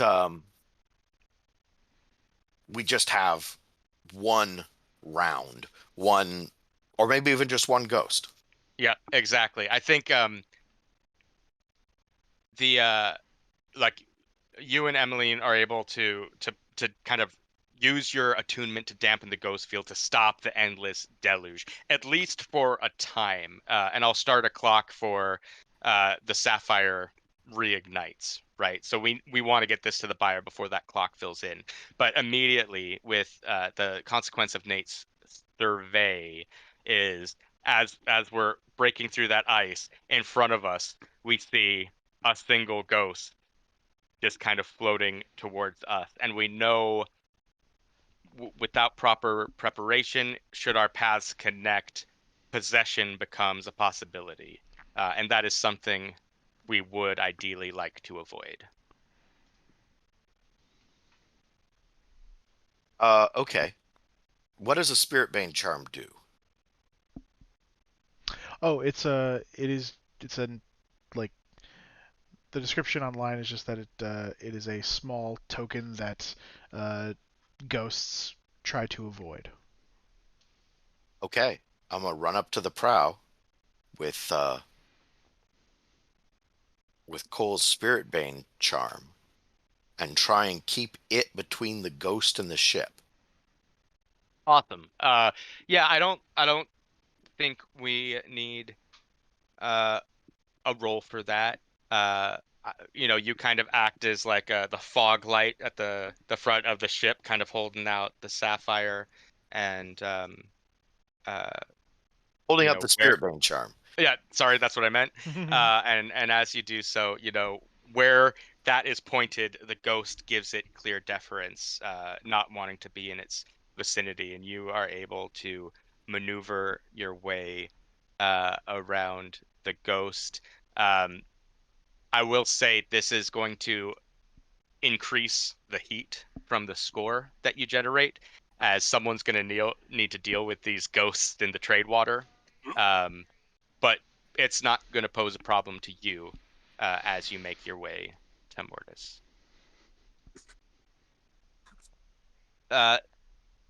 Cool. Good job, team. So you eventually pull your boat up to the Honeywater Canal, which runs along Night Angel Road in Night Market's Yellow Ribbon District. Yellow Ribbon kind of seems to be an ordinary shopping district, but here the streets dip down into high-class subterranean avenues where the city's elite, hidden behind masks, slip into the underground to partake of strange pleasures in the neighborhood's many private clubs. These sunken alleyways house stone shops and clubs that are illuminated primarily by gas lights, and the occasional electric sign advertise particular venues. And as you kind of pull up, there are some of these subterranean alleyways that have direct canal access, so you can kind of see the maze-like streets.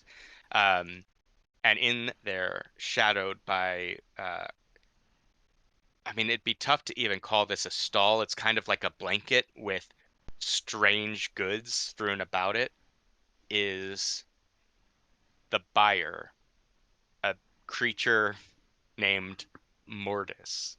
They're Itself strange. kind of a pile of blanket. Yeah, they're strange. They are hidden beneath many layers of robes and hoods. Again, as was described, they're possibly Tycherosi. If you played WoW and have seen the ethereals, they kind of look like that. Like underneath the robes, it looked like it might just be energy. It's hard to see that there's an actual person under there, but they are a known fence for occult and arcane goods, who has been known to move product, no questions asked. And while he doesn't make any knowledge of you, it definitely looks like he's been watching the waterways in anticipation of your arrival.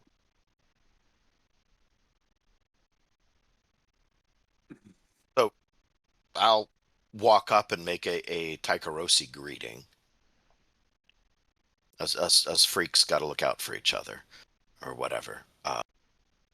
Yeah, he does so in kind, and says, "Am I to understand that you are the ones who have brought me my prize?" Indeed, my countrymen. We have your prize. That's How how you know we native can language speak sounds more just very like Tycherosi, 'cause it's really ominous. It is, of course, still very much cursed. It loses values if the curse has been lifted. It's. Are they speaking like their own language to each other? They're speaking like a heavily accent, or at least Mortis is speaking a heavily accented Akarosi. We're The- like, yes, it is. The curse is present, though temporarily mitigated. Excellent. Its nature is intact.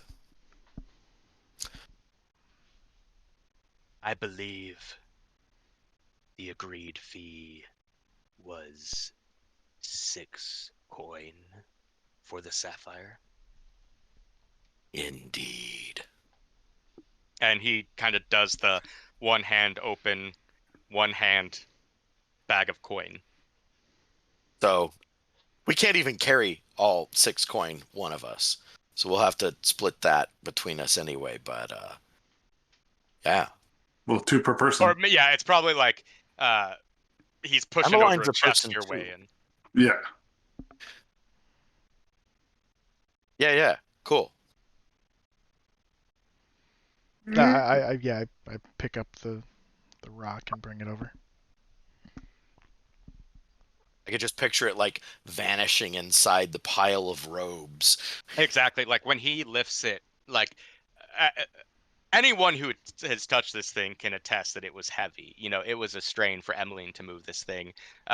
Cole, not so much, but you're like, yeah, it's still a heavy thing. He can one-hand this thing, no problem. And yeah, as he kind of moves it into the robe, it is lost from sight. A very strange character, this one. But as he does so, he gives you a nod, and he'll say, "Impressive work, my fellow blades. I will make sure to keep you in mind if more items of an exoteric nature need to be liberated from their captors."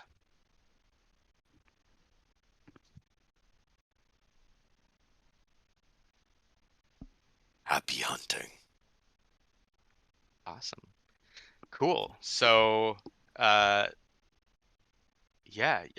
he pays you his 6 coin, and you guys head back to the crew's lair. With that, unless anyone has something pressing, we can start moving on to downtime activities. Do you want to take a quick break? Yeah, before we do, Okay. let me just do a quick roll for your Scovlanders who were doing the Bezos Baz job, and let's find out together Yeah, let's how see how the well B team did. that Go B went. team. Go Uh, B team. Go B team. so a 1 die fortune roll I on a can't 1 to I 3. can't help them at all, right? I can't inspire them or something. So this was you rolled this earlier, I know. right? This was your Yeah, how I rolled it pumped. earlier. Yeah, you guys. So on a 1 to 3, uh, they failed. Uh, Nothing happened. You're gonna take a -1 with them and the Lamp Blacks. On a 4-5, uh, no status change, and you guys will be paid 2 coin for your troubles, or for a successful score. Obviously, they were paid for by Baz. They're not foolish enough to say F you red sashes, so they kept 2 coin. They're going to give you 2 coin for kind of paying up to you. On a 6, they'll pay you the 2 coin, and you'll get a +1 status with both Lamp Blacks for setting up such an impressive gang, and a +1 with them for, looking out for them, getting some money. Here we go. Should have considered the consequences. The Scovlanders pull it off. My countrymen, they come through. The Awesome. kids. So wait, was this an arbitrary group of Scovlanders, or was this Yes. the actual refugees gang? Well, this was a group from the refugees. So yeah, we'll be taking a +1 rep with them in the Lamp Blacks. Awesome. So yeah, let's go ahead. Let's take a quick break. Use the bathroom if you need to. When we come back, we'll talk about our payoff and downtime activities. So at this point, I'm going to go ahead and take us over to the rep page, so we can make some adjustments there. And if for this, we all want to move to our crew mode character sheet to fill some stuff out. So first thing we will do is get our payout. So, we got 2 coin from the our Scovelander buddies. Now I'll say, because this was set up on the sly, Jeremiah and the Hive were not made aware of it and are not going to tax it. So you're getting 2 coin tax free, unless out of the goodness of your heart you want to pay up to her. The 6 coin from the Severosi Sapphire was she is expecting a cut of that, and her cut is going to be 1 coin of the 6. But it's up to you guys whether you choose to pay it or not. I mean, for now, Yeah. that seems like the thing to do. Yeah. Keep paying. All right. But So that's going to be a total of 7 coin earned. And we can come back and just decide how we want to split that up between ourselves and the vault stash, because we might want to spend some of that during downtime activities. So the other thing we got is +5 rep for a tier 0 crew going up against the Silver Nails, a tier 3 crew.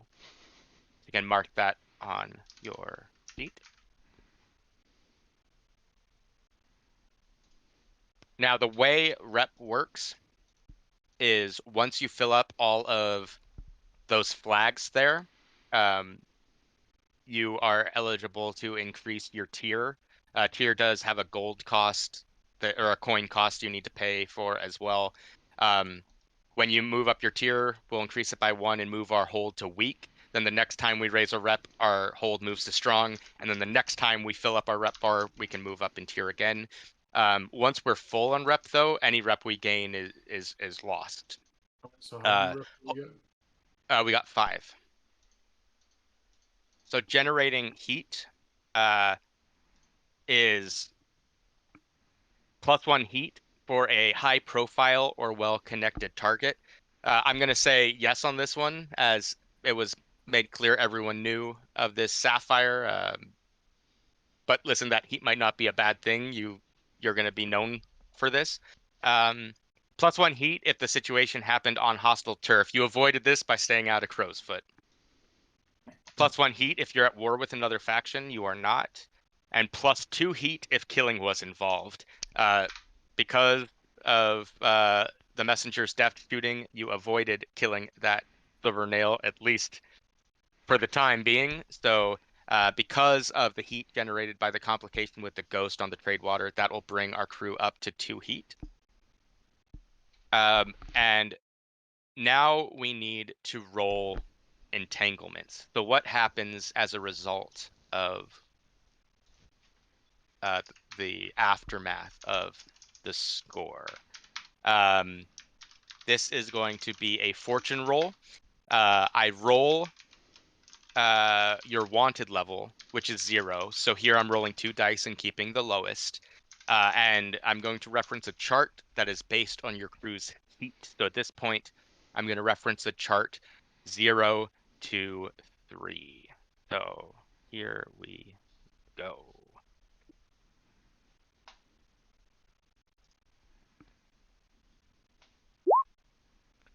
A 1 and a 2, and I take the 1. This is the usual suspects. So the blue coats grab someone in the periphery of your crew. One player volunteers a friend or vice purveyor as the person most likely taken. And I will make a fortune roll to find out what happens to them. I'm up for hearing options. I think it could be interesting if it was Logan who was picked up. Or, the guy who was in the sewer popped up and there's blue coats swarming the embassy. But The guy in the sewer. Okay, Logan, the guy in the sewer, or my spy. Now, Yep. The spy is probably the most equipped to not get caught on a narrative level. Like, they kind of, if you are a successful spy, it is because people don't know you're doing this shit. Yeah. But let's put that out there. That's also someone who was involved and could get caught. Like, I could definitely see Logan, but what is the I guess what is the consequence? This person goes to Iron Hook prison. No. So he's just going in for questioning. Okay. And I'll roll a fortune to determine what happens. So And I mean, on a 1 to 3, he's gonna talk and he's gonna generate 2 heat for the crew. Okay.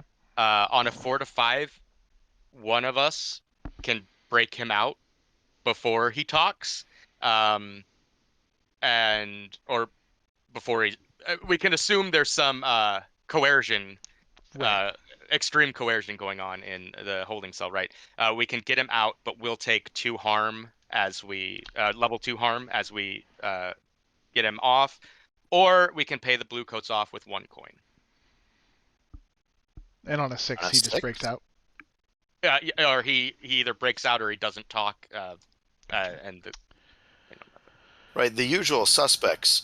The usual suspects part of the usual suspects movie is when they bring the 6 of them together and put them in the lineup, like, and then they held them for a while, and then they got to know each other, and then they broke up, and the whole scheme after that, the usual suspects was just that first. So, I definitely think it's the guy that was in the basement, that was in the sewers, cutting the cords or cutting the cables. Um, I think he may not really know anything about this. Like he knows who Logan is, and he knows who like the Dockers or the Skovelander refugees are. Like, so he might be able to finger some of those folks, and he might know even some of us. He definitely knows me. Um, but I think that's him. I'm happy to offer him up like that. sounds good. And in the case of the level 2 harm, who wants to be the one to try to escape him before he squeals if we roll a 4 or 5? Or tell you what, let's roll it and we can determine who wants to take that harm afterwards. Sure. Do you want me to roll fortune? Or no, you got it. Okay. 4. Yeah, so someone.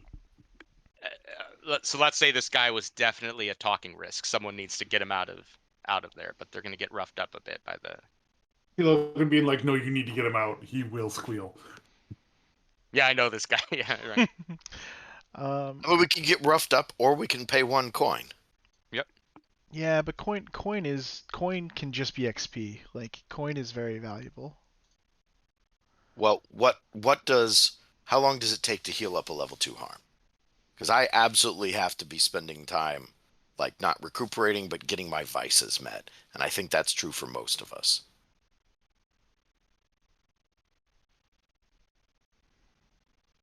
And recuperating takes a downtime action. Yeah. And we get 2. Like Yeah, I generally. think I need to spend both of my vices. Well, you don't want to overindulge. I'll take the harm. I mean, I feel responsible. Okay. Yeah.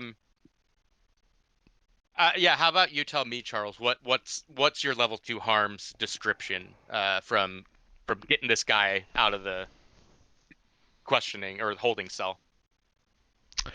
Um, I think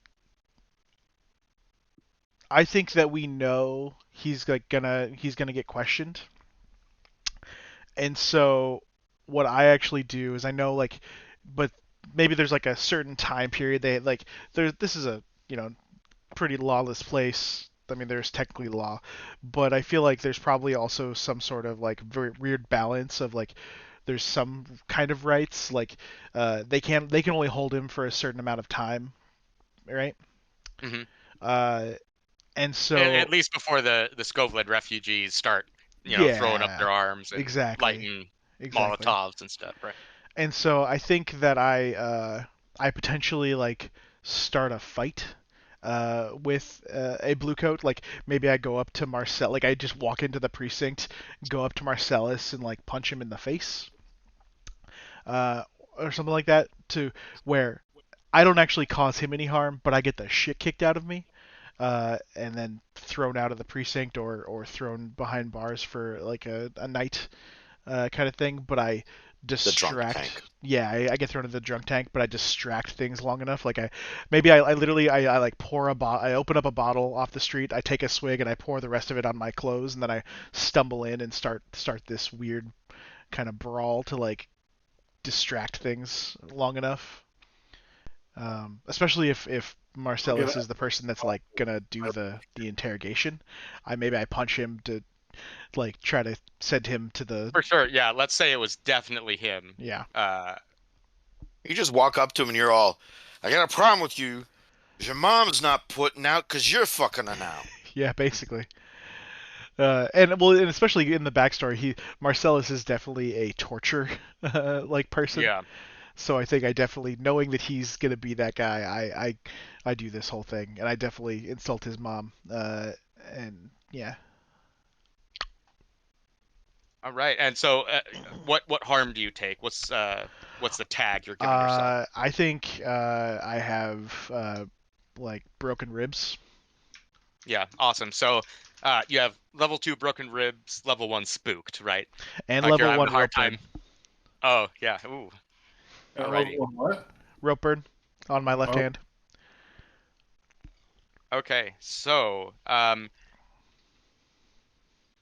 let's go ahead and move over to the faction screen of your character sheet and talk about your status changes from this score. So with that fixed, and we can explore this in future games because this was impressive, and I'm a little shocked that it worked out as well as it did. But the Skovlanders came through, so that's going to up you to a level 2 with the Skovlanders. What are they under? They're under Fringe, the refugees. Oh, we were already one with them. Yep. Mm-hmm. So they're as tight with us as the Hive, though the dynamic there is probably a lot different, right? Like we're probably the Hive to them type of deal, right? But they're a 3 and we're a 0. They just have a lot of people. Yeah. Because they Oh, are okay. they are a people. They are a group that's all of the Skovlander refugees, basically. And then the Lampblacks, we went up 1 because while we didn't take the job, we delegated, and I think Bezo Baz really liked that. And I think Silas, you and him might have dealings in the future because he likes that style of business acumen. Big problems with him the slide has, so So that is a +1 with the Lampblacks. Then as pulling the Severosi Sapphire score, as you might expect, you're dropping 1 with the Silver Nails.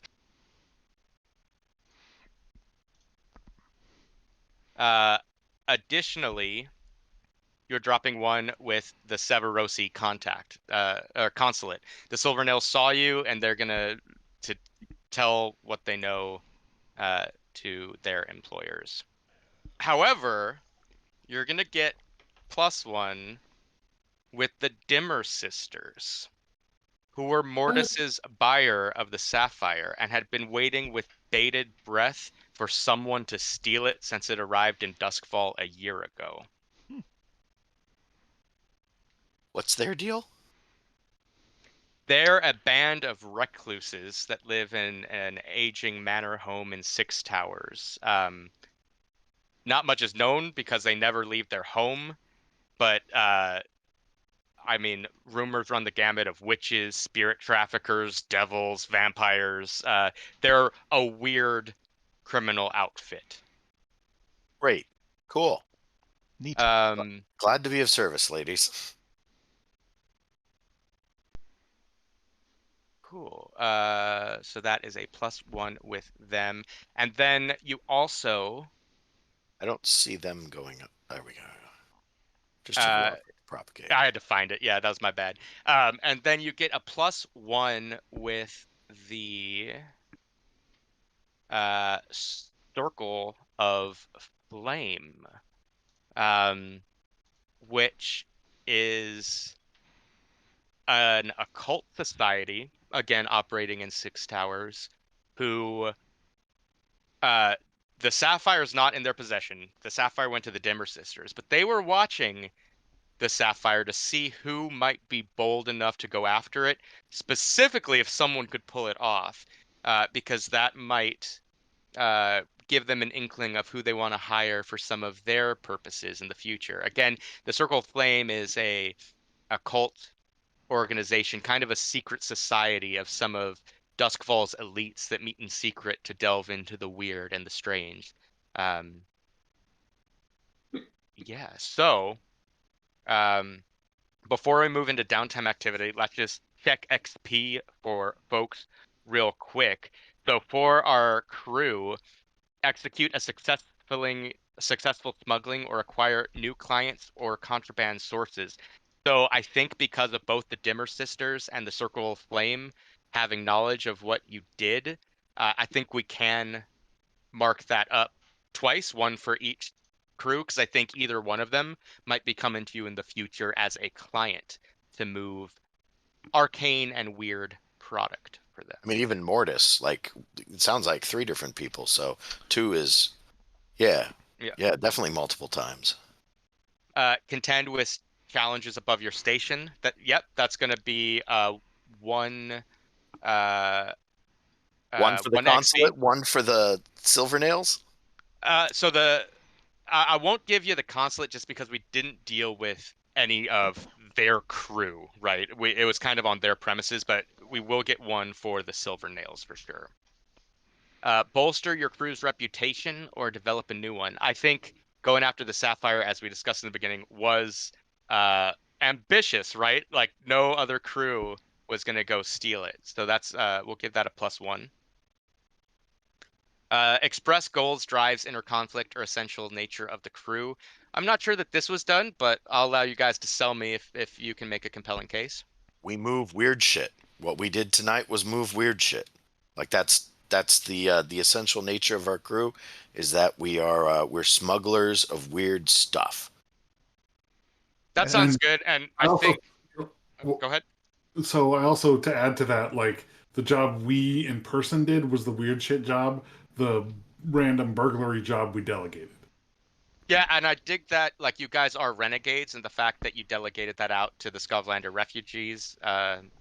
Yeah, I'll give that to you. So, a pretty good run for your crew. That is, if my math is correct, a total of 5 experience gained for your crew. Cool. So let's go to characters. If we just want to go down, or let's do downtime activity, then we can delegate experience to our characters afterwards. So Well, I mean, there's still the matter of splitting coin. yeah, and we should do that before downtime because you can spend coin to increase your effect of a roll. So we have 7, and there's 4 of us. The storyteller, not knowing that you were going to pull off another score, did not divide it in such a way that we could all split this equally. So how are we thinking of dividing it? So we could put 3 in crew, or one of us could take 1 fewer coin. I think 3 in crew is great, and then 1 for each of us. I will probably want to take an extra coin just to try to get an extra downtime action to be able to heal up, since I took 3 harm I took 2 level 1 harm and then 1 level 2 harm. Yeah, we got to pay the doctor's fees. Yeah, I think Emeline's fine with that. All right. So two coin for 2 coin for Cole, 2 coin for crew, 1 coin for each of the rest of us. Mm-hmm. So mark 2 coin in your crew, 1 coin or 2 if you're Cole. Okay. And this coin again can be spent to increase the effect of a downtime roll, or you could spend it to take an additional downtime action. So the actions you can take, and for this, I'm going to go ahead and move us over to the factions page. I might move us to downtime if we're doing another long-term project, but as part of downtime, if we so choose, we can investigate one of the other factions' clocks. But these are, we can acquire an asset. So this is an item, cohort, vehicle, or service intended for a temporary use. So what that means is you'll roll to see the quality of the asset and you'll have access to it for the next score. But after that, it it goes on its merry way, or you have to return it, it's broken, it's limited, whatever. You could do a long-term project. These are sky's the limit, your imagination. But this also includes starting a clock to gather information about what the other factions in the cities are doing in case you want to stop them. You can do a downtime activity to heal or recover. Uh, you can reduce heat. You can train, and remember, because we have prowess training, we gain +2 XP in prowess rather than +1 when we train. And then I think one that we're all going to be doing on some level is indulge vice to reduce stress. So I'm just going to hit all of you going down based on where you're located on my screen. This can just be kind of montage, just talk about the downtime action and how you're handling it, and then I'll tell you, and you'll pick something to roll, and I'll tell you what happens based on the result.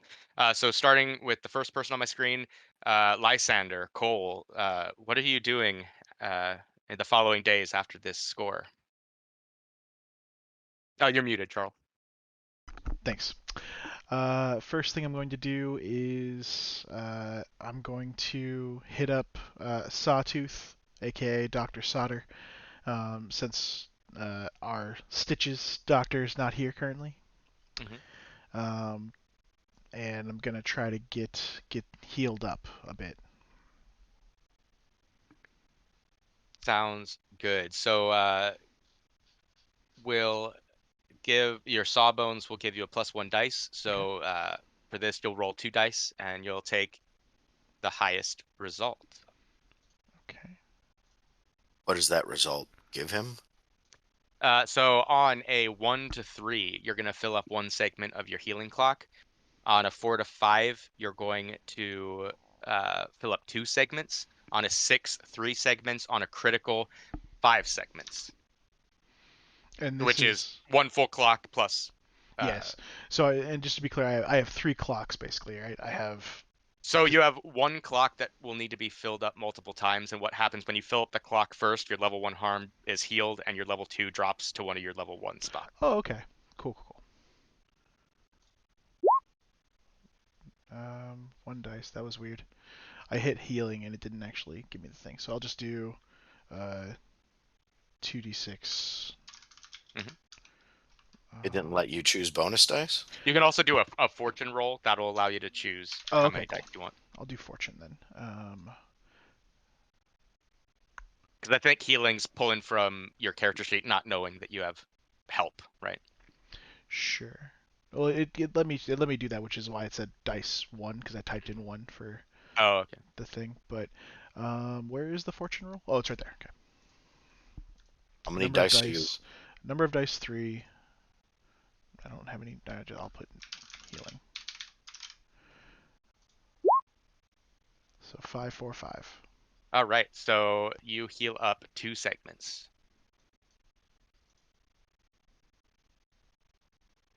Now that's 1 healing action. You can heal action again. Now I will say, for that 1 coin, you could take another healing action, or you could increase its effect to get a 6 rather than a 5, which would heal up 5 segments of the clock, which might be a better bang for your buck.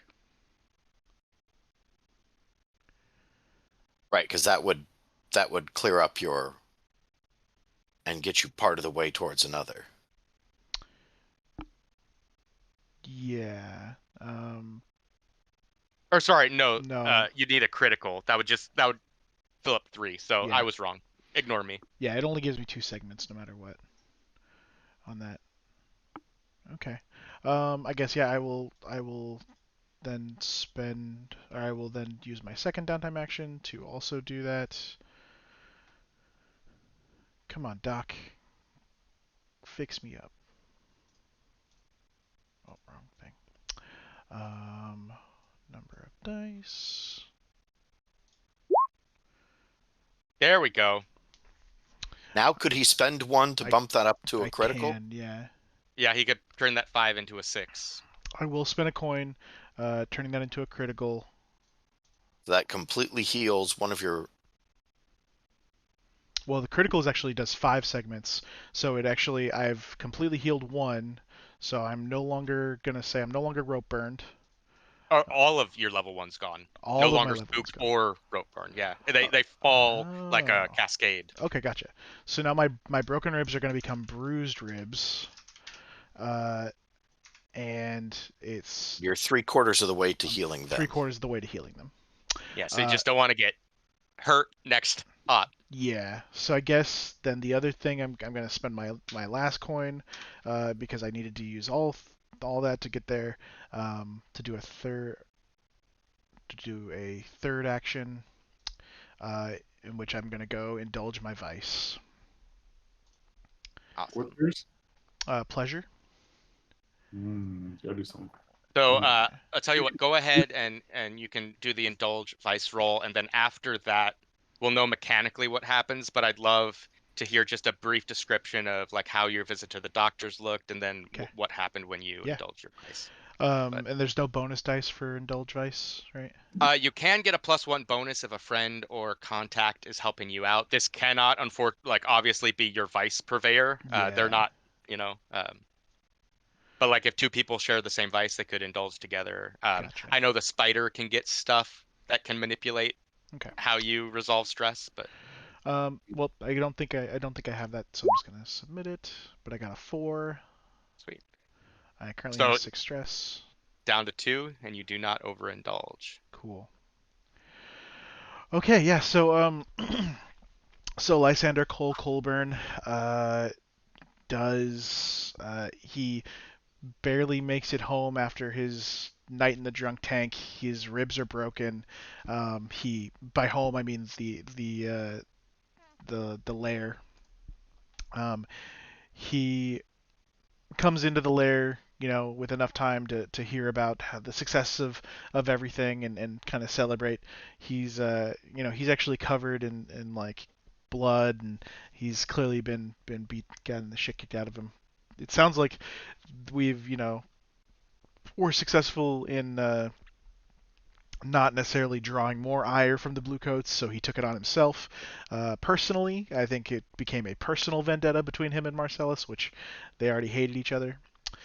And so then he takes his 2 coin, and he heads off to find Dr. Sauter, who has a little kind of shingle in Night Market. He's definitely just badly in pain. I think he gets to Dr. Sauter's, and the doctor has him lay down, has him smell some ether, like sniff some ether, so he's kind of knocked out. He goes ahead and like puts like salve on his hand where it was burned. He like does the old school wrapping of the torso for the ribs, even though that we know that doesn't really work anymore, or we know now that doesn't Fantasy really work. world. Yeah, in the fantasy world, they definitely wrap him up. He probably has him like chew some extract of something that gives him basically like an acetaminophen type pain reliever. And then he notices that Cole is a little bit jumpy. Like when noise happens, Cole kind of like flinches and things, and so they just sit there and they talk for a while and kind of like talk through. He ends up talking about you know seeing ghosts, fighting some dudes, and he actually tells Dr. Sauter the story about their heist and like all the things that happened. And I think after that he kind of feels better about. He's like, you know what, it's okay. Like people, ghosts are fucked up. You shouldn't have to deal with that. And people are one thing, ghosts are a whole other thing.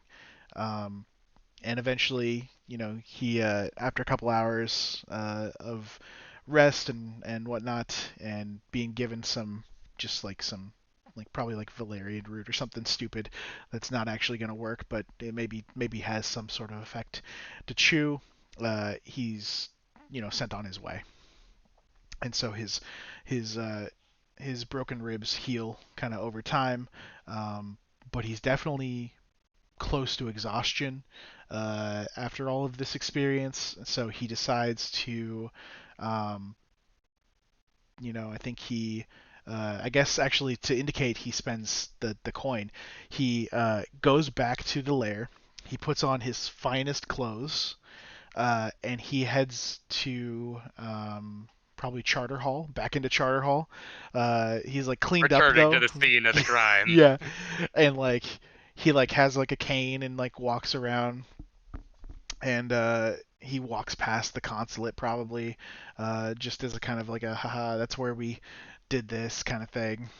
And That sly smirk on his face. yeah, and There's then like you see like there's obviously blue coats. It's taped up because obviously there's been a robbery. yep, People are freaking out, and you just have that smug knowledge of oh, you're never gonna find it. right, it's gone already, and he has like a top hat on kind of thing, and then he goes to like a burlesque show. He like pays his coin, like pays way too much, which is indicated by losing that coin for his action. Pays way too much to go see a cabaret. For Um, sure, yeah, it was probably put on by like the university students at Charter Hall University there. You know, kind of like art department type deal. yeah. Um, and So it's like you pay the coin and weren't expecting much, but you did heal 4 out of 6 stress, so like it was probably a decent show. I think he hits it off with a a cigarette girl or cigarette guy or cigarette they, who comes by and offers him something. He's like, sit on down, like let's have a drink. He drinks a little too much, but he doesn't overindulge himself. But yeah, he enjoys his night out. Awesome. Cool. So that is Cole's downtime. So moving down to the next person on my screen, that is going to be Silas. You got 2 downtime activities and 1 coin. What do you do? I think first, like for him, indulging his vice is going to be like the celebration. Like so, one he's going to indulge his vice for one, and I think the second, um, ooh, I think what he'll do for the second, and so because of how good the cohort did, or the group did that we had do the other score, he'll recruit them as a cohort for the next heist. The acquire asset. Awesome. Sweet. Yeah. But yeah, so he goes to I think probably the Centralia Club, and that's where he goes to. And for him, as much as it's indulging stress, he views it as like I'm celebrating this great heist. We pulled something off that no one else could, so I'm going to show how amazing I am. Excellent. Excellent. Yeah, I think let's go ahead and roll Vice and see if you don't overindulge because there might be complications there. If it's even possible for you to do so with Right? Uh, so no bonuses, just regular. nope, doesn't seem like anyone's helping you out, so Damn.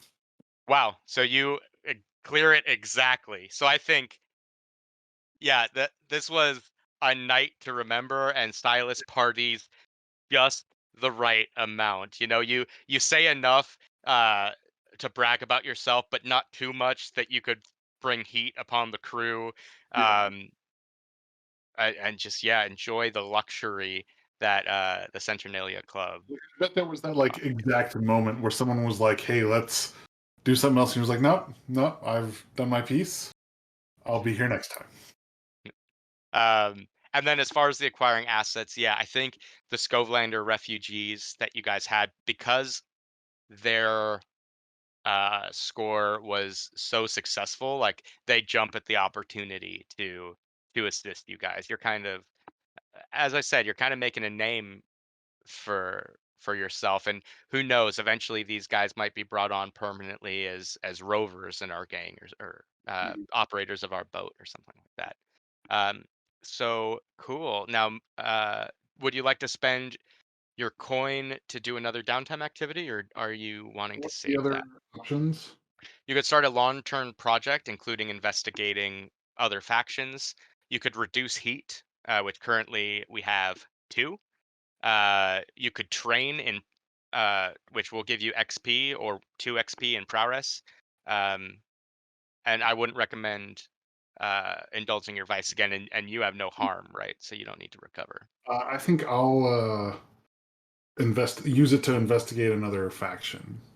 Cool. So looking at the faction clocks here, which faction are you looking to investigate? So we know. So even these ones like the Dim Sisters and the Circle of Flame, like we are made aware of that we're up with them. Yeah, I think like rumors on the street start circulating. I think if nothing else, Jeremiah or even Sarah have been in contact with you and have been like, "Hey, nice," like because you had to pay Jera off for the score, right? She knows you did this, Yeah. and so I think if it wasn't her, it was Sarah who was like, "Hey, what you did has made some waves. Like people are talking about this. Like, like good on you." But I think like the names that were dropped were the Dimmer sisters and the Circle of Flame. Like, Yeah. So I think I'll be invest ready to the have circle. emissaries from them.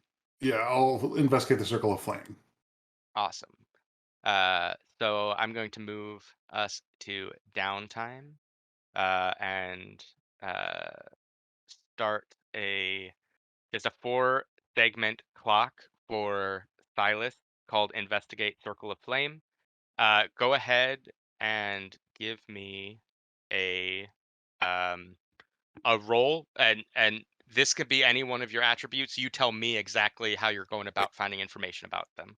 Does he have to fill up his own 4 segment clock to fill one tick on the clock?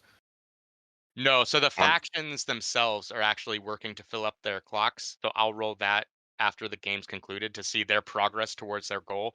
Once he fills up his 4 segment clock, he will reveal the text on what they are trying to achieve. oh, So I think for me it'll be Survey, and that's because he's. Uh, Actually, no. I think it'll be Consort. Like he'll go to certain like social functions and kind of just start tossing the name around. Yeah, so I'll tell you what, I'll give you this for free as part of starting this investigation. Um, you This actually happens when you're engaging your vice. You're talking about how, we pulled off a great score and stuff like that. And your vice purveyor, Harlan, what is his name? Harvale Brogan, Mm. uh, comes up to you at some point and is very interested in it. And you guys get to talking and you find out why. And that's because he is one of the 7 leaders of the Circle of Flame. What's his name? Harvale Brogan. Arvel Rogan.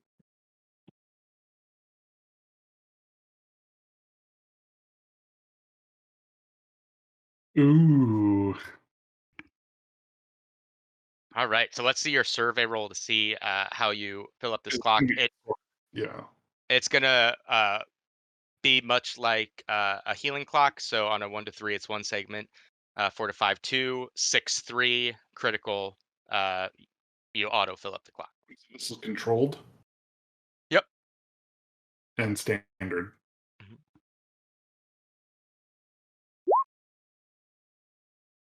Okay, so we will take the 3, which means you fill up one side. Okay.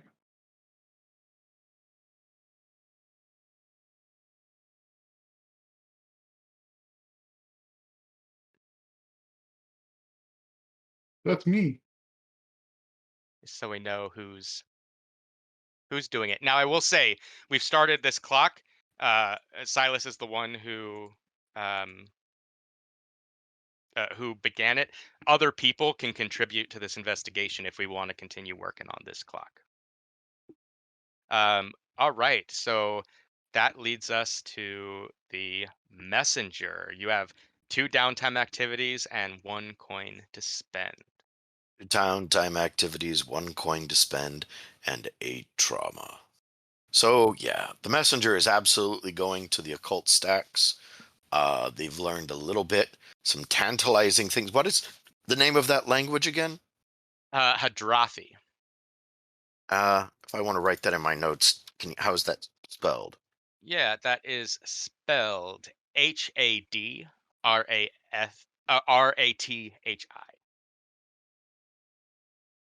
Hadrathi. Mhm. Knows, not knows. Can read at least some Hadrathi. Okay, cool. So the runes are very interesting. The fact that that stone was a spirit lure is very interesting. Why did the so-and-sos have that? What was it doing here? Why would you drag a spirit lure around like that? Like, this is all very interesting. So we're going to be researching and trying to delve out secrets. But this isn't like something that gives an investigative role, because it really isn't about learning things that'll be useful. This is about feeding the vice, and this vice is to find secrets. They don't have to be particularly useful ones. So I am indulging vice. I have 0 bonus dice. I am rolling. 5.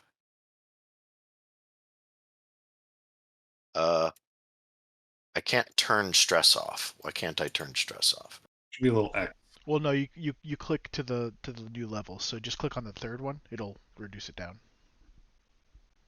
Thank you. I think 3 stress is probably okay. I don't want to overindulge and draw heat or cause other problems. And 3, I've got a 1 in 2 chance of overindulging. Don't like those odds. I'll just have to be a little more careful in the next game.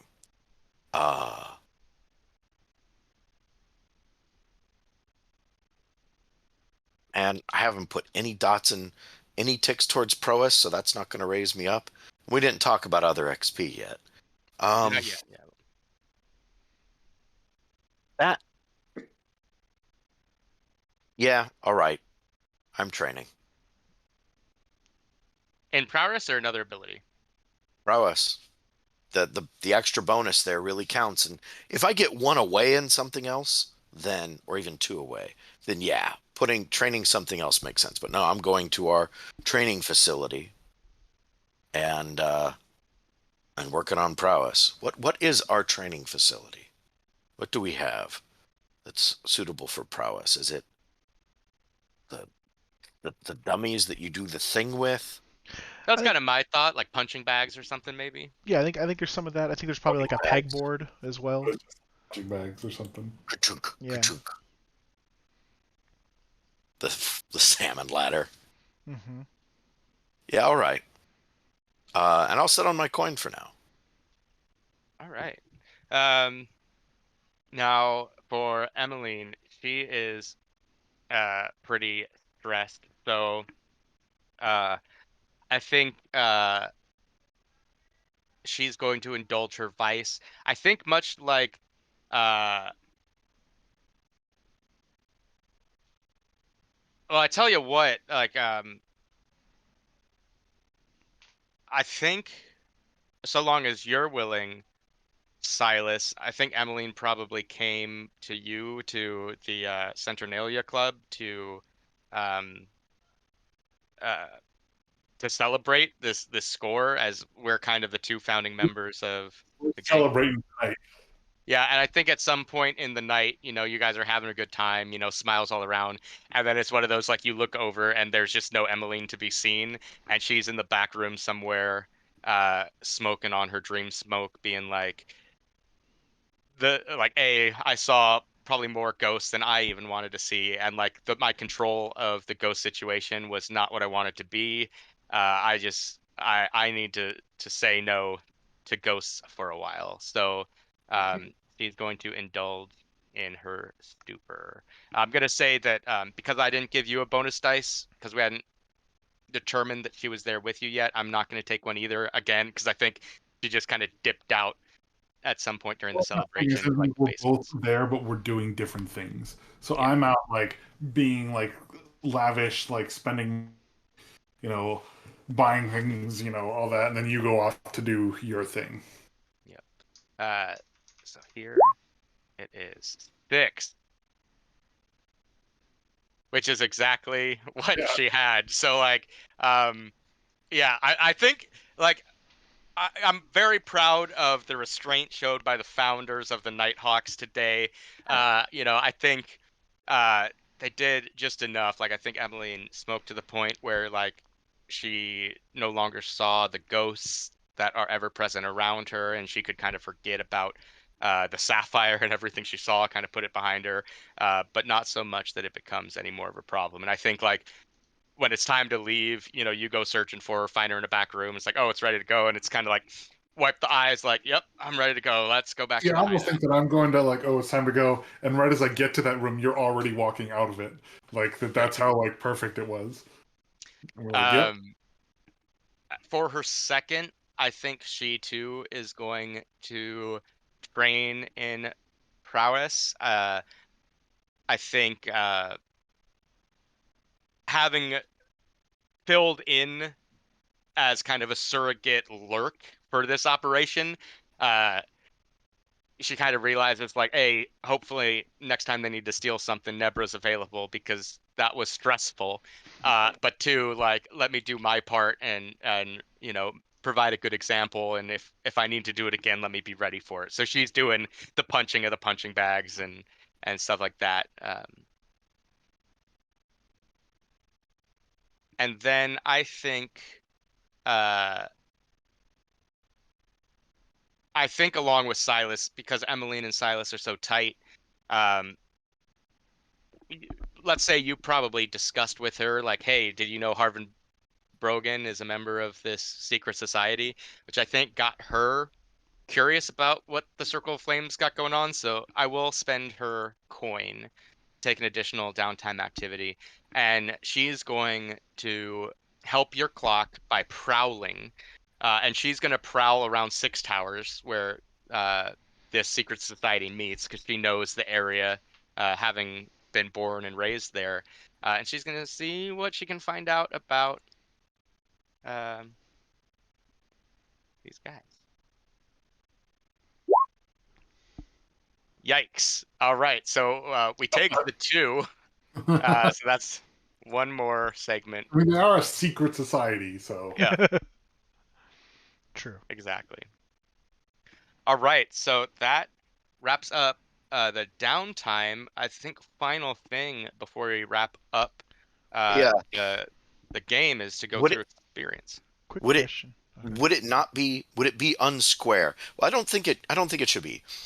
I'll make an argument here. I think it should be fair to if we have reserved action on downtime, because the order doesn't really matter. Coming back and saying, yeah, I'd actually like to spend my coin and contribute to this investigation. Oh yeah, yeah. So I'm gonna do that. 'cause here's how I imagine it went down. Like after we get like out of the club, either on the way home or like when we get there, I'm like, let me tell you what I just found out. And then you were like, really? And then like that goes to the messenger also. Because I wouldn't like be like silent about that to the crew. I'd be like, hey, guess what? I just found out. So I think this is gonna be a hunt roll, and so it's risky standard, right? Yeah, and how are you how does hunt come into play? How are you I'm hunting tracking people. I'm following or people track around their the movements city. I have a person who is identified as one and of the seeing members who of they the meet Circle up of Flames. with and I then am, following that person? Yeah. He's yep, got a I little. am, He's got a board with pictures, and they're all like drawn together. Yep.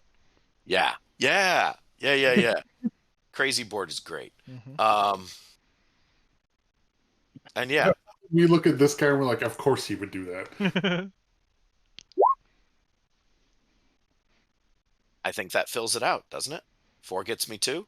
4 gets you 2. So let's go to this faction clock. Look for the circle of flame. Cool. Uh, they just have the one clock. I will say for some of these they have multiple clocks. If that's the case, you'd have to choose which clock you want to reveal. Um, but yeah. You're gonna have to So the switch circle of us. flame. Yeah, we're still looking at. Acquire. Oh, yeah. Thank you. Faction. Okay. The circle of flame has now been revealed. acquire all the artifacts of Kotar. What that means, you don't know yet, but acquire and artifacts seem to be something that's right up your crew's alley. Yeah, all right. So now we know who to rob if we want the artifacts of Kotar, and who to sell them to if we steal them from somebody else. Right. Quick question, Kyle. Mhm. Because I'm looking at this now and I'm like, oh, I had a heavy load, and so I could have theoretically thrown on armor at the last second, and blocked one of these. I could have wiped out the level 2 harm that I took. Um, but I don't know how I feel. Like I don't really care. Yeah, because I'm 3/4 of the way done with the healing clock and can carry it. It's also at level 1 now, so. Yeah. Up to you. I'm fine with it. We're still learning the ropes. So, Right, but you also could have, you also did reserve that and could have pulled something out of the load during the ghost conflict as well, Yeah. which didn't happen. Right. But yeah, armor might be worthwhile next time, or retroactively this time. Ah, um, you switched back to something and it's all zoomed in. sorry. Just clearing these things here. So yeah, the next. Oh, I need to object and token layer. Yeah, so next thing we need to do before wrapping up is talk about experience. I don't need to be the sole arbitrator here, so everyone you can make your case and everyone can kind of be like yay or nay. Um, so again, going same order that's on my screen. Let's uh, uh, talk with Cole and check his XP triggers Okay. as a cutter. So the XP triggers as a cutter, excuse me, are you address a challenge with violence or coercion. You express your beliefs, drives, heritage, or background, and you struggled with issues from your vice, traumas during the session. Obviously, the violence and coercion, I believe, happened multiple times throughout, as I seem to be the thing that I did. Yeah, you did try to shoot a silver nail. Definitely tried to shoot a silver nail. Definitely punched Marcellus to try to stop an interrogation.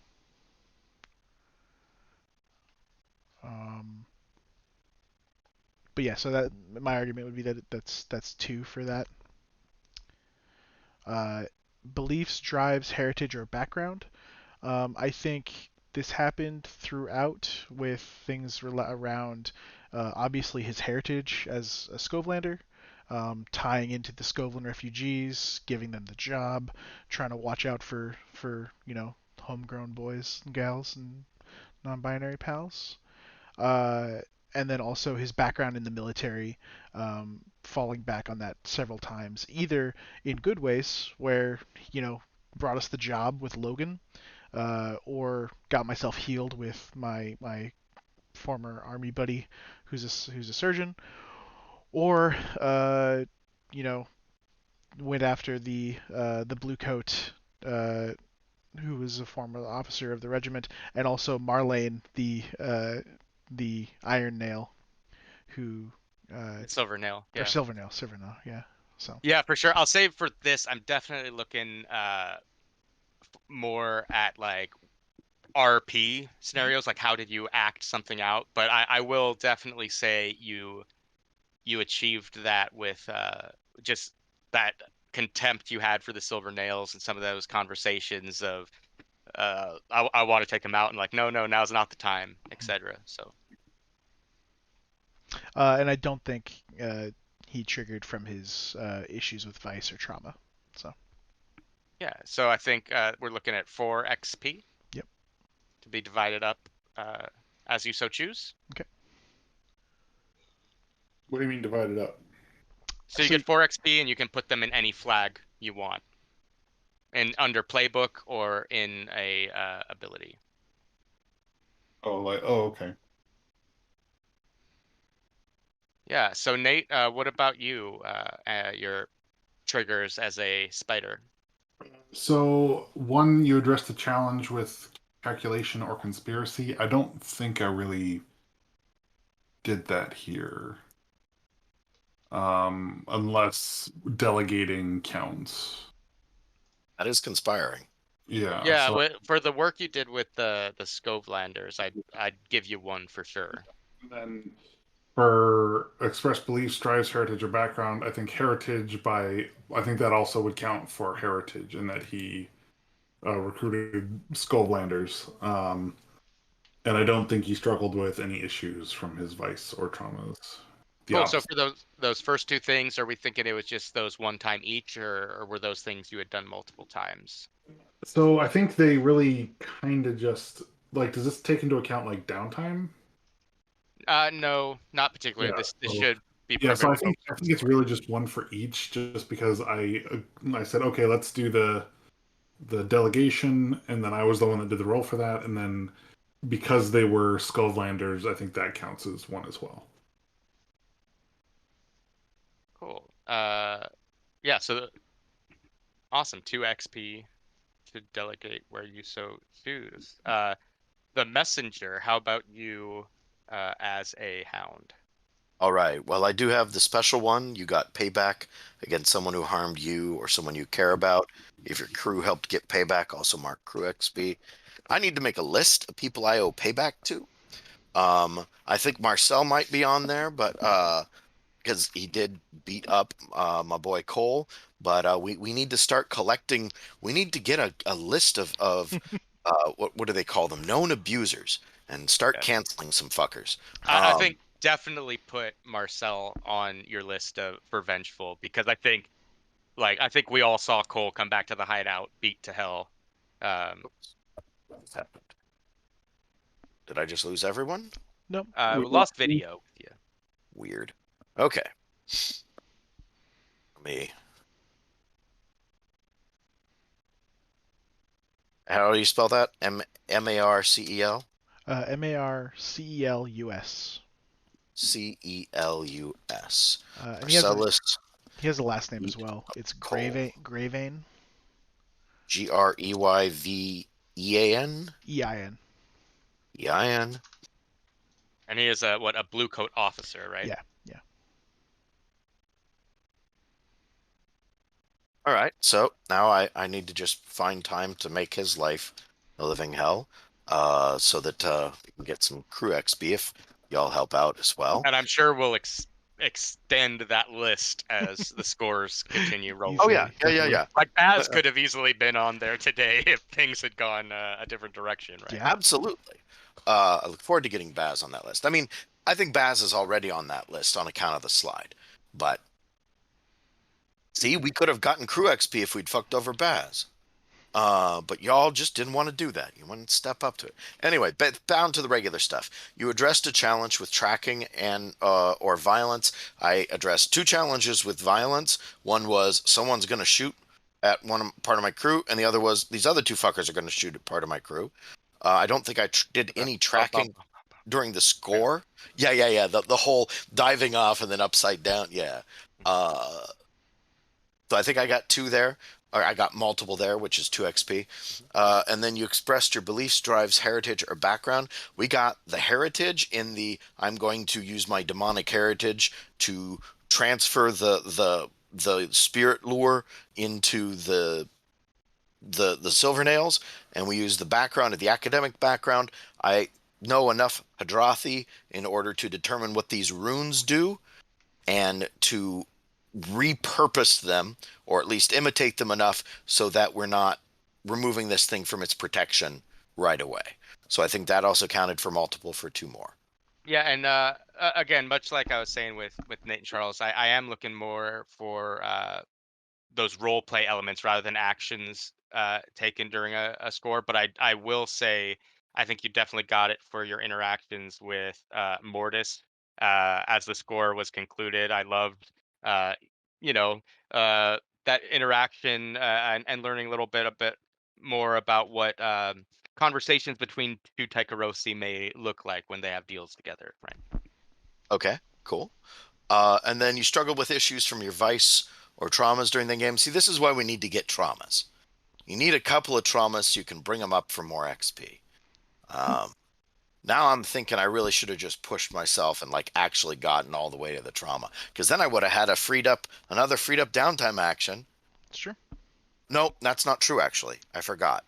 Once you have at least one trauma, you have to you have to indulge your vice every downtime. Otherwise, you incur stress, because you can only avoid your downtime without incurring stress if you have 0 trauma. But that's all right. It still would have been another opportunity. So I think I got 4. Sounds good. I will spend them all on prowess and raise finesse to 3. Can you buy 2 abilities in one go? Oh no, not well. I mean, you could if you filled up 2 tracks, right? But like, Okay. Well, if you want to split them, I have 2 experience. I can't spend 1 in ability and 1 like.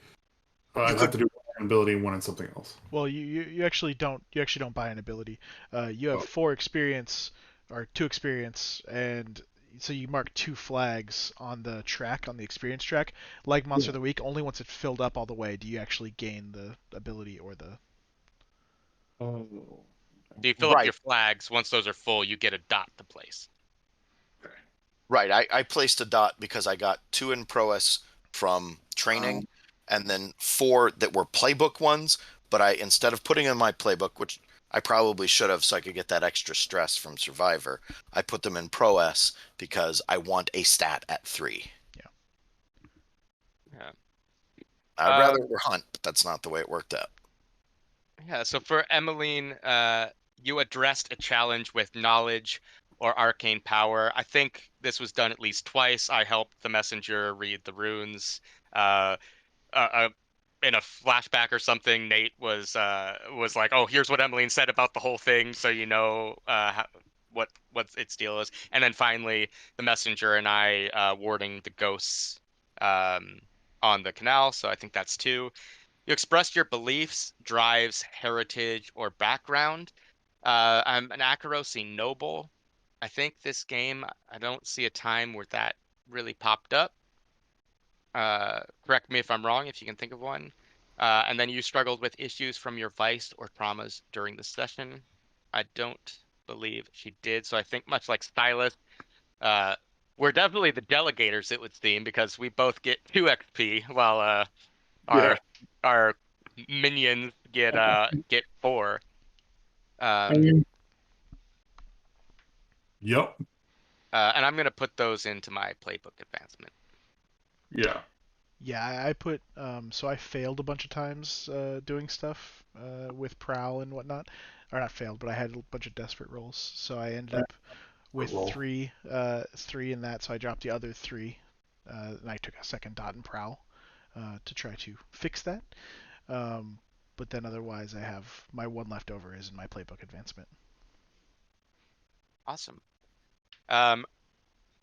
Cool. Well, I think with that, we'll go ahead and You know what? No. Sorry, we already have someone on the crew who's got 3 finesse.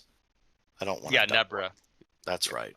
I'll put those into hunt. So I'll just be 1 away. I'll put those into insight. I'll be 1 away from getting my 3rd dot in hunt. Okay. Just need a good desperate hunt roll. Yeah. All right. Yeah, so I think with XP all delegated out, that is a good spot for us to conclude today's session. Go ahead, stick around. We'll do a quick rounds real quick, just check in with everyone. But then we can kind of take our leave and go about and enjoy our day. So thanks for playing, everybody. Yeah, there's the War running Crow's it, man. Foot. This is a lot of fun. This is a neat game. Yeah, you got it. Cool. Yeah, who wants to kick us off? We'll do it like we, do our normal rounds. First, I guess, because this is our first time playing the game, I'd love to get your feedback on, what you liked, what you think could need work, just how to make it a better experience overall. But then beyond that, your feelings on the world, what you learned about your character, and your thoughts and opinions of your other crewmates that accompanied you on the score today. All right. I'd like to start off if that's all right. Yeah. So about the game, having played Burning Wheel before, I think one place we can definitely improve as we get more used to the game is with the players creating narrative by volunteering actions. That allows us to engage more with the game, especially by finding with this game in particular, by finding places to actually make desperate actions where, like, win or lose, the story progresses, and that's why you're rewarded, because the desperate actions are really things that are going to change the narrative, and or progress it, and that's really what the game is trying to get out of us, and so that's why we get that reward. So just finding those as we get more used to the game.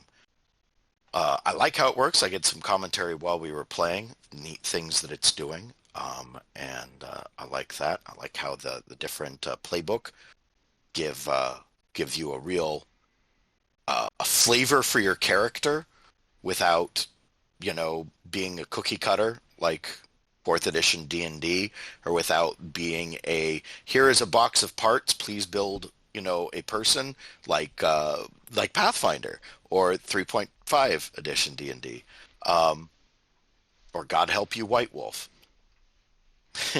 I don't think you can make a completely incapable starting character in this like you can with White Wolf. But in any case, my character learned about the messenger. The messenger is just really getting into being a criminal. There are connections. There are ways you can get what you want, and they're learning new ways to do that. What they've learned about themselves. Well, attunement is interesting. Might be interested in interacting with some more powerful artifacts and really using them in ways that aren't strictly investigative. Like, there's no way you're not going to get like a study doing what the messenger did with that sapphire. That's not going to get past an ethics board. But no, just grab the thing and do something with it. Yeah.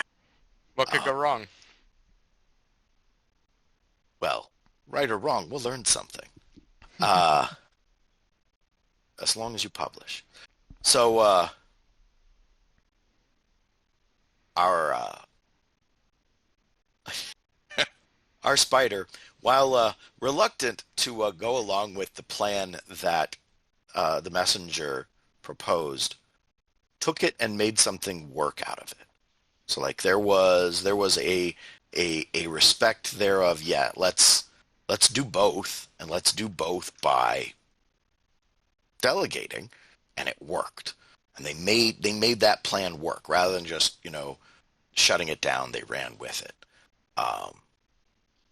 Cole, while also arguing against what the messenger thought was the right thing to do, also was instrumental in accomplishing the goal of doing them both anyway. Yeah, it definitely brings solutions out in the field, like just making things happen with violence, which is great.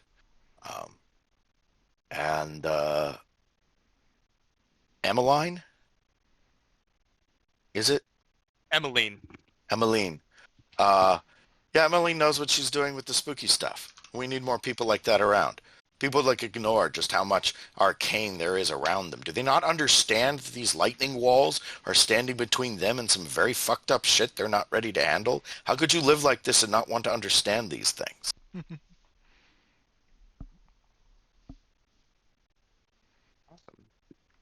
So, just for my benefit, real quick, in regards to what you were saying at the beginning with Burning Wheel and finding those opportunities, any suggestions on how that might look? Would that perhaps maybe allowing you guys to be like, I think my position here is desperate, or what are some actions I could take to? Well, it's more like that actions for you? more like actions we'll take as players as we get more used to the game. We'll find situations where we can do that. And if you haven't played in games where that kind of narrative duty is on the player, like in most role-playing games, you're like, I'm trying to help my... You might not be like this. Well, you are. You're like, I'm trying to help my character have this thing happen. And that thing might be a very fucked up situation, like you'll play with the White Wolf, and I like that. Or it might be more money and more power, like the Munchkins play D&D.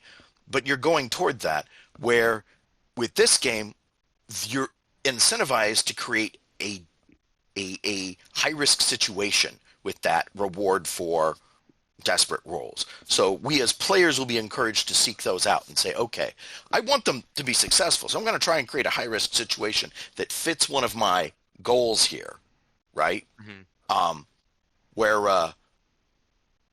Well, with Burning Will specifically, the things you have more dots in, or exponents in, a higher exponent in, it becomes more and more difficult for you to advance them because it's harder and harder to make a high-risk situation. But by separating that from the actual rating, which this does with the desperate situation, it ties it directly into the narrative. So you can go and say, well, I've got, maybe you've got 4 dots in Tinker, and you're like, yeah, well, what I'm going to do is seek out a situation where even if I'm really good at Tinker, the risk is really high still of bad things happening. More things kind of like Cole and his, I'm really good at strength, but I'm going to jump off a 4-story roof and see how this works. Yeah. An excellent example. I was trying to think of one from the game and it wasn't working, but yeah, that's exactly what Cole was doing there. And I don't even know how to do that with the face that we've got here as the spider, but we should be looking for trouble. Mm-hmm. Well, thank you.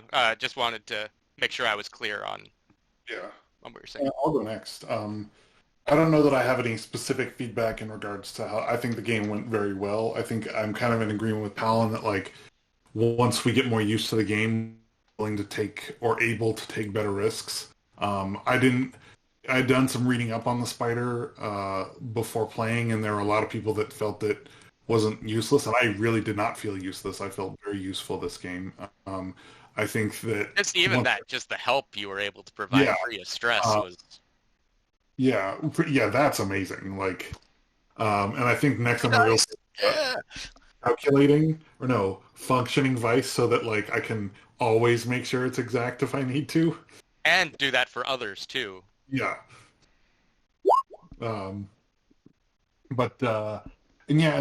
Because I do feel like I kind of wish we had used more flashbacks, but I don't think we're used to that aspect of the game yet. And so, because there was times where I kind of want to do them, but I don't know yet how that would work. And that I think comes more from this is the first game rather than anything else that I think that the storyteller could do.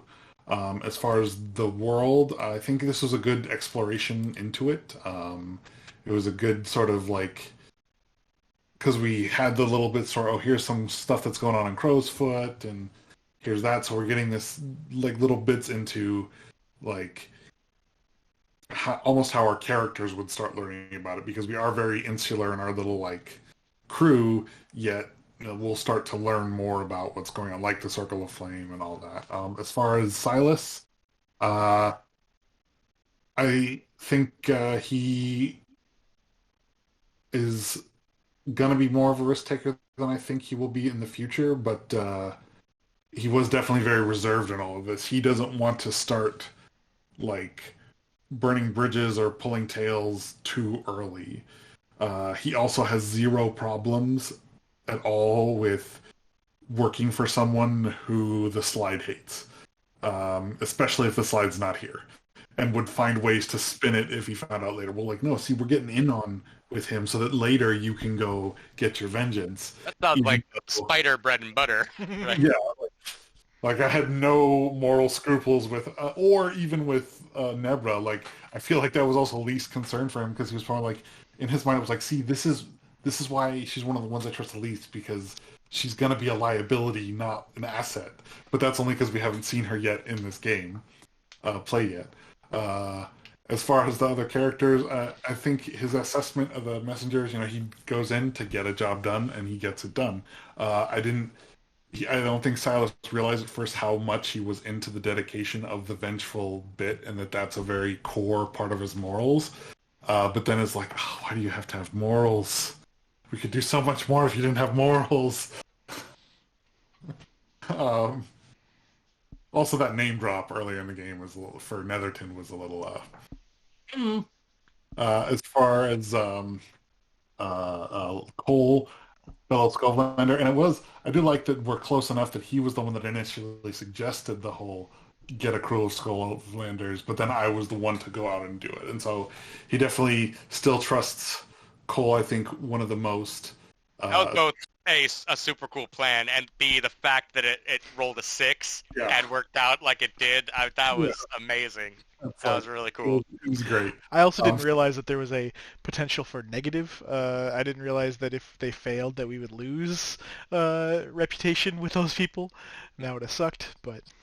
Trust our fellow Skovlanders. I'm the only untrustworthy Skovlander in the city, probably, but they don't know that. Right. But I also kind of like, initially when I talked in my session 0, getting caught is something that Silas would consider to be bad, and like that's something he can that's effect on his reputation. That's worse than being just killed. Like he'd rather die in a job than get caught. But what Charles had to do to bust out the talker, he didn't consider being caught. That was more of a planned execution of a problem. So that was not in his mind a failure. It was like, oh, okay, I would have just probably tried to throw money at it, but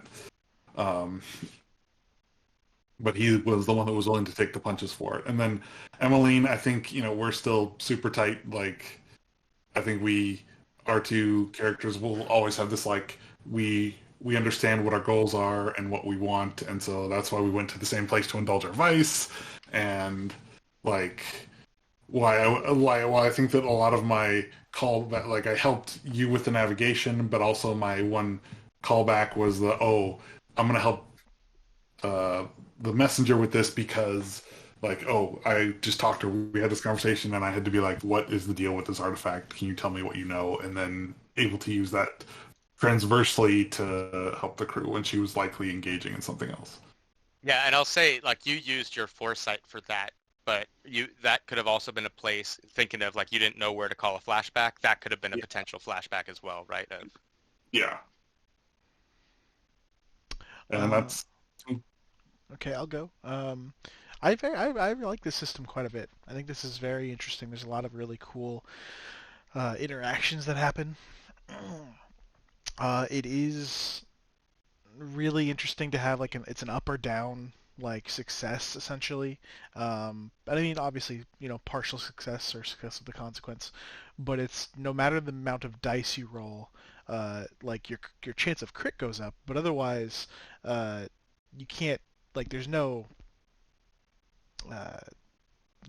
It's rolling a success or not is in a lot of ways, which is interesting. I do think that there is an option, which I don't know if it's in the rules. I don't think it is, but the first thing that steps out to me in the entire system is if I were on the editing team for this, I would suggest offering up the potential for trading position for effect. If someone wanted to trade a controlled position down to a risky position or a risky position down to a desperate position in exchange for making the effect higher, I would probably put that in, codify that in the rule set. And the worst that's going to happen is people are going to try to abuse it for XP sake, but that also means that they're going to suffer from a bunch of desperate effects if that ends up happening, which kind of to Powell's reference, that's what the game wants. It wants you, that is the trade-off, right? Yes, you get an XP, but also as it could have easily cascaded, that last interaction with the ghost could have easily cascaded out of control if we had failed in any of those things. We were succeeding with consequences, which meant that the ghosts were still developing and they were breaking out, right? But ultimately, if we had failed at any point, then I could have totally imagined the ship running aground or something and everything being terrible. Go ahead, pal. What's up? Someone getting possessed, which is Yeah. automatic trauma. I think there is a way to trade. You just have to propose a more wild action. Like it just requires, it's not something that just happens mechanically. Sure. You have to say, I'm going to do this crazier thing. Like, take more risk, do something flashier, be more action movie. Like you running down, like you, again, Yeah. coming back to the example of your running down that wall Mhm. rather than just belaying down in a sane fashion. I agree that I think that there's some of that exists, but I think that that's very much. But I had to do that in a devil's bargain way, versus I guess a risky way, right? Like I had to offer up basically a wound uh, that eventually cost me a gold to fix or a coin to fix, versus having a chance at maybe doing something like doing that very similar thing, and could if I had rolled a 6 on that, like rolling a 6 on the it's actually rolling a 6 on the Scovelander crew thing is what made me think of it. It's like that's really cool. That's a thing that like had almost no chance of actually being great, and like we sent them out there, they had a 50% chance of failing outright, and a 50 a and it came back 1 and 6. We got it. So, but yeah, I think I agree. I think it does exist already with kind of the devil's bargain stuff. But I think, as we play more, feel free to add your own narration or your own like, I want to do this, and or even like come with it to the argument, like I want to do like, or here's what I do, right? Describe the thing and be like, I think this is probably a desperate position and maybe a higher effect. Like I'm willing to listen to your guys's Well, because the reason I say it that way too is I think there's also a really interesting aspect to try and lower your effect to gain a better position, right? So if I'm in a desperate position and I'm gonna have a great effect, right? I don't know what that looks like. Maybe I'm charging at a line. Maybe at the very end there, those guys come out and you don't shoot them, pal, and I decide to take my rage essence vial and I charge into them to try to take them down, right? That's a desperate position. It feels like to me. But maybe it has a great effect because that's the thing my character does. I would be able to hold them all up or whatever. Um, Maybe you could change the effect to be standard and get and up your position to risky. So that way, when you're charging in, I'm not necessarily risking mortal harm on a 3, right? Now I'm risking bodily harm on a 3. And I think that by making a mechanical thing, we're putting the narrative duty back on the storyteller. Here's the thing, the way that the situation the storyteller is described and what I want to accomplish. Well, that's this position and this risk. I don't remember what it's called. This position and this effect. Well, what if we lower those? Well, now you're asking the storyteller to tell more story, where this is, again, putting it on you. Instead of saying, I'd like to make that mechanical switch, what would that look like? You say, how about it looks like this? What does that do to the mechanics? So we can still come back and turn things up or turn things down. But there will be some situations where there will be limits to the imagination and we can't just adjust it. Like I agree. You've been thrown off a building or something. No, I agree. I think my point is more that I would never want to put it back on Kyle to do that. I don't think that's his role in this. I think he sets the initial difficulty essentially, right? He sets what the position is, what he, as our adjudicator says that the position is desperate or risky, and I think we can then argue. And I think part of that arguing, or not arguing, but the part of that proposal has to include how you're doing that, because I think that's built into everything else in the system. Like we are justifying every single roll, we're justifying every single action. I don't think there's ever a time, and I think that's the intent, is that where Kyle says you should do this because of this, right? So I think that's already built into place.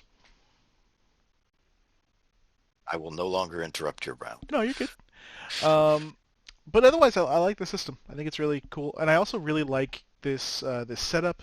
Um, I think I want to figure out a better way to have the map up, like the high definition map up, at least in our stream. Just because I had it up for myself and I was zooming in and out, and I was like, okay, oh, we're in the yellow ribbon area. We're off the honey water. Like I love that stuff. Like being able to scroll around night market, and I do think I was going to propose to the group that we do kick out whatever NPC group had the grotto um, in off of the mist there, because I know you had one in there already. But I really, really like it. It's positioned almost perfectly for us, like it was made for us. And I'm fine if that's where we want to be. We haven't the camera hasn't gone to that group yet. Yeah. It's just in writing, and so in my mind, that's an easy change. They never had it. That could be the grotto could be our grotto, right? Yeah. I just like it a lot. It could also be a different grotto if we wanted to. It's neat that that one's on the map, and it has a little arrow, like a little finger Well, arrow to it. let's do it. Yeah, I think that's cool too. Yeah. So I Yoink. think what's that? Yoink. Yoink. But I love the detail of the world. There's so much going on in Doskvol. I think that's really cool.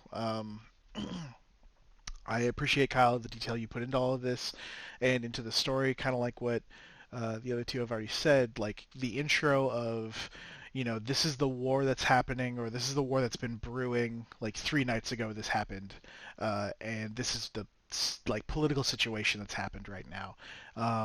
And so much that like, oh yeah, because I can look at the map and see where Crow's Nest is, or whatever it is, and then I can see where Charter Hall is, and like, oh, okay, yeah, it makes sense that the Imperial military regiment or whatever that would be protecting this Charter Hall area that would normally be patrolling it have been pulled all the way to the west to try to make sure nothing crosses over, right?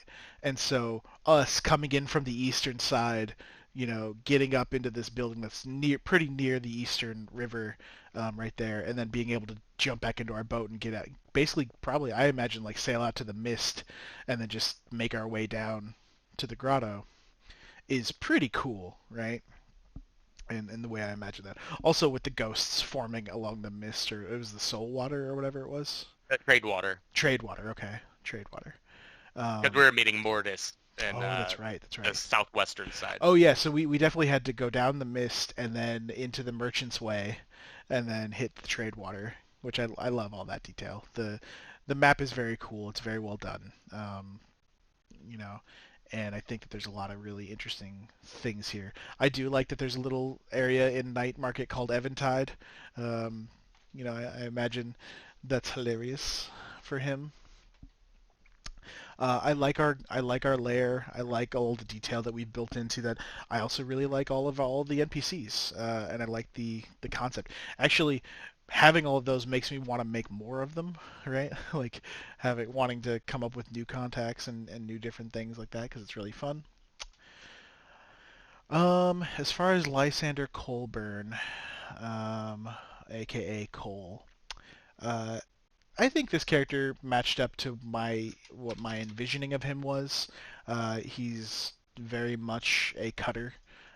He I do like the fact that it was definitely my idea to like outsource to the Skovlanders, but being the spider, and because mechanically it made more sense and roleplay wise it made some sense. Like I could put him in contact with the right people. I could help him do the things, and so then it ended up working out that way, that he was actually the one that did it. I just happened to lend him some clout, maybe. Which was really cool. I do really dig this character, who definitely has a hard on to kill people from the Imperials, and probably fuck up other random gangs that have affronted him in the past, because he's spent the last couple years on this, kind of being a street thug and not being part of any crew, and so I think the last 6 months to a year, or however long we've been part of this gang overall, has been, very good for him for that. As far as other characters, Silas, I think there's actually a pretty strong bond between Silas and Cole. Now, that's large in part because Cole knows nothing about Silas's past, and so that's pretty great. But I think it's very apparent. Like Cole definitely defers to Silas. Like Cole will offer up ideas and like plans and whatnot, and he'll advocate for things to do. But I think he also lets Silas be kind of the face, like because he is the spider, and also because like that's clearly what Silas is good at. He can talk to people. He can engage with people. Like Cole's definitely the lower class. Like I can have a beer with a guy from the docks, and we can learn about a thing. And he can rally some people together to go, I don't know, try to storm a gang facility and take their treasury. But he can't like navigate all the politics involved, and he can't like think of all the different things that have to do with that, or he doesn't currently, right? So I think that's very big for them. Also, I just think that I agree. I think Silas was extremely useful on this mission, and it could have been just because there were only 4 of us, and like we needed everyone to be doing stuff. Like there was definitely a point where I was like, "Come on, Nate, start taking some stress here." Well, the rest of us have taken a bunch of stress. Like we're all near the breaking point, man. If you don't start doing something, we're gonna start breaking.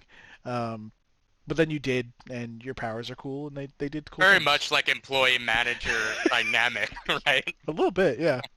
Stressed out? Why are you guys stressed out? Yeah, what are you guys stressed about? I just agreed to steal the unstealable, sapphire. It's fine. Maybe also cursed. It Whatever. was also cursed. As far as Emeline, right?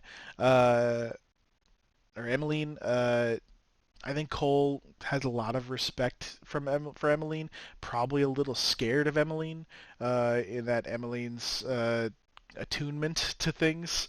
I do think that Cole is a little superstitious. Why he carries a spirit bane charm that his mom gave him, and he'll definitely collect that later. He'll like, I want that back. Like that's mine, because his mom gave him to him, and so.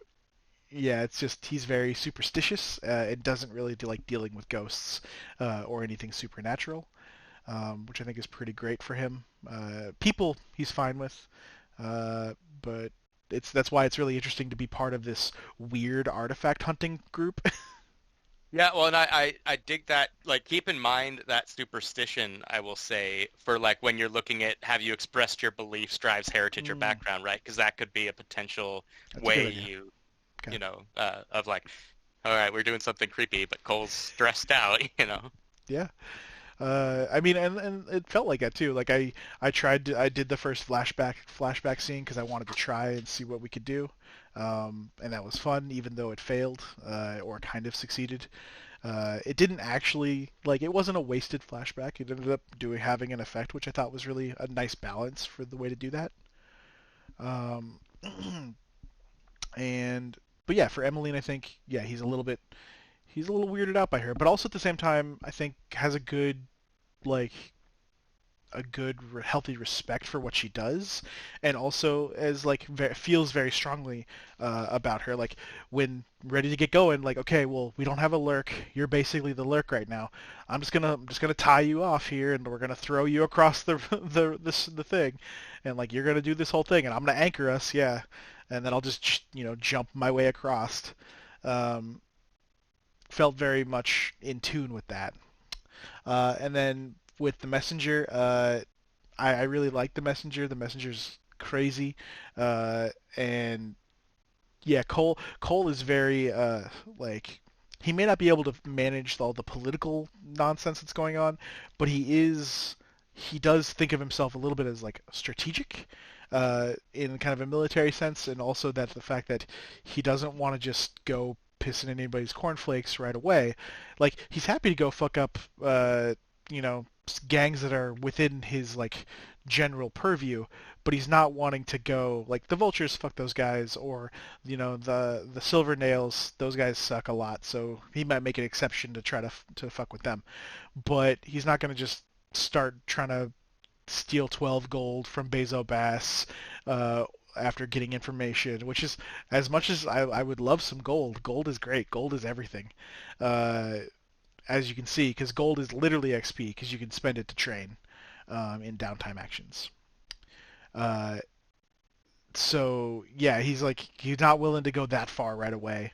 But I think he definitely respects, obviously, what the messenger brings, being the hound, like being the hunter, being the one that like really did I guess if Cutter's love language or language in general is violence, he saw a lot of that come out of the messenger, who is kind of a creepy little person who like sometimes just talks like very like, hey, this is what we're doing. Like kind of thing, and then holds uses somehow, I don't know what he did, but he summoned ghosts and attacked some dudes with ghosts. That was terrible, and that spooked Cole a little bit. But I think overall, yeah, I think this was a very good interaction with that. I can't remember if I said that the messenger was the person that Cole trusted the least, or if it was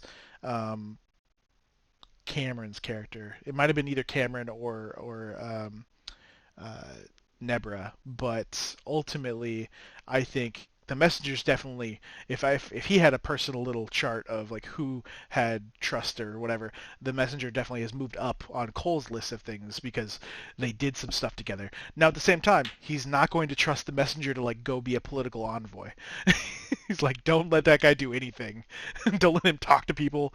Like, we need him for other things. That's it for me. Cool.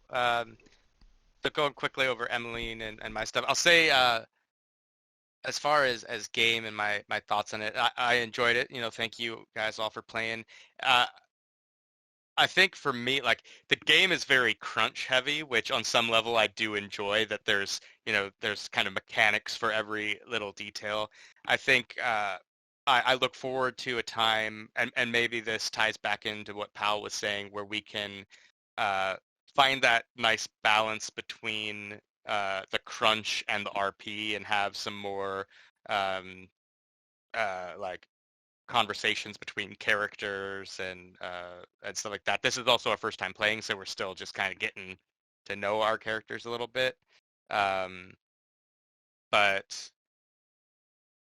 yeah, we'll see. I liked that. I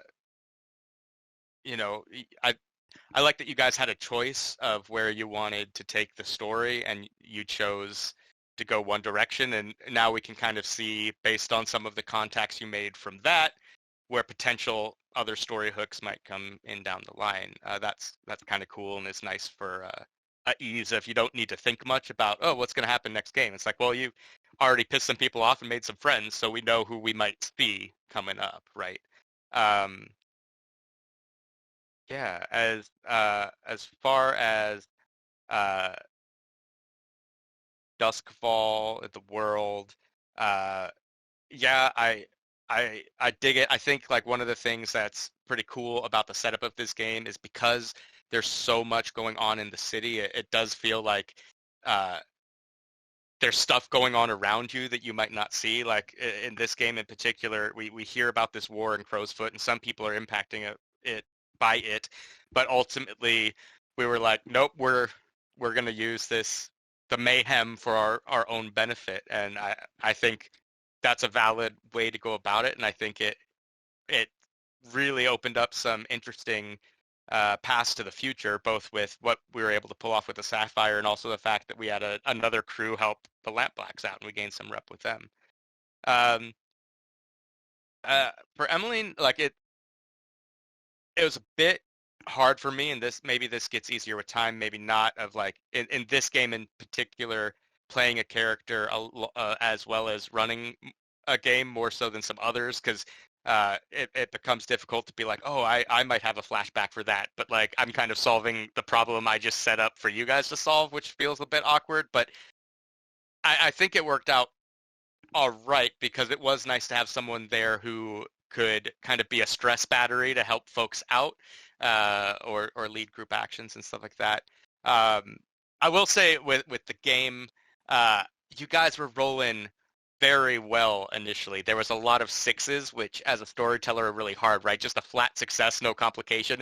I mean, it was getting to the point I'm like, all right, it's eventually going to be you guys grab the sapphire and get the fuck out, and we can all go home and have beers, right? But thankfully, like we failed in the flashback roll. We started getting some fours in, so it's like, okay, we can actually have a little bit of adventure towards the end there. But I was a little worried of like, oh damn, if rolls are that good, it does become kind of stagnant of like, oh, you did the thing and that's that. But we'll see how that continues as we move forward. With Emeline, yeah, I didn't get to see or explore much of her being the GM, but I like the role she kind of has in the crew as another founding member. I like the fact that along with being kind of spooky, she's also very business minded and is this type of like, if we're going to screw over a faction, let's go for all 12 coin. Let's not delegate this, right? Let's get the most bang for our buck. I dig that aspect of her character. I think she was fine being someone who is proficient in prowl, someone who's kind of lived their life in the shadows their entire life, was fine stepping in to that lurk-esque role. But it's going to be the type of thing when Nebra comes back, it's like, don't ever leave us again. Like, we needed you there, right? Like, I was so stressed because that's one of the things I actually do like about the game is we have a tangible gore to show just how on the break we were of like losing our shit at one another almost, right? I was fine. Yeah. We know. That's We know where you're fine. unionization starts talking among the crew. Yeah, so as far as other characters, starting with Silas, I like the relationship that we've built together. I definitely see as much as Pickett called Cole your second, like, in all honesty, I think it's probably Emeline that is the closest to that second role for you, at least as far as like the business of running this crew. And I think at least at this juncture she respects Silas a lot, and as you said, I think it kind of goes both ways. I think there's a reason that after the hunt we went out and celebrated together. I also think there's a reason that when she went to go indulge her vice, that wasn't something she just openly did in front of you. She wants to put on her best face. And I think like you two are of similar mindset. You're potentially much more cutthroat than she is, but like when it comes down to it, she's like, I understand the language of coin, and you do too. So let's make some money. For the messenger, it was you and me who spent the most time together, and I think I think a lot of people are weirded out by you, potentially. I think Emeline's like, you're weird, I'm weird too. We can be weird together. I think she likes that there's someone on the crew who like enjoys talking about ghost stuff and enjoys that knowledge aspect of it. And I think in downtime and stuff like that, our characters probably get off on talking about the spooky shit. But I think she was also very impressed that when push comes to shove, we have this 4-foot something dude rappelling down a rope, firing guns at like you get shit done. And I think she's a person who really likes people who get shit done. As far as Cole, yeah, I think like the crew would be, in Emeline's mind, the crew would be something entirely different if it weren't for Cole. Like, much like we talked about in the session 0, where like Silas went to Pete's character and is like, cool, I'm forming a crew, but we need some muscle. I think Emeline appreciates that muscle because she doesn't have it. And at the end of the day, we need someone to throw her over a balcony and carry the heavy load and be like, that looks like a big stone, I can get it. And I think really appreciates what you bring to the table. I don't think she has any bias against Govlanders or anything, being herself Akarosi, but also doesn't share your passion for the cause. Like in her mind, we could have got any gang. The fact that we're tight with the Scovelander refugees is fine, but at the end of the day, they're just a means to an end to her. But yeah, look forward to exploring their relationship together, especially now that we know you're superstitious and she's into the weird stuff. Excited to see what that might look like in the future.